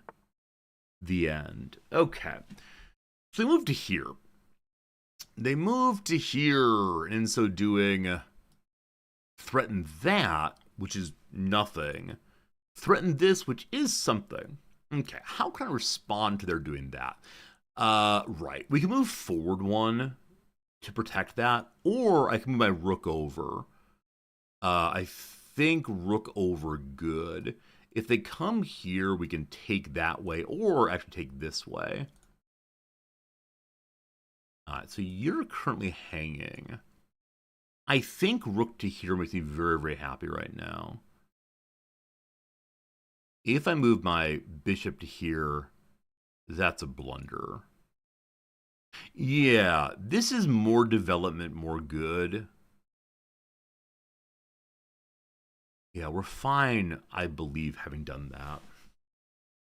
Now, how do I get offensive from this position? Okay, hello, good to see you. So, obviously want to do that. Ooey, ooey, we don't get to. So this is the place where we potentially open for the queen. And okay, it's gonna get weird. So assuming I move away, I may not move away, we'll see. Assuming I move away, whatever, the queen probably barrels in. I then take. And what? What if that doesn't happen, though? What if they take?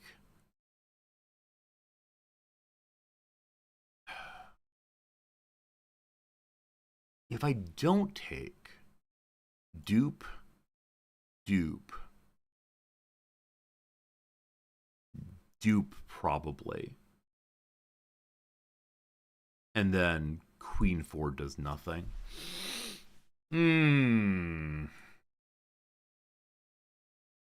What are you covering? You're covering this.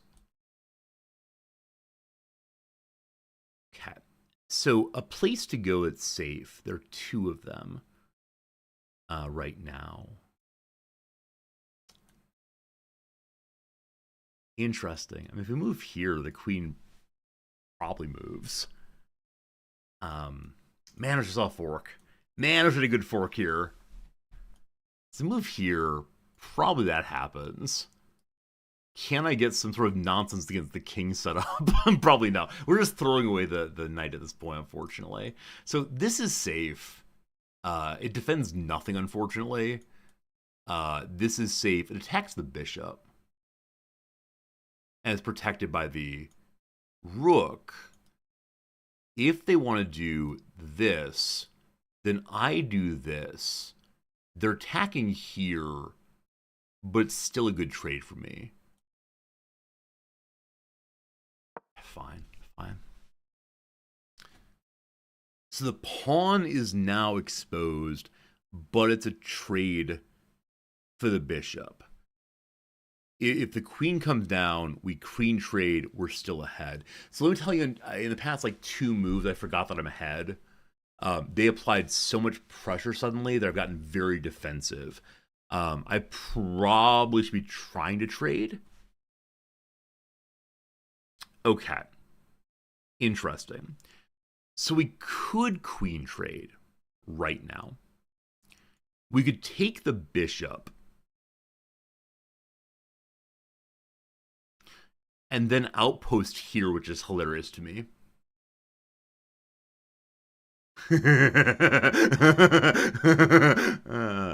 It's funny. This is objectively a funny move. If I take this, they take this. They really want me to move my knight out the way, but they have to recognize if I take this, then the attack on the rook is stopped. So, yeah, I'm greedy for the objectively funny move. I mean, it's not that funny, right? The king just walked forward. All right, as expected, no worries. So if I go to here, it's check. That buys me a turn, but for what? I mean, if the king comes here, I can then do that, and it'd be very, very, very funny to me.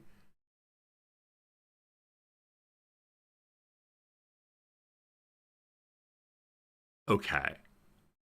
How does this work? So I go here. I want to go there very, very badly.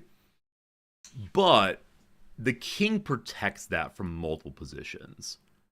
If the king goes here, it's hilarious. So is this me praying for... Isn't he like praying for a blunder, possibly? I can then go here attacking this, but come back, probably.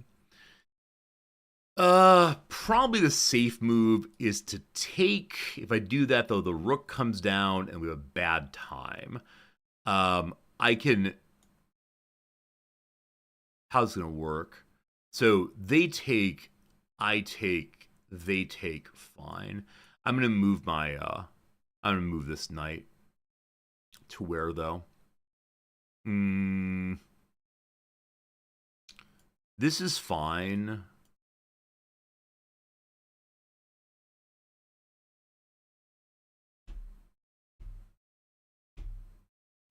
This is, I don't think, good. This is objectively bad.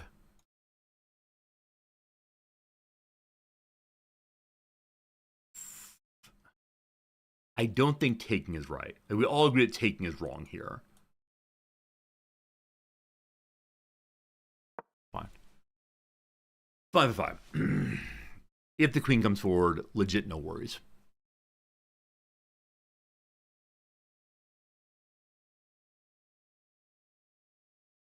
Something like that. If the trade, we lose a pawn in it, but we're still +5, I guess. Hello. I missed that part.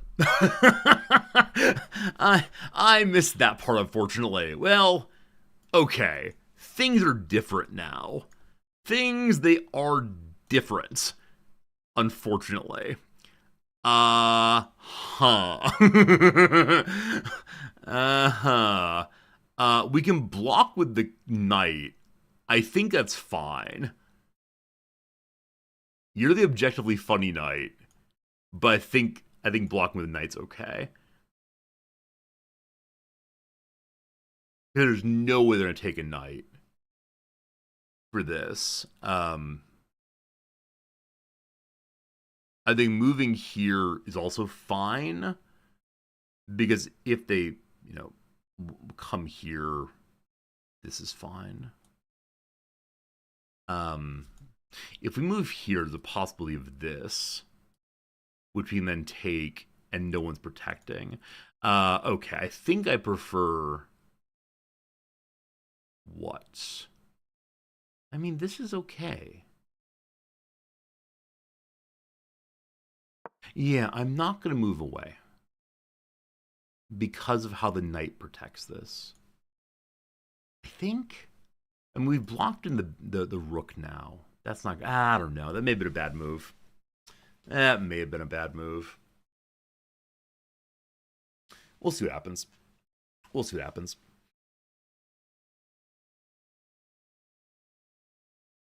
Had I moved away to here, hello. Okay. Right. If you want to trade, how's it gonna work? So I drive here. They go to here. That's pretty bad.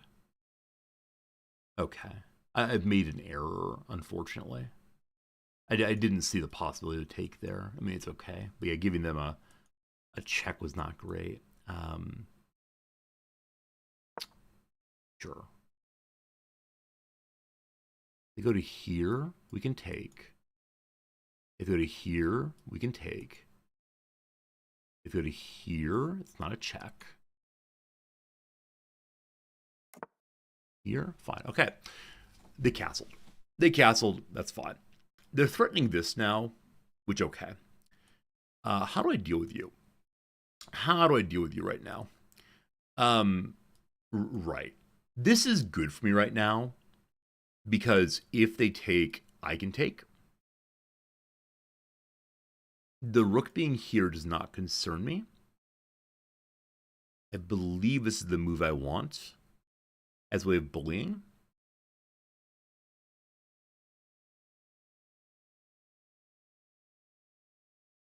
Yeah, and it makes all of the nearby moves appealing to me. Okay. I can't think of anything else I really like to do. I mean, right. So if I could go here or here and then that, I mean, yeah, that'd be pretty darn good. Good enough to be called checkmate, I believe. But these are still locked in place. So keep that in mind. Yeah, I'm gonna go and do this. If it ends up being a questionable move, I'm okay with that. But I think it makes sense. I think it makes sense. At any point, we can push this forward to stop his attack. My rook's hanging out, waiting for it, of course. Let's see. I'm very grateful they don't have any bishops left. I think when I have enemy bishops on the map, it tends to make me very susceptible to diagonals. As right now, we don't have those, and that's good. That's good. Okay, I'd love to develop my queen some. My rook there is fine. I guess this is a place where, though I didn't develop all my pieces, the F bishop is doing some work for us. I'm very, very pleased with how it's operating. And I guess what's cool is if they move the queen to a place that's not checky, I get this. Cool. So that seems good to me. Now, it replaces with this, but it is a trade we like. Now, what are you attacking? You're going to there, which attacks a pawn, fine. There, nothing much. There, yeah, I don't know. There, nothing much. Straight that way, not ideal. So, right. Taking that moves you over. I'm not sure how helpful that is, except that I could then potentially cause some problems with the queen, which I'm still thinking about all the way through. Uh, Pawn forward is sensible enough. If I do that, the queen could come down, but it's okay. It blocks the queen's movement. I only have a minute left. I only have a minute left. Sorry. I've been trying very hard not to go too fast, and the process may have caused some problems. All right, all right. I should just make the intuitive moves for a little while and see how this thing goes. This is a fork right here of 3. I just need you to move away, please. That'd be very kind of you. Thank you. I'd love that. I'd love that move right there. Is it a fork of 3? Yeah, it's a fork of 3. Not the king, but still. So please go away. Thank you. Really appreciate that. Is this the game where I didn't take the en passant? Or that, I think it is this game. Yeah. I still need to get yelled at over that, probably. What am I trying to do? I'm trying to trade down. I'm trying to trade down. Now, I want to take reasonable trades, of course. Okay, so next turn I'm considering moving to here and loading the rook in behind. But I don't know. I don't know what we're doing right now.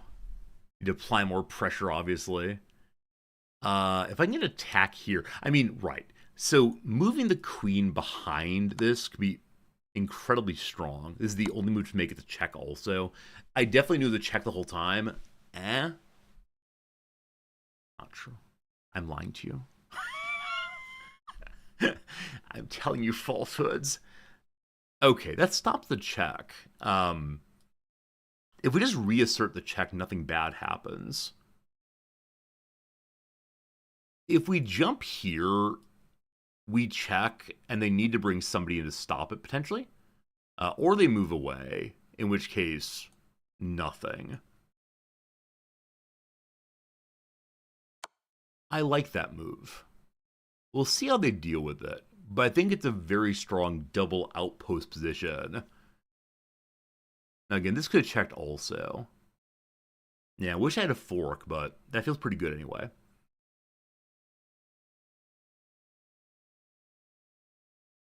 Gotta deal with the queen. Gotta deal with the queen. What am I doing? Heading forward to attack the knight could be good. Is knight trapped then? Let's see. There.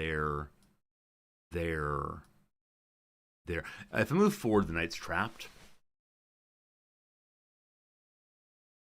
Thank you, wall. Thank you, edge. Thank you, guitarist, for you two. We blundered into this right here. But blunder here means like we got lucky on it as opposed to we made some mistakes. But I'm like that. I'm like that quite a bit. If king goes forward, I actually don't know what I'm going to do. Okay. So, fine. I think I want to trap the knight now.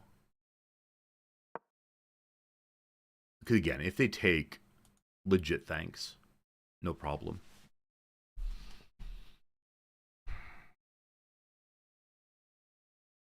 Hey, Cage, how's it going?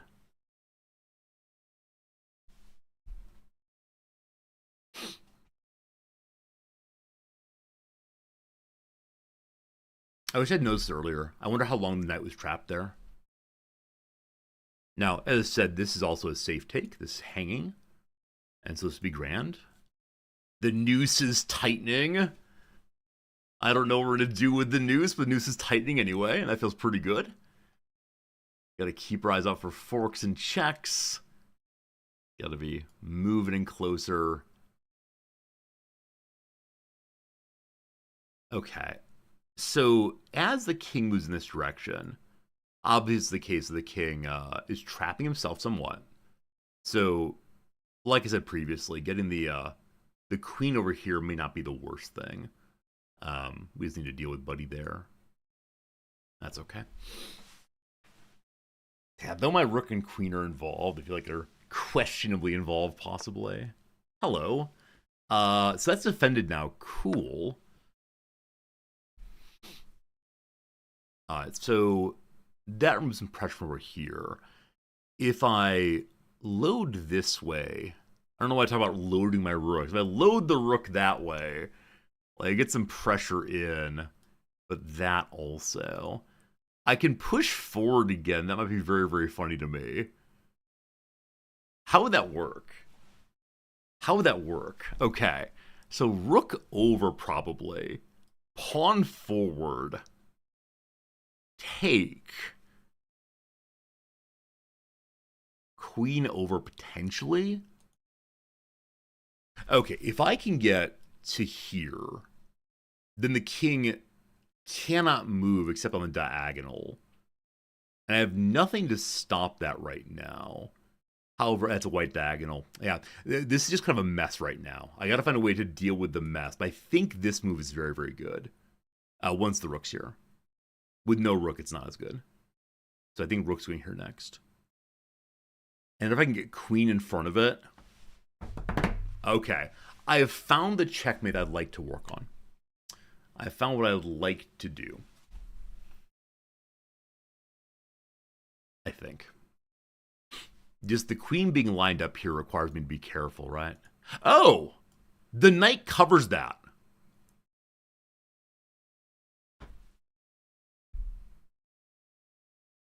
Oh!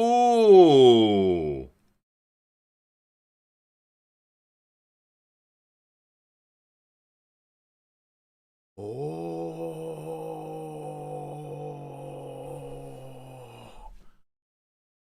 Oh! Okay.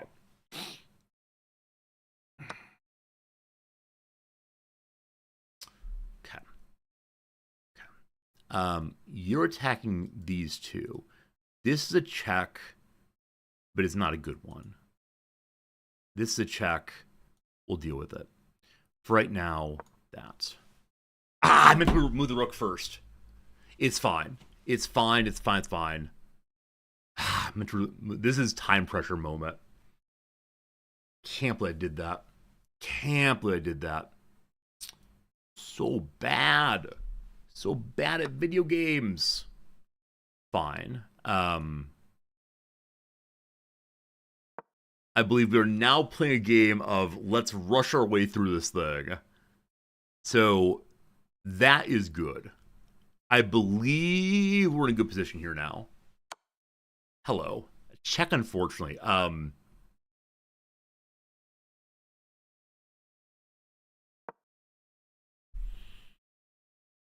I just need one non-check turn. Please, for the love of God, one non-check turn. Oh, they took the knight that was covering. That's okay. How did I just now notice that? When they take that rook. So I didn't even realize we lost there. Like, no, I'm focused. I have things to do. Okay, if they... That's it. Okay. It's not as exciting now. If I load in here, they take. That's fine, though. My queen takes back.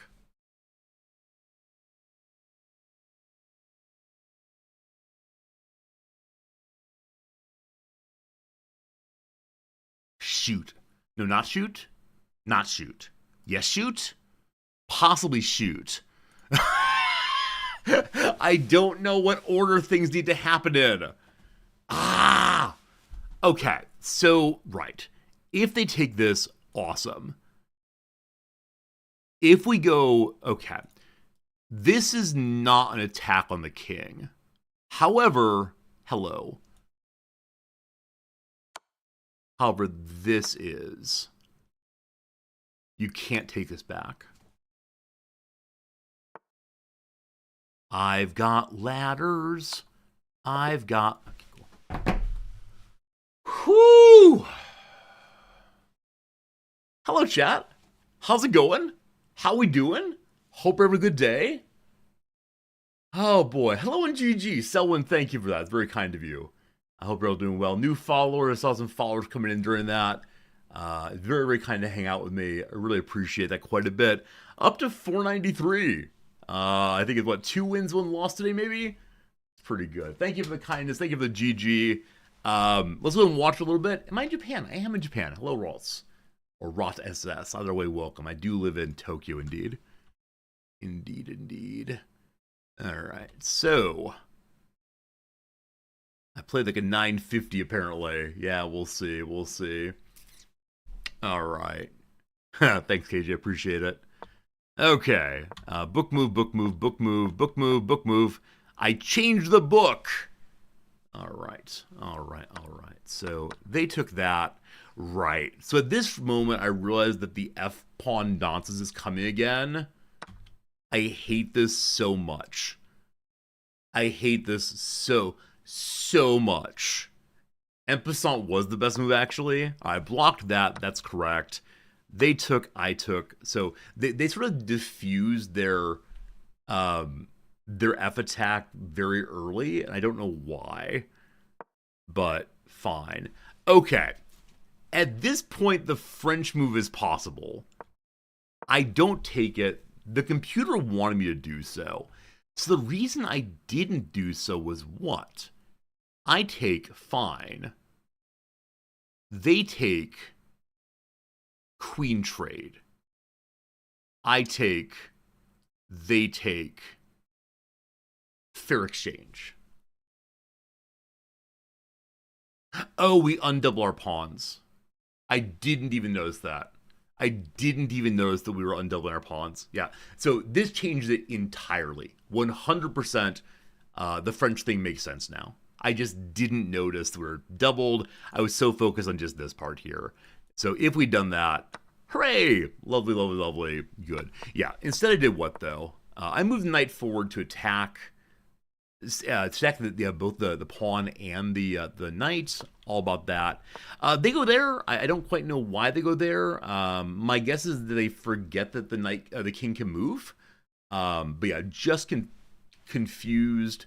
They see the fork. I love forks too, but yeah, that is how that goes. So I expect they were tilted after that in a big way.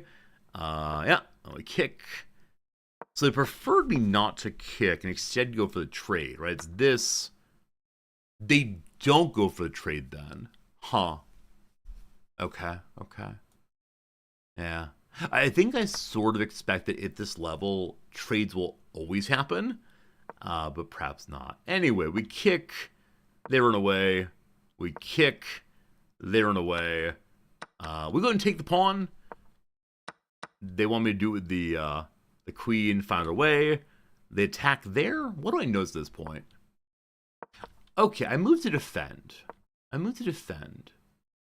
They would have preferred that I come back to here. Why? Why do you want that move?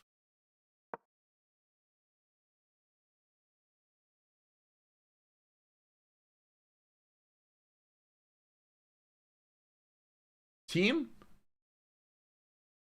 wins a tempo on the bishop, but they're saying the bishop just takes. Okay, so it forces the bishop to do something. I got it. So they do this, I do this. Fine. Okay, makes sense. Makes sense.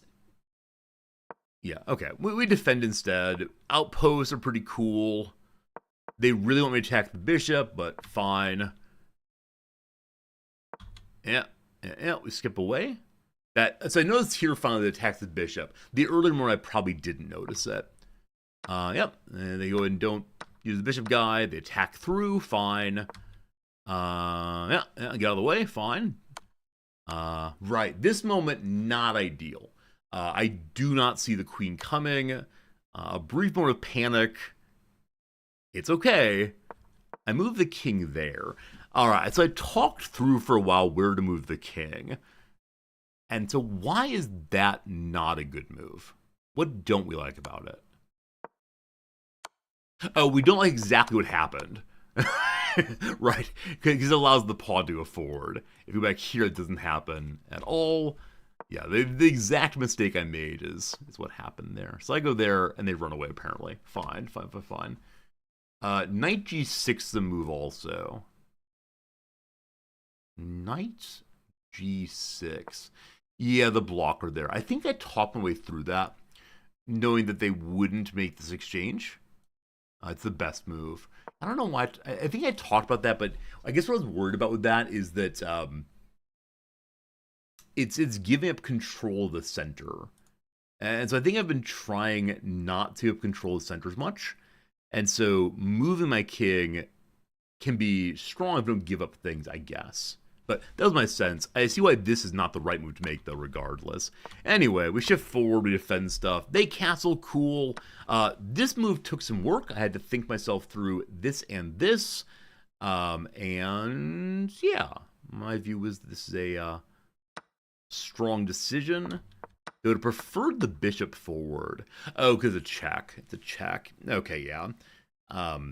I think I only noticed the check after I took the pawn eventually, or the rook, actually. Yeah.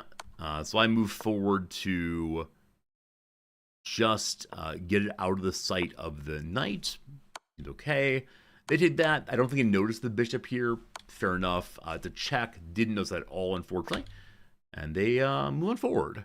So at this point, I could have done this. I didn't do that, though. What did I do instead? Okay, I moved the knight forward. I missed the French thing! I missed the French thing, team! Oh, no! That would have been amazing, amazing en passant. I just completely missed it that time. Because so focused on the checks there. Yeah, so focused. You're right in the comment. We're gonna trap the knight in a moment. But we'd call. Oh no! It wins the queen. Does it? I don't think it wins the queen. It definitely wins a pawn or two. Oh, that's a good one. That's a good one. I was just so focused on checkmate at this point that I missed that entirely. That's how it goes. All right. This move seems very strong to me though, because the king has to move. And like I think it's like I noticed this structure. That was very cool. Wait, it wins because of check? Wait, why? Let me see. What did I miss here? Wait, where's the check? Where's the check? Oh! This one, of course.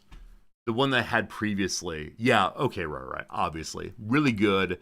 So I read this as, oh, the pawn has blocked the line, where I did not notice the emphasis so strong. You're absolutely right about winning the queen.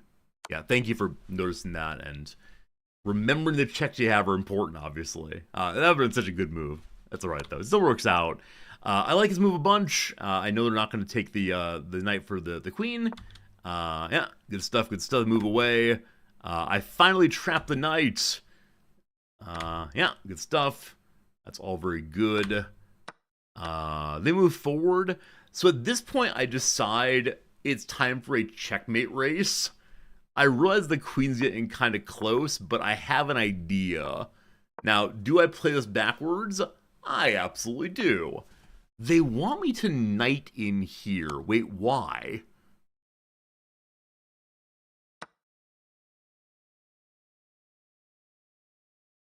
It weakens the pawn line, I guess. Huh.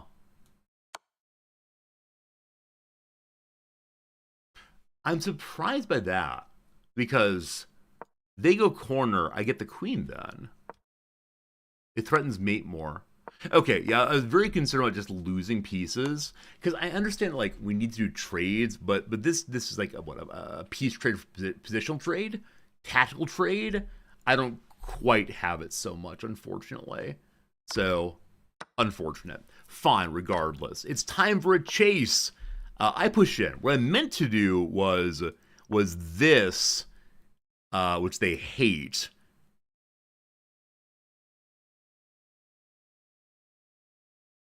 And then in we go.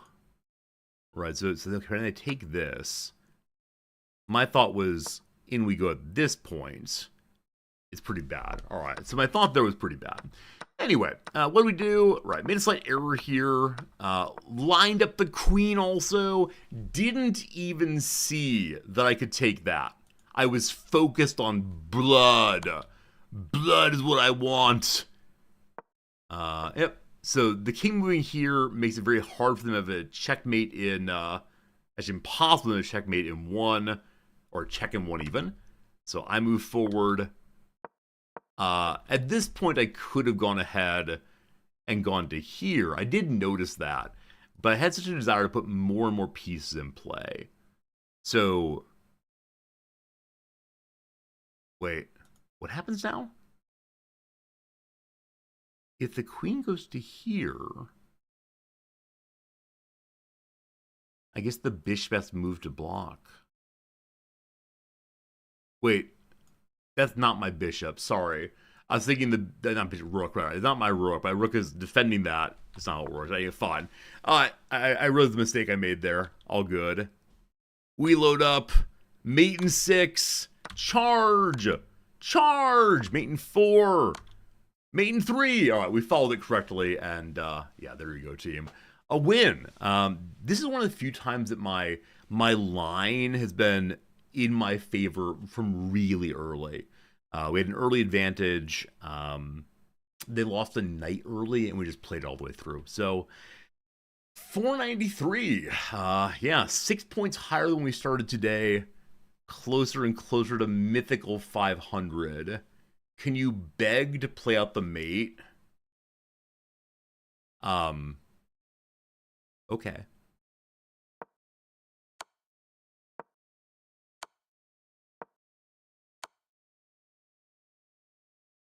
Yep. I don't think I would have found all of that. We would have gotten a different, more interesting mate.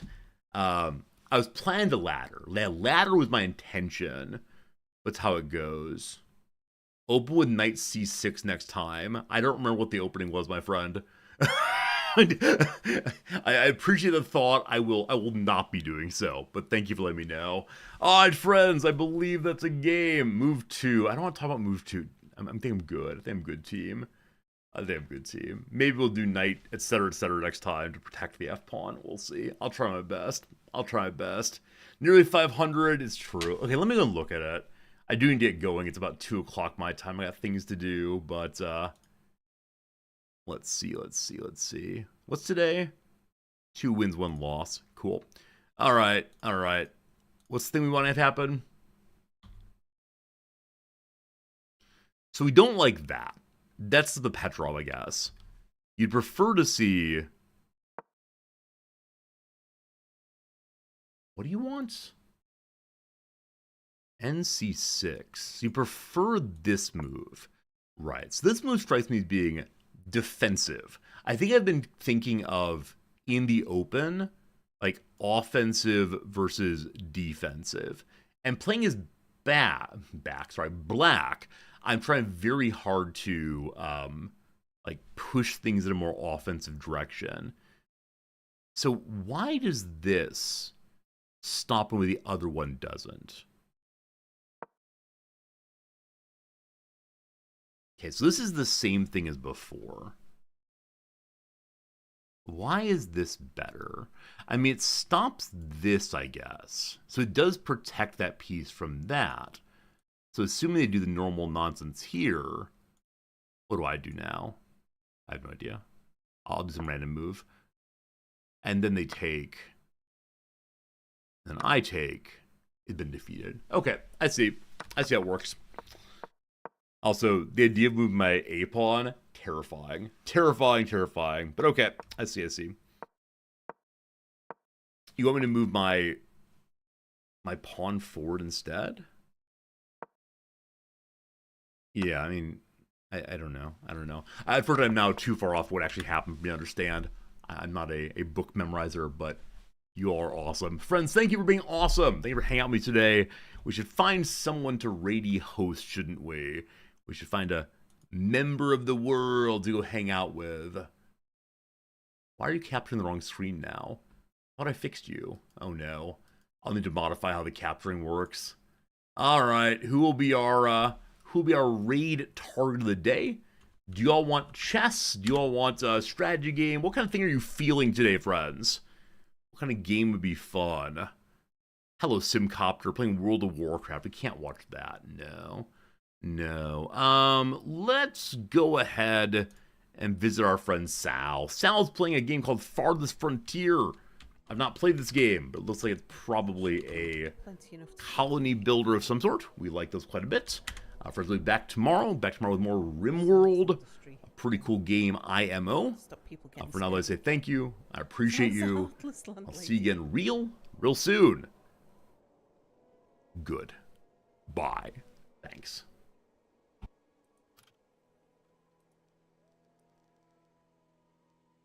And then over here.